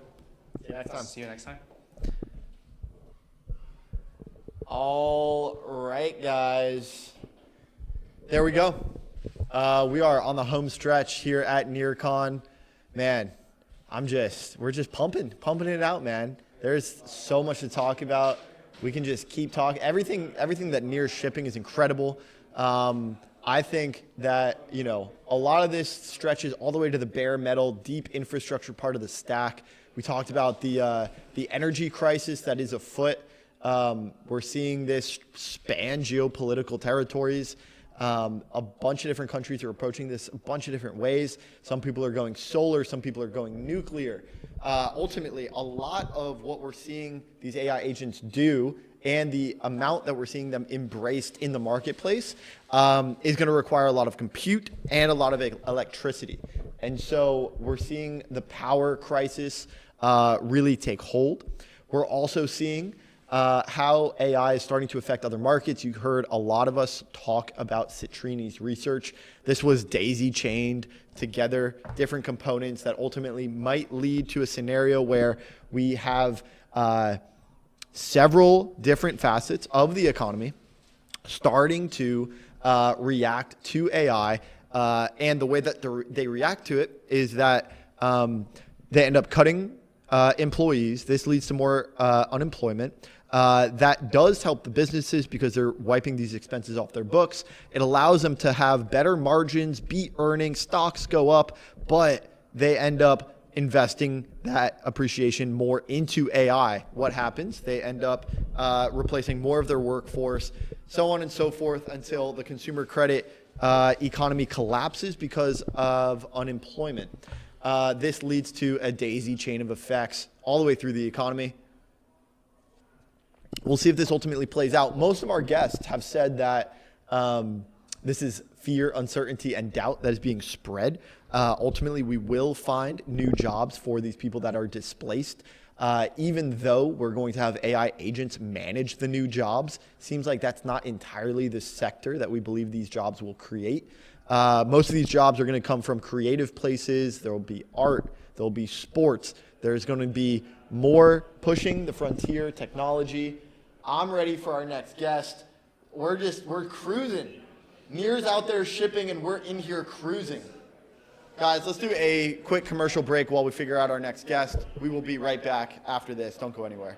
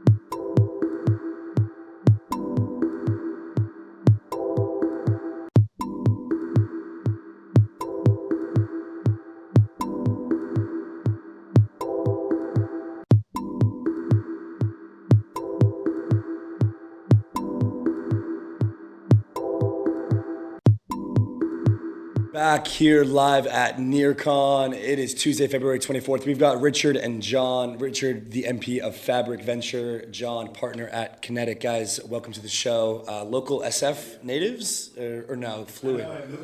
Yeah, you don't sound local though, I'll tell you that. You do. Further away. No, based in London. Yeah. Based between Hong Kong and Puerto Rico. Mostly Puerto Rico. Okay, nice. Well, we're here at the intersection of blockchain and agents. Agentic commerce has been a big conversation, obviously stablecoins. I think a lot of the current crypto rhetoric is, don't worry guys, just hang on.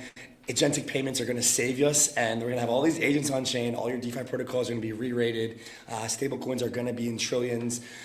And there's kind of this air being sucked out of the room at the same time. Guys, where are we in the state of affairs, be it in the market, be it in the adoption of this convergence? Very kind of broad here. Take it where you will, please. Yeah, so real quick, I'm John with Kinetic. We are a multifamily office based between Hong Kong and Puerto Rico. We've been investing for the past 9, almost 10 years, which is crazy. And we've done everything from seed rounds in Solana and Polkadot to seed rounds in Blockdaemon and Hypernative and companies like that. We still, I don't know if many people are asking us, when alt season, because I think we're kind of past that illusion, if you will. But I would say, alt season, i.e. anything that is not Bitcoin, Ethereum, or stable coins, we still have to prove product market fit. So I don't really think about alt season anymore. I just think about when fee season. If you have a network-based product or service, and if you're showing fees the way that we're seeing with near intense now, that's exciting because when you hear about fee switches, that's a great term that people love to talk about right now. Obviously, we've seen that with Uniswap, now Aave, now near intense. I think that's kind of where you start to get excitement. I've been talking with a lot of projects here at the conference who some of them are thinking about, we're going to launch our service. Do we launch a token? To be candid, focus on the service. Focus on fees. If the fees are in stables, that's cool. Once you have those fees and the market has a way to price the value of your network, then you can launch a token and, ideally in a better market where there's more liquidity. It's great when there's lots of agents, but if there's no liquidity coming from people who are deploying these agents, I don't think that changes a lot other than transaction volumes and that transaction counts. And I don't think that really moves the needle for anybody in our space. So this is definitely a moment of reckoning, and there are a lot of projects out there who I think will make it. But yeah. Look, we didn't do ourselves an immense amount of favor collectively because, the ability to speculate around tokens is clearly a feature, not a bug. It's required because you want to build that ownership from your community so people can have that participation. That's part of what can help make all of this movement, legitimate. But then it obviously becomes a problem when you get the rampant speculation and everybody goes for kind of sort of token liquidity fit before they think about product market, fit in any way, shape, or form. And at least I remember, being old-fashioned when I was, building products. That shit's pretty hard, getting product market fit to work. It's like you cannot focus too much, you cannot work enough hours, you cannot be too lucky, to make it happen. And folks have managed to coast without, doing that. But as John says, I think we are seeing this refocusing back on fundamentals and revenue, and I think that's good. But I do think there's also been an absence of kind of real focus on the science of token economics, which is its own kind of product market fit. A token is it's a product, it's a financial instrument, it's a technical product. You need to make sure it's kind of like token community behavior incentives fit. And I think there's been way too little iteration around that component of the products as well. Now the good news is, as long as we don't think of this shift to an agentic world where, to this autonomous world as being just about AI agents that trade for us and generate a bunch of transactions on a kind of like a kind of autonomous wash trading kind of basis, but rather that we think about true applications that can be built in that environment, in that framework, that ultimately somebody is paying for at the top, that flows through this, agentic framework. And then there are some fees paid to near intense, hopefully, and amongst others. Then that's a whole new kind of new dawn. And like for us, you know, Fabric kind of, we were sort of doing AI before we did kind of, you know, Web3, even when AI was definitely not cool yet.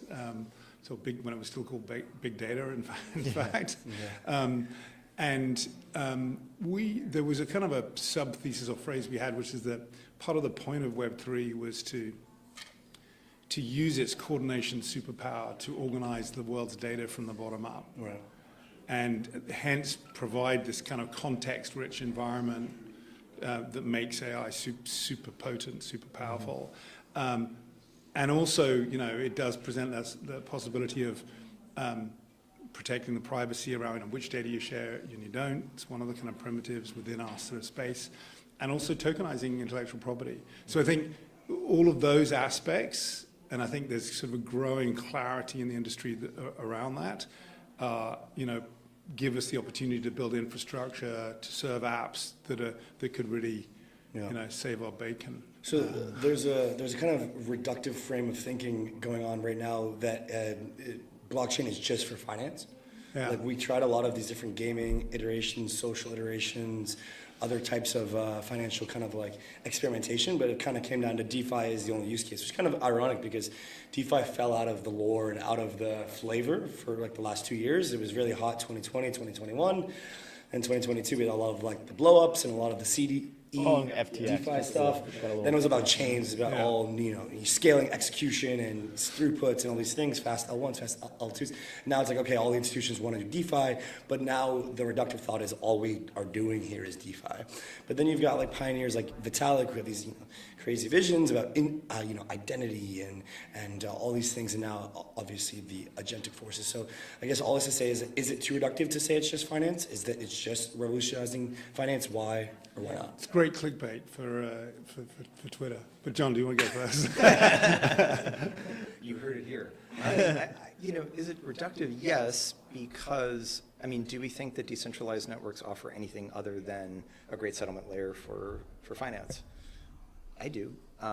You know, I came for the tech, and I'm staying for it. And not because it's the tech, but it's the outcomes. And, you know, one of the things that we've been talking about here at NEARCON is, you know, people buy outcomes, right? People want either you're going to help me get a positive outcome for things I want, or you're going to provably prevent negative outcomes I don't want, right? And we were talking about that a little bit on stage. And I think the big thing here is our ability to, first of all, trustlessly verify either of those outcomes. Decentralized networks provide that to some degree. Now, they need to be efficient and quick, and they need to have all the trappings that everyday consumers and businesses want, right? People are not going to wait and pay extra for things that they don't even know they think they value, right? So I think the emphasis on decentralization, the number of projects I've talked to who want to offer something where they're like, well, we don't really need anybody to know that it's on a network. Cool, then maybe take block out of your name or chain out of your name. You know, really focus on what the outcome is that the customer is. And so I think we're getting back to kind of core brass tacks of building businesses. They can be on networks. You can have a floating asset like a token. Yeah. And that token and that network is really maybe being engaged with by people who provide nodes or people who are participating in the governance of that network. The consumers don't have to think about it. But if consumers will pay fees, there's going to be a network of folks who want to provide that decentralized service. So decentralized networks are not dead. We just need to be a lot more discerning about what we're going to say about it, and it's not just about you know, gaming or memes. And by the way, just to get back to the gaming part, I think the challenge is that we were trying to drive speculative interest because there was, you know, Web3 jammed into a game. Were the games necessarily fun, right? So like, to me, and by the way, not naming names or anything like that, but if your practice was to drive speculative interest on a game because you jammed in a token, well, here we are. You know, so I think everybody's just got. We just have to evaluate what it is people are willing to pay for. I mean, I think better on the games side, actually using AI to drive, you know, more interesting gameplay, but also driving the distribution side is something that kind of we've been looking at. You know, it doesn't have to be the kind of the ownership economy applied to games at all. But going back to this question of like, is it overly reductive? Yeah, I think there are sort of three kind of quick responses, hopefully, that I have to that. One is, you know, we the big victory around stablecoins got sort of stolen from the industry, I would say, us. And I was thinking about this earlier today. It's a little bit like it's what we were. We're a bunch of kind of subsidized open source laboratories who built some cool shit. TradFi came along and said, you know what, that can solve a bit of a problem for us. In fact, I'd rather we took it and solved it for ourselves rather than had someone come and mess us up. And so they've done that, and it's kind of, I think it will, around different types of payments, from quite small frequent payments, memo style, all the way through to treasury movements. It's going to rebuild, and is rebuilding, sort of TradFi, from the kind of core out. We've got like 20, just in the current portfolio, like 20 whatever plus sort of investments in and around that. So that's the first thing. But it did get, in a sense, sort of co-opted or stolen, but it's nonetheless real. And we may wish that in some sense there's more kind of credit, but fine. The second thing is, I think it's a Jevons paradox kind of argument, which is that yes, you can reduce it to just finance, but you know what, like financializing or kind of the marketification of the entire world. One of our sort of speakers at one of our sort of fabric summits was a guy called Glenn Weil, who talks about the radical markets in his book, whatever, and he did a paper actually on soul-bound tokens or whatever with Vitalik. That stuff, which is, we're just inching towards that direction where there's sort of no such thing as private property and everything is public and constantly traded and whatever. That's not just anything. Yeah, right. That's totally radical. It's the whole world. So it's Jevons in the sense that once you reduce the cost of it and the friction of creating those markets, and they're programmatic, it goes everywhere and create. The third thing is, what I guess we're talking about, but it's tougher to do, which is that the marriage with AI, about organizing the data, about providing verifiability for the operation, these autonomous operation of agents, whatever they're doing, But all of that, again, to John's point, in a sense, it's easy. It's coming. It's architectural. It's happening. It's working. It's scaling. There's a bit more, whatever it's ERC 8004 about identity and reputation. There's stuff that's coming. I think David from Ethereum is actually talking right this second, if I'm not incorrect, or David, that's all coming, but the harder thing is getting people comfortable, as we were actually saying on the panel, that it's legitimate, that there's adoption in it's like a classic, adoption in a small self-referencing group of customers who say, yeah, I vouch for this, this really works, let's go for it, that it's sufficiently well packaged that people can adopt it. That's not something that the little Web3 industry has been used to saying. And we do have a challenge with our reputation and regaining legitimacy. I have a good friend who's, and I don't think he'll mind me mentioning his name, but Mike Butcher, who was the former editor-in-chief of TechCrunch in Europe, and I was just WhatsApping with him, whatever. And he's like, well, I don't really talk about Web3 anymore or whatever, because it has got a kind of a Machiavellian or even kind of a tricky reputation, soiled reputation to deal with. And I think we need to get over that. Yeah. But perhaps even other than that, we've got to solve real problems. Yeah. So you've got to find the product market fit that we had mentioned before.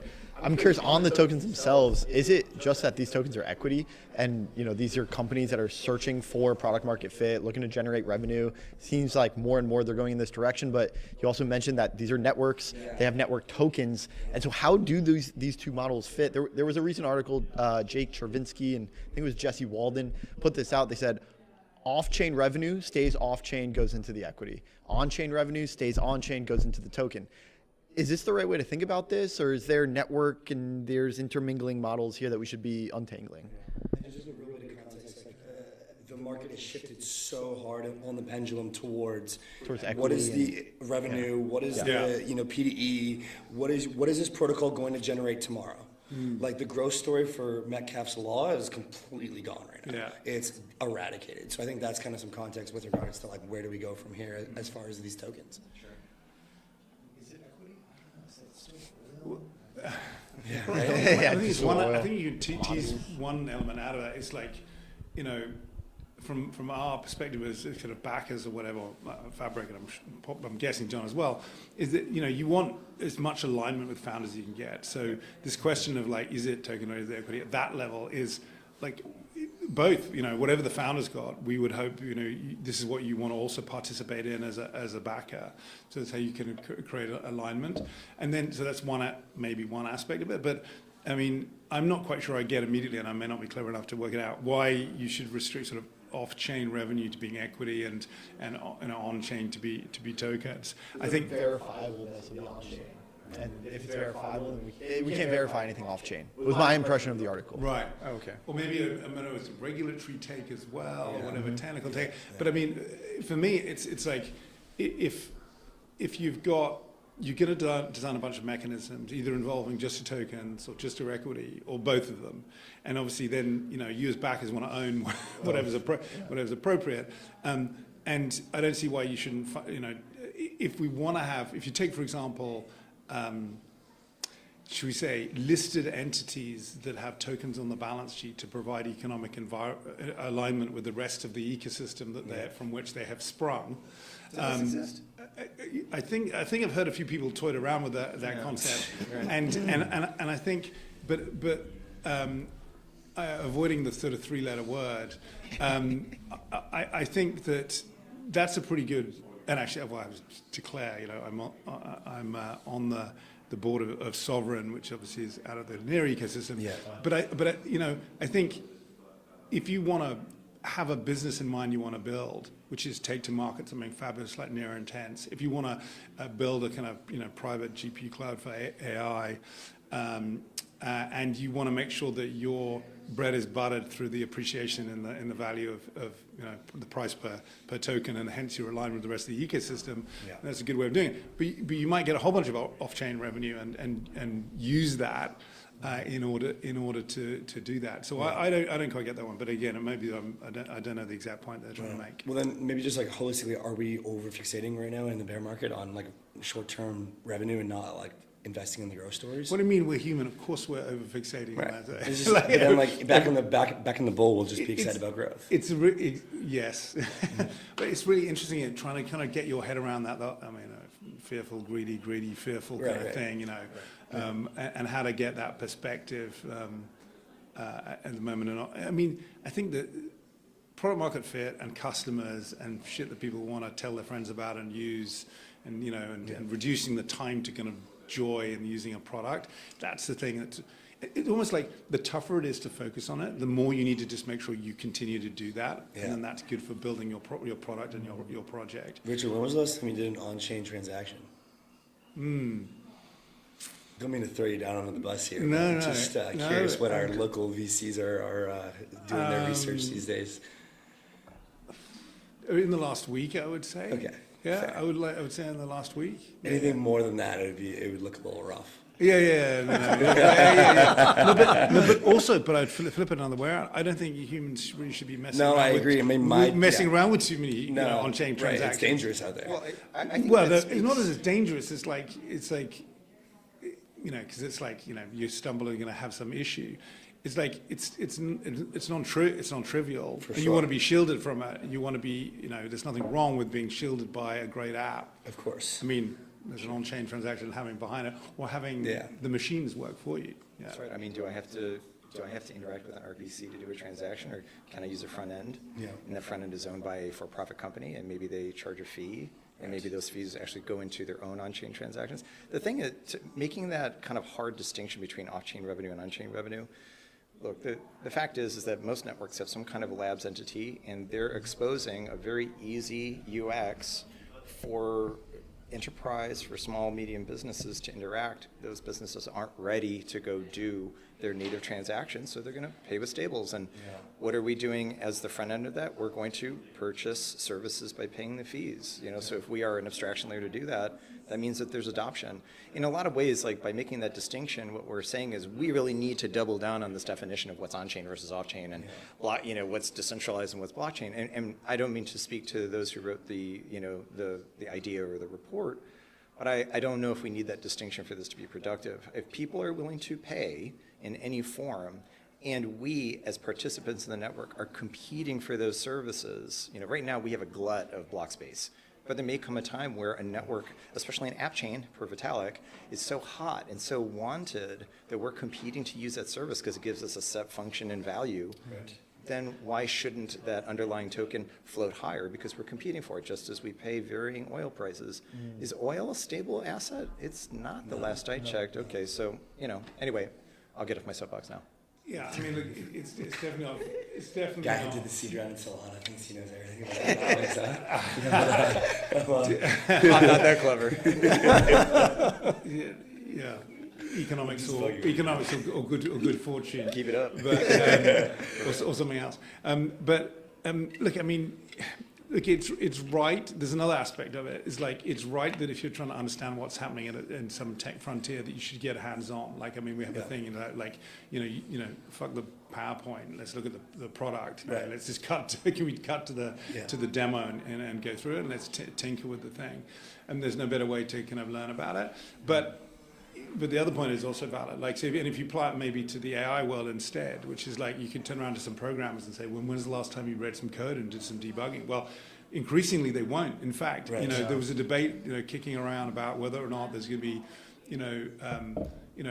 sort of machines like using highly, typed kind of, languages. That's, but because that's easy for them to cope with. It's harder for obviously for humans versus sort of scripting, and so there's a question of which languages are going to be more prevalent now that a lot of code is being produced by machines. Right. But one of the arguments is possibly no languages, because we'll use our language, and the machines will talk directly to the other machine in machine code, or define the machine code that's understood, or program that machine, program their machine, and they'll talk directly with some native interface, and there'll be nothing that humans will be able to look at. So then, how much programming will the programmers be doing? It'll be a different paradigm. I think rather than us racing for the to win cred, I think the most important thing is whether you're an investor or you're building or vibe coding a product, you need to be focused on the marginal limiting factor of your success. And if you're focused on that, whether you're doing it with prompts or whether you're actually coding or inspecting code, that's really the key now. I mean, at the end of the day, again, I'm always a full believer in outcome-based decision-making. And if we're trying to drive people to make a purchasing decision to use our product, you should always think about what the marginal limiting factor is on their success. To me, coming up with a value proposition is pure empathy.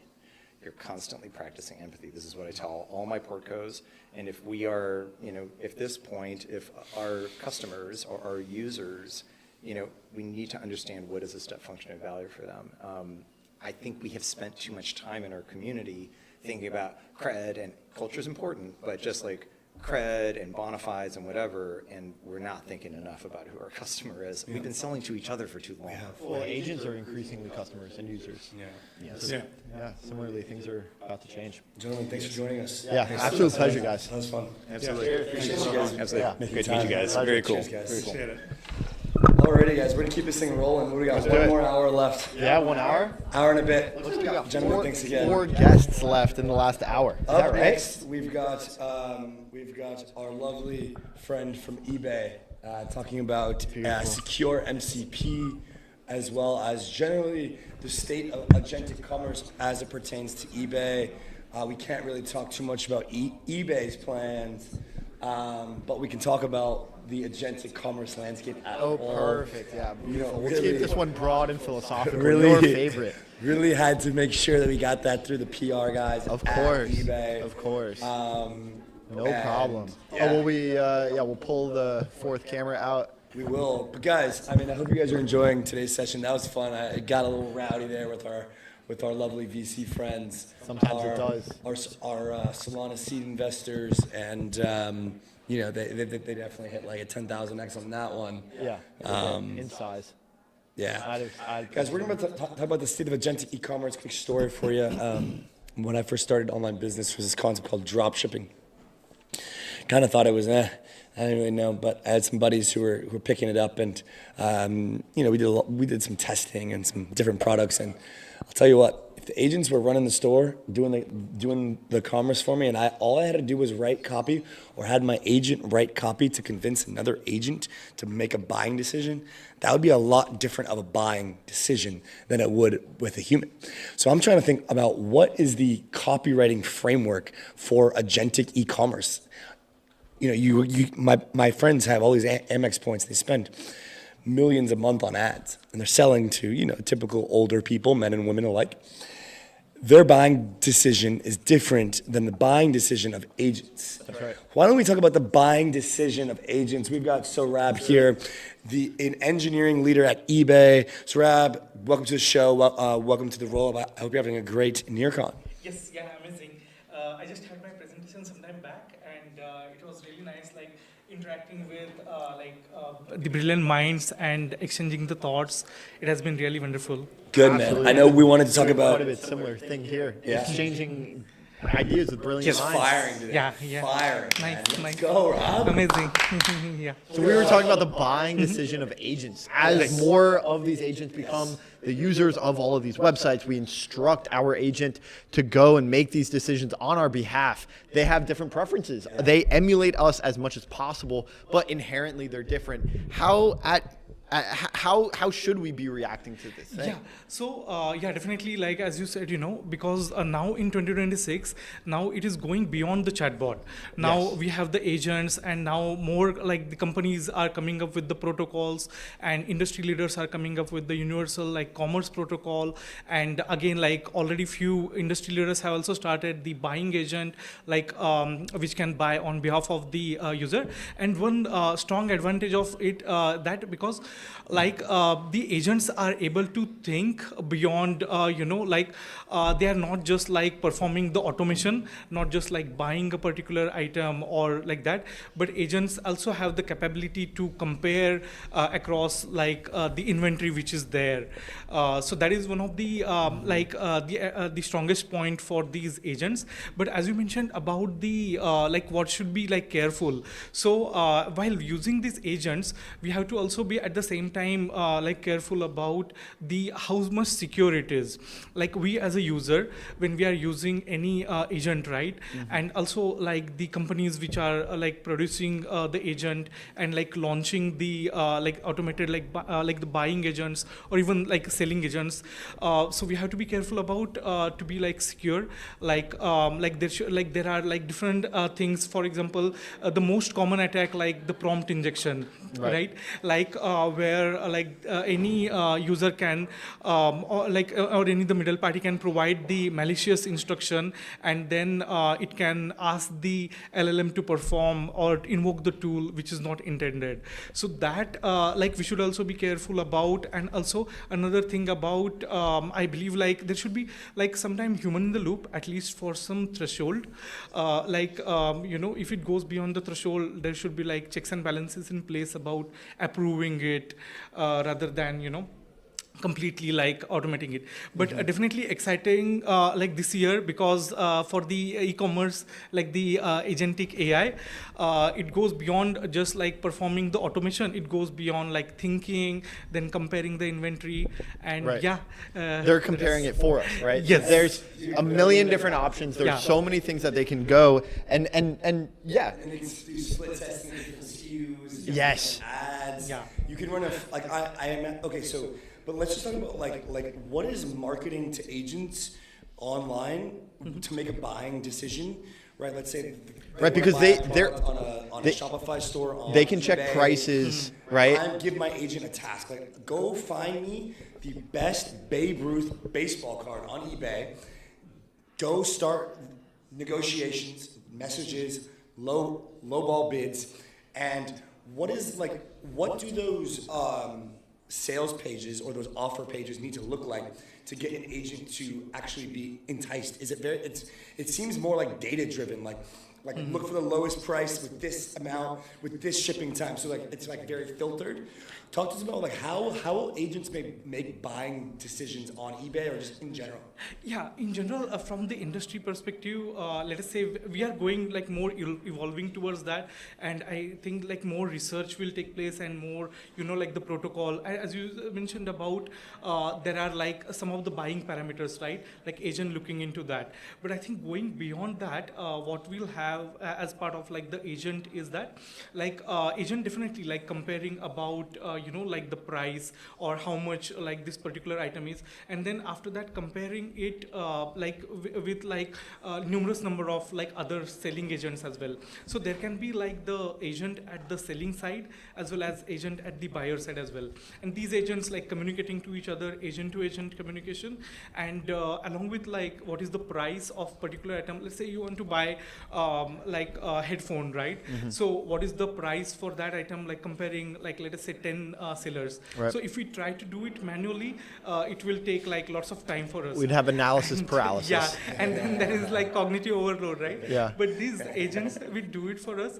But along with that, they would also go for like they can also compare within that. Like let us say some like merchant is offering you like 2 days delivery like free. Yeah. While other merchant is offering you 2 days delivery but with the charge. Yeah. While another is offering you, let us say, like 1 day delivery with charge. So you can set those like acceptable like the parameters or acceptable scenarios, and these agents can take action behalf of them. But going beyond like comparing just the item price, or they can think about like the reviews of that particular item or the description, and also like overall like benefiting for you, like when it can arrive and like shipping charge. Let's talk more about reviews and testimonials, because one of the things about AI spinning up their own interfaces, double checking prices across 20 different venues, is the collapse of customer loyalty. And so when there's no customer loyalty, what do reviews look like? What do testimonials look like? How does this help? Yeah, so now like one thing like probably with the reviews, what can like come again, like sometimes there can be like fake reviews for a particular like merchant, right? Or like fabricated. But these like maybe like it can be one of the like a model which can, where the agents can again like spot like which review is like fake or like repetitive, or like this looks like just like a fabricated review, like that. So I think mainly these testimonials, like which we cannot spend like let us say like 20 pages, right? Like we as like a buyer like going on site, we cannot spend like that. But maybe these models will evolve in the industry, which can again like spot some particular like fake reviews, or if somebody has been doing like the same review like multiple people spamming reviews, I mean, I could imagine a competitive e-commerce brand with each other sending malicious agents to each other's websites, doing buys, chargebacks, buy, chargeback, all different types of like manipulative behavior, trying to like DDoS sites. Talk to us about kind of like what the payment experience needs to look like, right? Like how much integration of stablecoins is actually happening? Like how do you think the commerce side of the e-commerce business is going to play out? Like is it going to be agents with credit cards? Is it going to be stablecoins? Is it going to be something in the middle? Like what is required to prevent some of that like Sybil activity, and what is required to make it seamless? Yeah, so as you said, like like the agentic probably like attacks like these different like platforms. So I think for that there should be definitely like agentic security, or like at least some of the like the spotting like the layer which can detect that this particular like the agent which is coming to the platform is not like the real like intent buyer, right? This has been like some spam, or like the attack of like different agents coming to like the site and just like spamming us, or like using our resources, right? Like keeping our resources busy. So I think like these things will evolve, but there is definitely a concern for the agentic security, right? Or the guardrails. Like I think the industry will, along with the how much industry is like eager to use the agentic AI, right?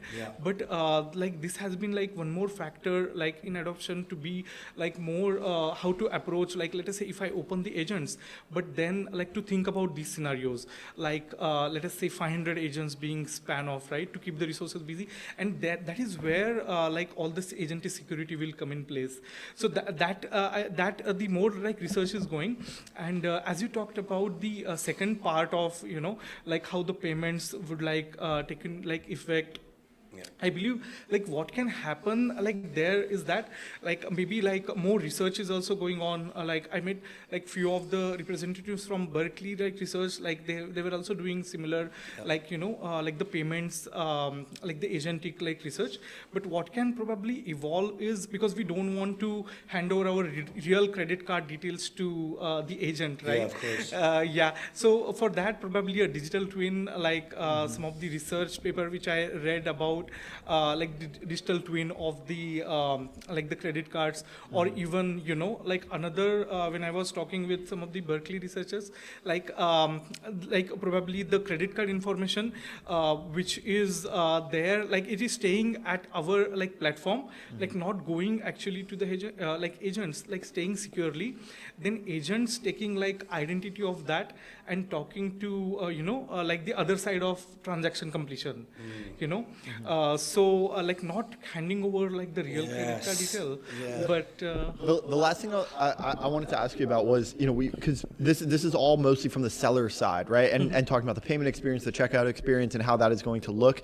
But from the buyer side, we're going to have agents that are executing most of these things on our behalf. How can we tell our agents, prompt our agents, and engineer our agents so that they are making the best buying decisions?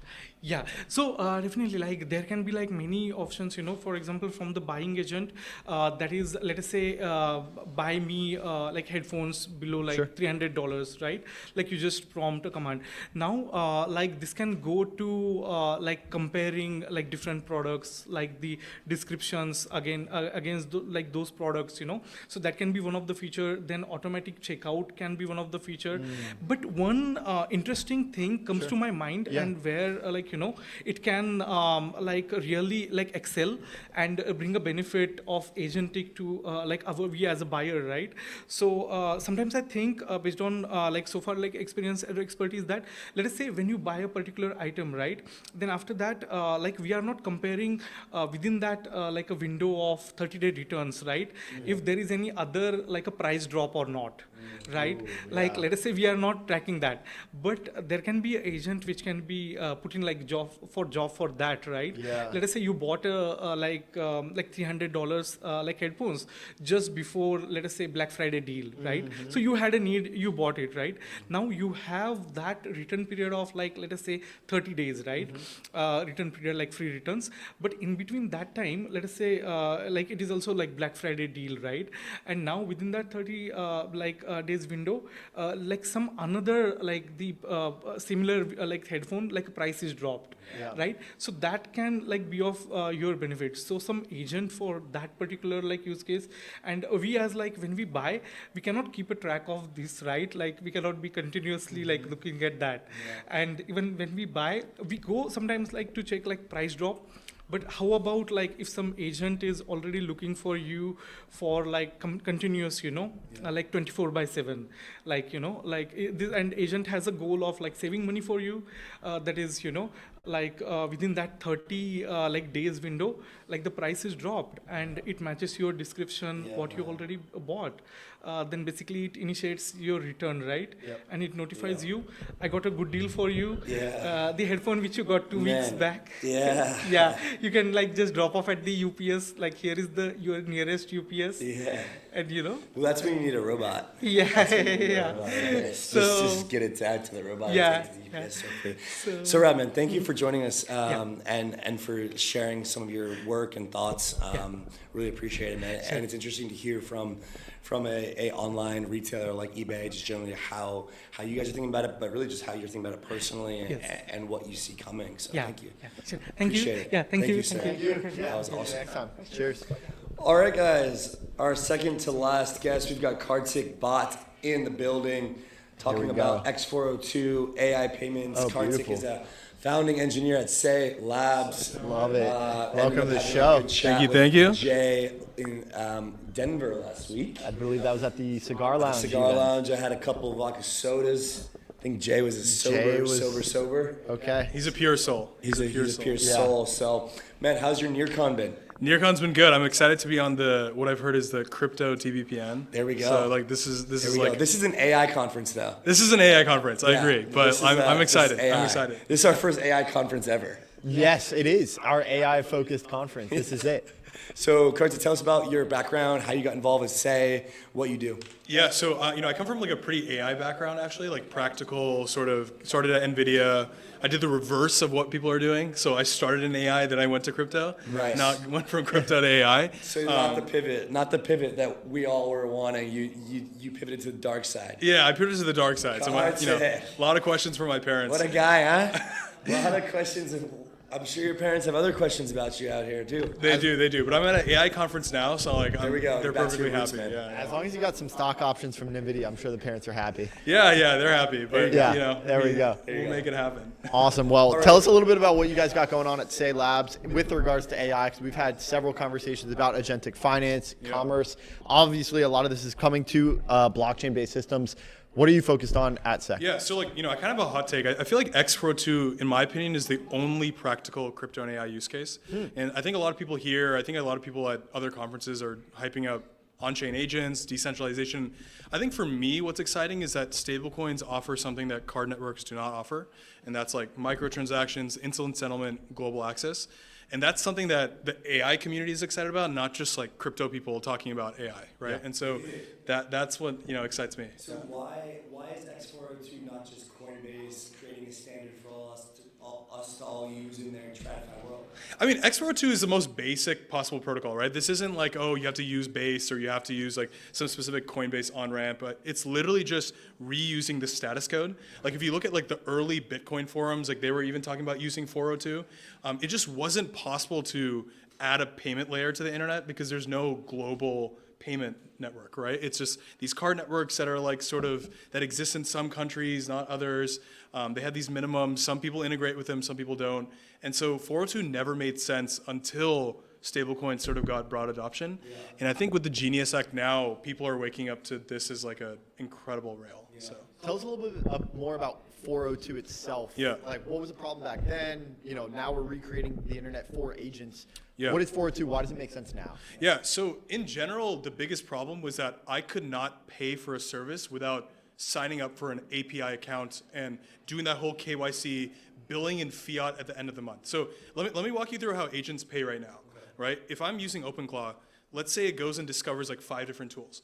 I have to go to each one of those tools and set up an API account, bill every single month, even though I'm just using it maybe once or twice. Like if I'm trying to find the weather in San Francisco, I have to go to this weather app, I have to sign up with my human account, set up billing per month just to get an API key, and then I pay for that in the end. Yeah. And the reason for that is that there's no way to actually pay for what I use, right? Because an API call is just like 1/100th of a cent, or like it's very instantaneous. Yeah. Versus like if I have to use like billing right now, it happens at the end of each month, right? Because that's how fiat normally works. And so what 402 is saying is like, look, stable coins enable this whole new design space. You get like instant settlement, you get microtransactions. So if I am setting off my OpenClaw agent to go find the weather, do a bunch of stuff for me, it hits an API endpoint, it can pay for it immediately and get back the response. It doesn't need to go set up like an API key and do all that nonsense that we as humans do. So that's the unlock. One of the things that people are attributing the SaaS apocalypse to is like, okay, AI is going to cause a lot of like employment disruption. A lot of people are going to be unemployed, and then we're going to reduce the amount of seats. And because they charge by seats, this is going to get, kind of brought down. Their margins are going to compress. The other payment model that they have is that they pay by month, right? They're subscription models. Do you think 402 stablecoins, micropayments is going to compress a lot of margins that are currently there in subscription-based models? Yeah, to be very honest, I don't think so. Like, I think that 402 is great for a very specific wedge. And that's one, it's not for humans. Like humans will not use micropayments. Like no matter what, I'm not going to look at a New York Times article and pay like a cent just to access it. I'll bundle, I'll do it by the subscription. It's easier for humans, right? I think it only makes sense for these high frequency, low value transactions, which are APIs. And then even then, bundling will still occur. Like it just makes more economic sense if I use like, let's say I use this weather API a bunch of times. I'm going to set up like a wholesale, like much better pricing. But for discovery and on the fly usage, it totally makes sense. So I think X402 will be the wedge for stablecoins, but it will not replace like this sort of daily behavior, which is like bundling, and which exists for a reason. And because micropayments occur at such a frequent basis, 402, like Andy said, is primarily a coin-based thing. How much are you worried or thinking about, micropayments occurring on Sei versus micropayments occurring on Base because they're using 402? Yeah, so my answer to that is that when micropayments occur at scale, it will happen on the fastest and cheapest chain, and that's Sei. Base is still very slow. It still has congestion issues. What happens is these rails will move towards the fastest and cheapest option, and that's Sei right now. Fastest throughput, cheapest chain. The most practical option for the agents. Yeah, and so that's the hope, right? And so obviously X402, it's Coinbase coded, but I don't think so. It's like pretty generic, and I think that over time they'll go to the best possible chain, and that's Sei. Yeah. When you're thinking about actually the transition from where we are now to getting agentic flows happening on chain, like what does that actually look like? Like, is there a model improvements that need to happen? Is there like user improvements? Does somebody just needs to create a UX that is like natural language, easily connected to like any sort of wallet provider that is really easy? Is it like a neobank fintech platform with like a robo-advisor? Like, what is that transition to like, holy shit, 10%, 25% of on-chain transactions are being done by agents? Like, what's that process? Yeah. So I think three major things. I think one, OpenClaw and Claw agents, they've changed their name so many times, but that has clearly shown that people want pay per use. And so now there's a bunch of these different solutions offering like how you can pay for these specific tools for your specific OpenClaw agent. So right now there is a little bit more demand. So that's there. I think the second thing is the wallets need to improve dramatically. And I think you're seeing this like Privy and Coinbase are introducing their like agentic wallets. Like you need guardrails, you need like very simple like human in the loop potentially. And you need to completely abstract like private key management and all that stuff. And I think the third, frankly, is that stablecoins do not have distribution right now, right? Like I still have to on-ramp. If I'm someone who's not crypto native, I have to go to an exchange, I have to on-ramp, I have to do all this nonsense just to get $10 for me to use in this like pay-per-use fashion. And so I think that's where things like an X402 credit card can solve like a pre-funding hurdle. That is, I think, the biggest barrier. So, again, like the demand side is there with OpenClaw. There is like stuff happening on the wallet end, but the pre-funding hurdle, which is like where I actually on-ramp to use stables, that is still an open question. I think we're spending a lot of time thinking about that. Yeah, interesting. Yeah, and what's your estimate? Like, is this going to happen like this year? Do you see more kind of agentic stuff happening, or is it like next year? It's funny. Like I think Hasib came on here, was it yesterday, and he was like kind of bearish on it. Yeah, he was. I think it'll happen this year, and I think for like two major reasons. Like I think frankly, we have to admit the broadest players in fintech are entering, right? So Stripe now announced X402 integration. And then Cloudflare, which is like a huge Web2 player, is about to launch what they call the net dollar stablecoin and a pay per crawl, right? So you can agent can crawl a specific website and get a sort of access on demand. And so I think the tailwinds there will definitely help the broader industry because you have the biggest fintech right now in the business, endorsing X402, and then you have one of the biggest players in Web2 endorsing stablecoins. And so I think it's earlier than what Hasib says. And I think that it doesn't have to be complicated, like I'm going to have my agent run my life. It can literally just be like when an agent is scraping websites, just mini microtransactions to access that website. Right? So I think that's where it starts, and I think that's where the floodgates open. I think it's time for developers, builders to all start optimizing for agents. Like if I'm spinning up an agent, if I'm spinning up a website, how would I turn on like pay for crawl? Yeah, so that's a great question. I think we've been debating this internally. How can you make this service agent ready? And I think that happens in a hacky way right now. So people are doing things with what's called like proxy servers. So I could just resell my API keys. So think about it this way. Like I can buy APIs in bulk. Like I will pay for OpenAI in bulk in fiat, $10 every month. And then I can open up a service that just says pay for, OpenAI on the fly per call in stablecoins, right? And so it'll just proxy it to my same account, but it makes it agent ready because it's per call, right? You can pay for the exact usage that you want, and you don't need to set up an API key. So that per call, like per usage, is what I think makes something agent ready, and it's only really possible if you use stablecoins for payments there. And so agents for sure just going to use stablecoins, like for sure.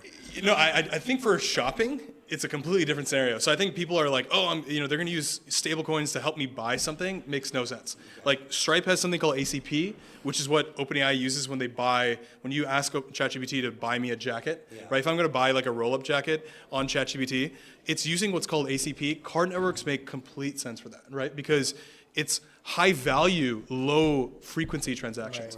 Chargeback and dispute resolution is absolutely necessary. If I don't get my jacket, I might have to send like a lawsuit to you guys, right? Like, and chargeback matters there, right? And so you'll get your jacket. I'll get my jacket. I'll get my jacket. Roll-up jacket. You got one, Kartik. But yeah, chargeback matters. Yeah, you have to send that to my agent. I'll have to send it to your agent, and then we'll have a little agent-to-agent communication. Yeah, but I think card networks are going to stick around, and agents will use that. But again, these small cases, like for APIs and like for pay per crawl, that's where Stripe is excited. That's where Cloudflare is excited, and ultimately that's where we are spending most of our time. Awesome, Kartik. Thanks so much for coming on, man. Absolutely.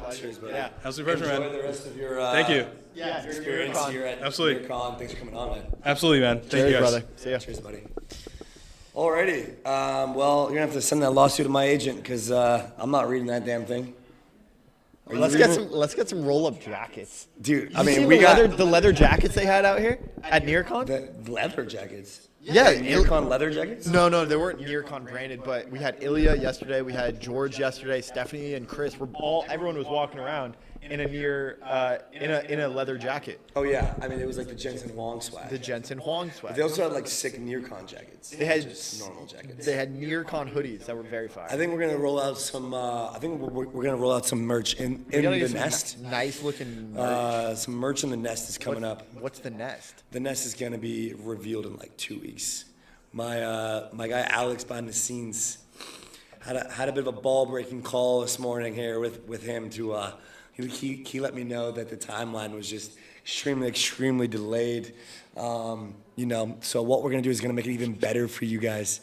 We're gonna absolutely make sure that every single nook and cranny is dialed in to the exact T, so we don't have any aneurysms internally. No, we don't want no aneurysms internally. Next guest we got Diogo. From Han, the last guest of the day. Don't see him quite yet, but he's coming. Guys, we're gonna take a quick commercial break before we have an aneurysm. Hour 6 here. See you in a second.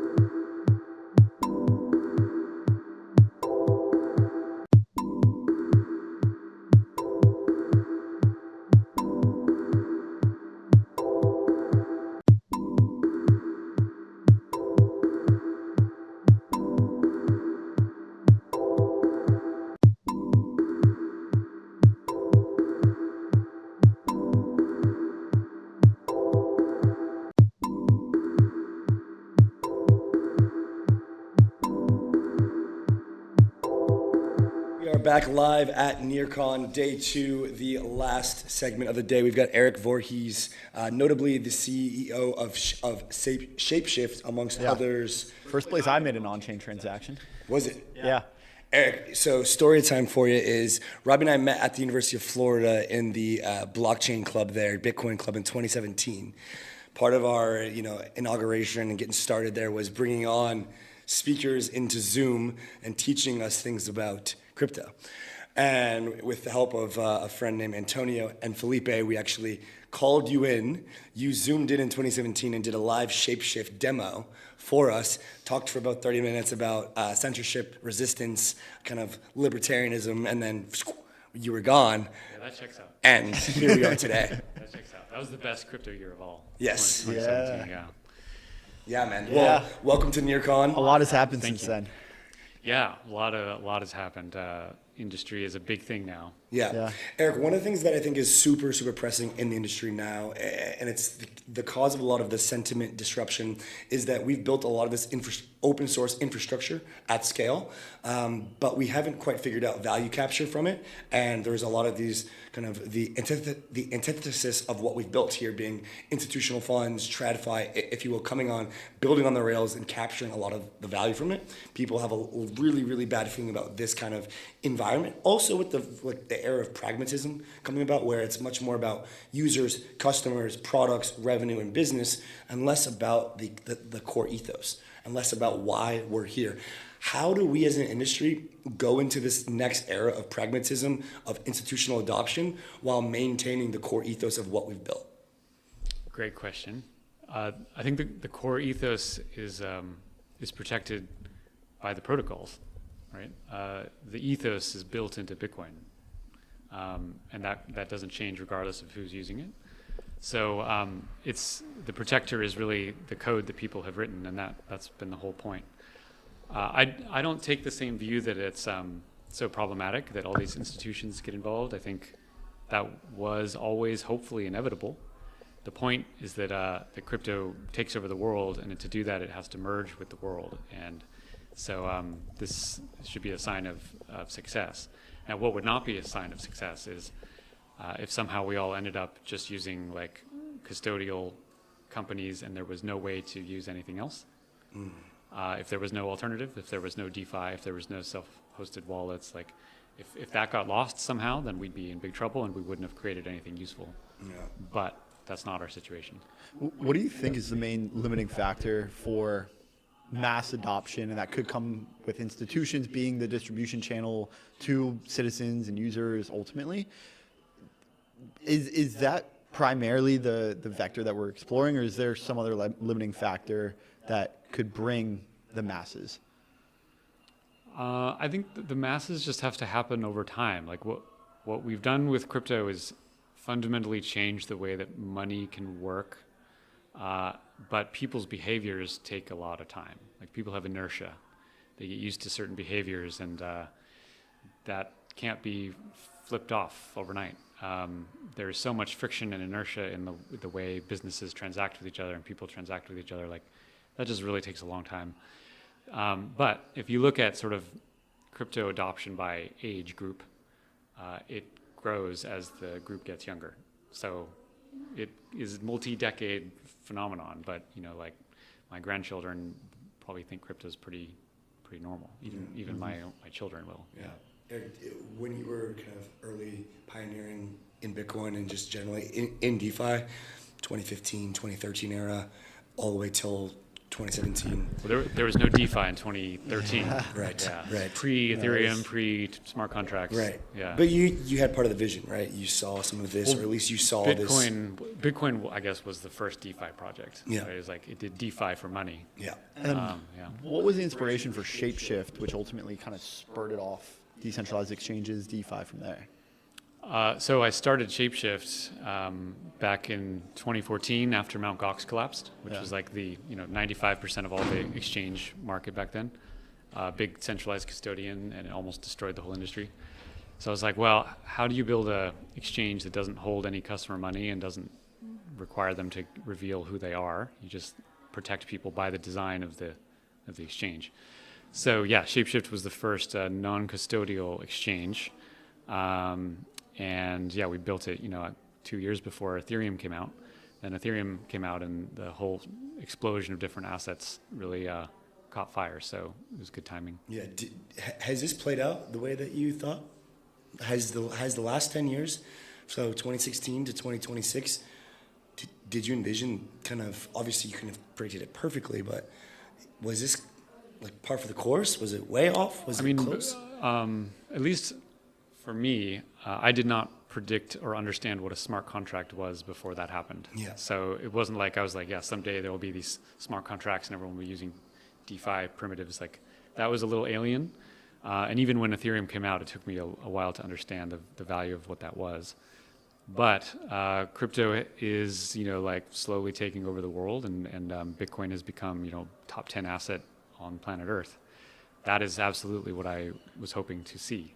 Yeah. So in some ways, it feels like it's happened faster, in other ways, slower than I would have wanted, but it's happening. Do you see similarities in the way AI is playing out now and the way crypto played out in the early days?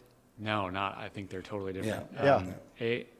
AI had this like long academic history going back decades, but it wasn't ever quite potent enough to break through in the mainstream. And then the ChatGPT moment happened, and suddenly it took over everything. Like it's been a few years, and AI is everywhere, and it became completely mainstream within 2 years.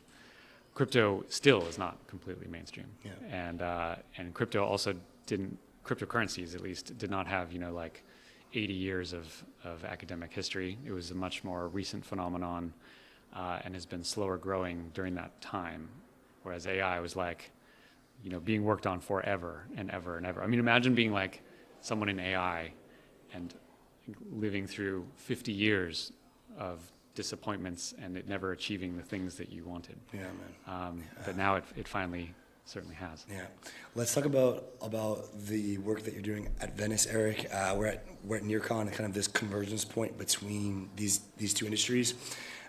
Venice is a part of a new kind of asset in crypto. There's this idea of kind of doing GPU-backed tokens in crypto.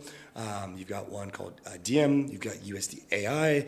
Venice is effectively in that category as well, doing novel kind of GPU experiments with tokens. How's it been? What's the short and sweet on Venice? Like, if you had to explain it to somebody it's their first time, and why is it something that you're spending your time on?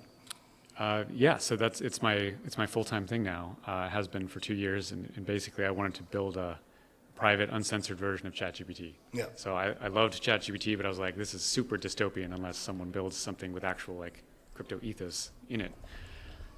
So it is first and foremost a consumer app for AI. And of course, me being a crypto guy, I'm going to bring crypto elements into it. So you mentioned Diem. That's one of the tokens of the Venice ecosystem. Yeah. Diem basically lets any holder of it get free compute, $1 per day of free compute. And so we built this, kind of as an experiment to see like, will agents like the ability to get essentially like inference at zero marginal cost. Instead of paying per call, they get a free inference up to a certain amount every day. So yeah, we're just playing around with these kind of primitives within AI, and I think the AI and crypto world are moving increasingly close together. I think we may all realize at some point in the future that like cryptocurrency was actually just being built for the AI robots, and the humans have always been awkward with it, but like agents and machines will understand it easily and have no problem with the UX issues. So it's interesting to see these worlds merging, and it's been fun to build in both of them. What was a turning point from when you were working with crypto and then ultimately, now with Venice? Was there a point in the middle there that, was it the ChatGPT moment that kind of lit a light bulb and said, I'm going to really focus on this new venture? Yeah, so we decentralized Shapeshift in 2021, and I took a couple of years off, and I didn't know what I would do next. And then the AI thing happened, and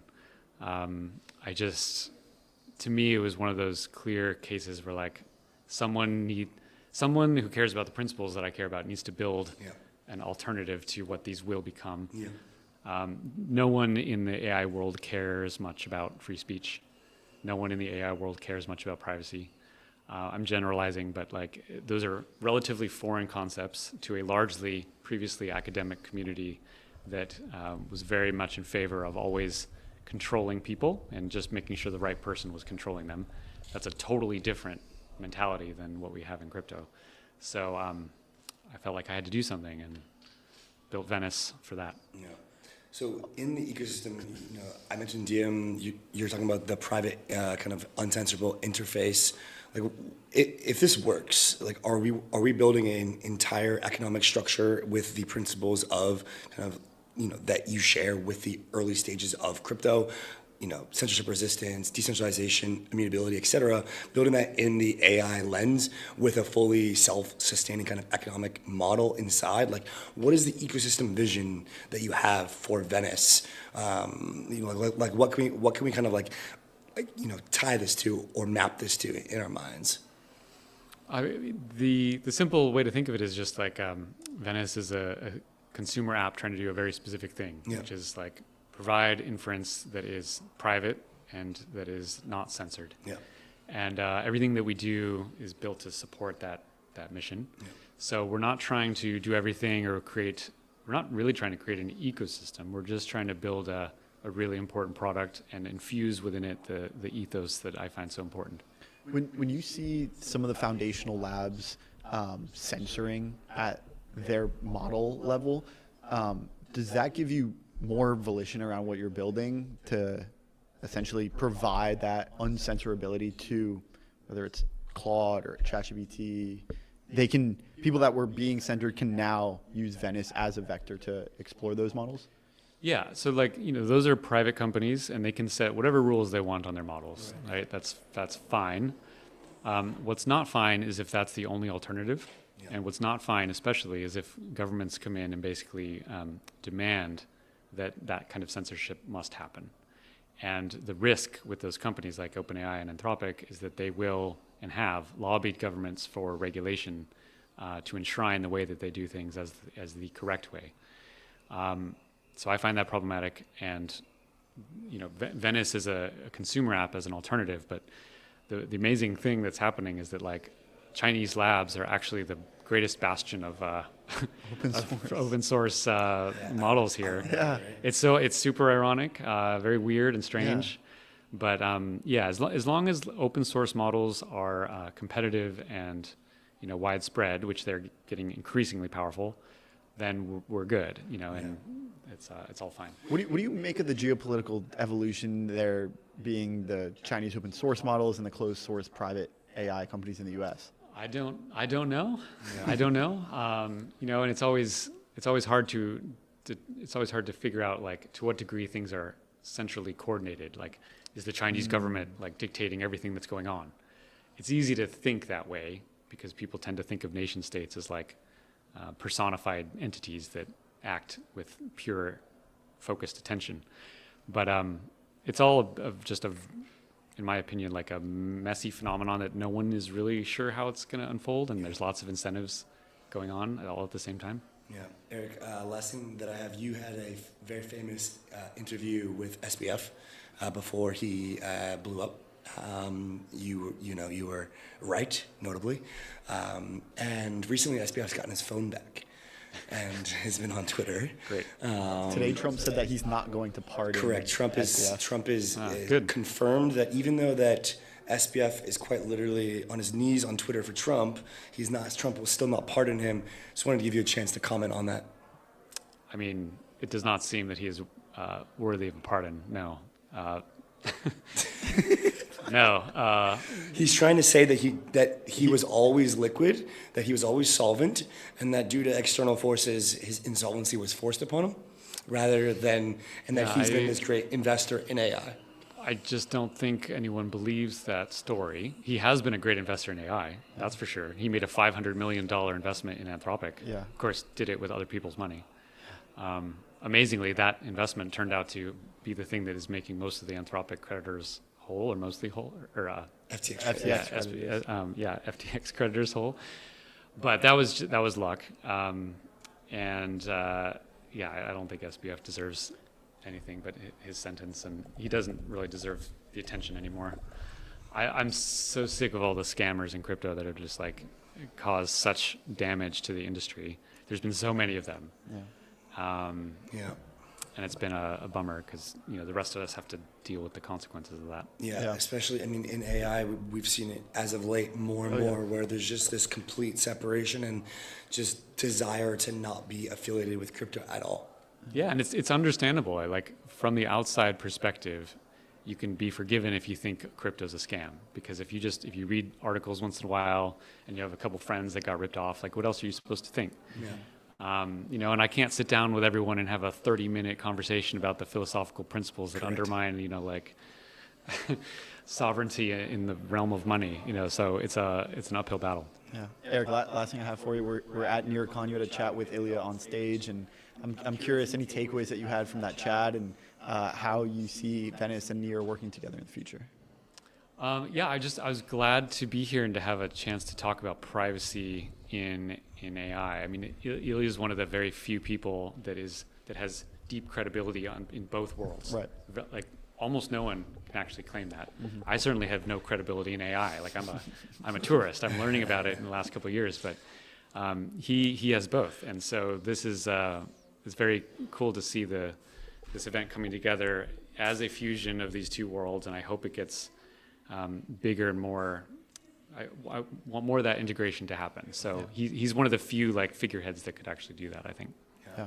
Eric, as you said, man, you've inspired us since 2016, 2017, first time on the show. Would love to make it a recurring thing.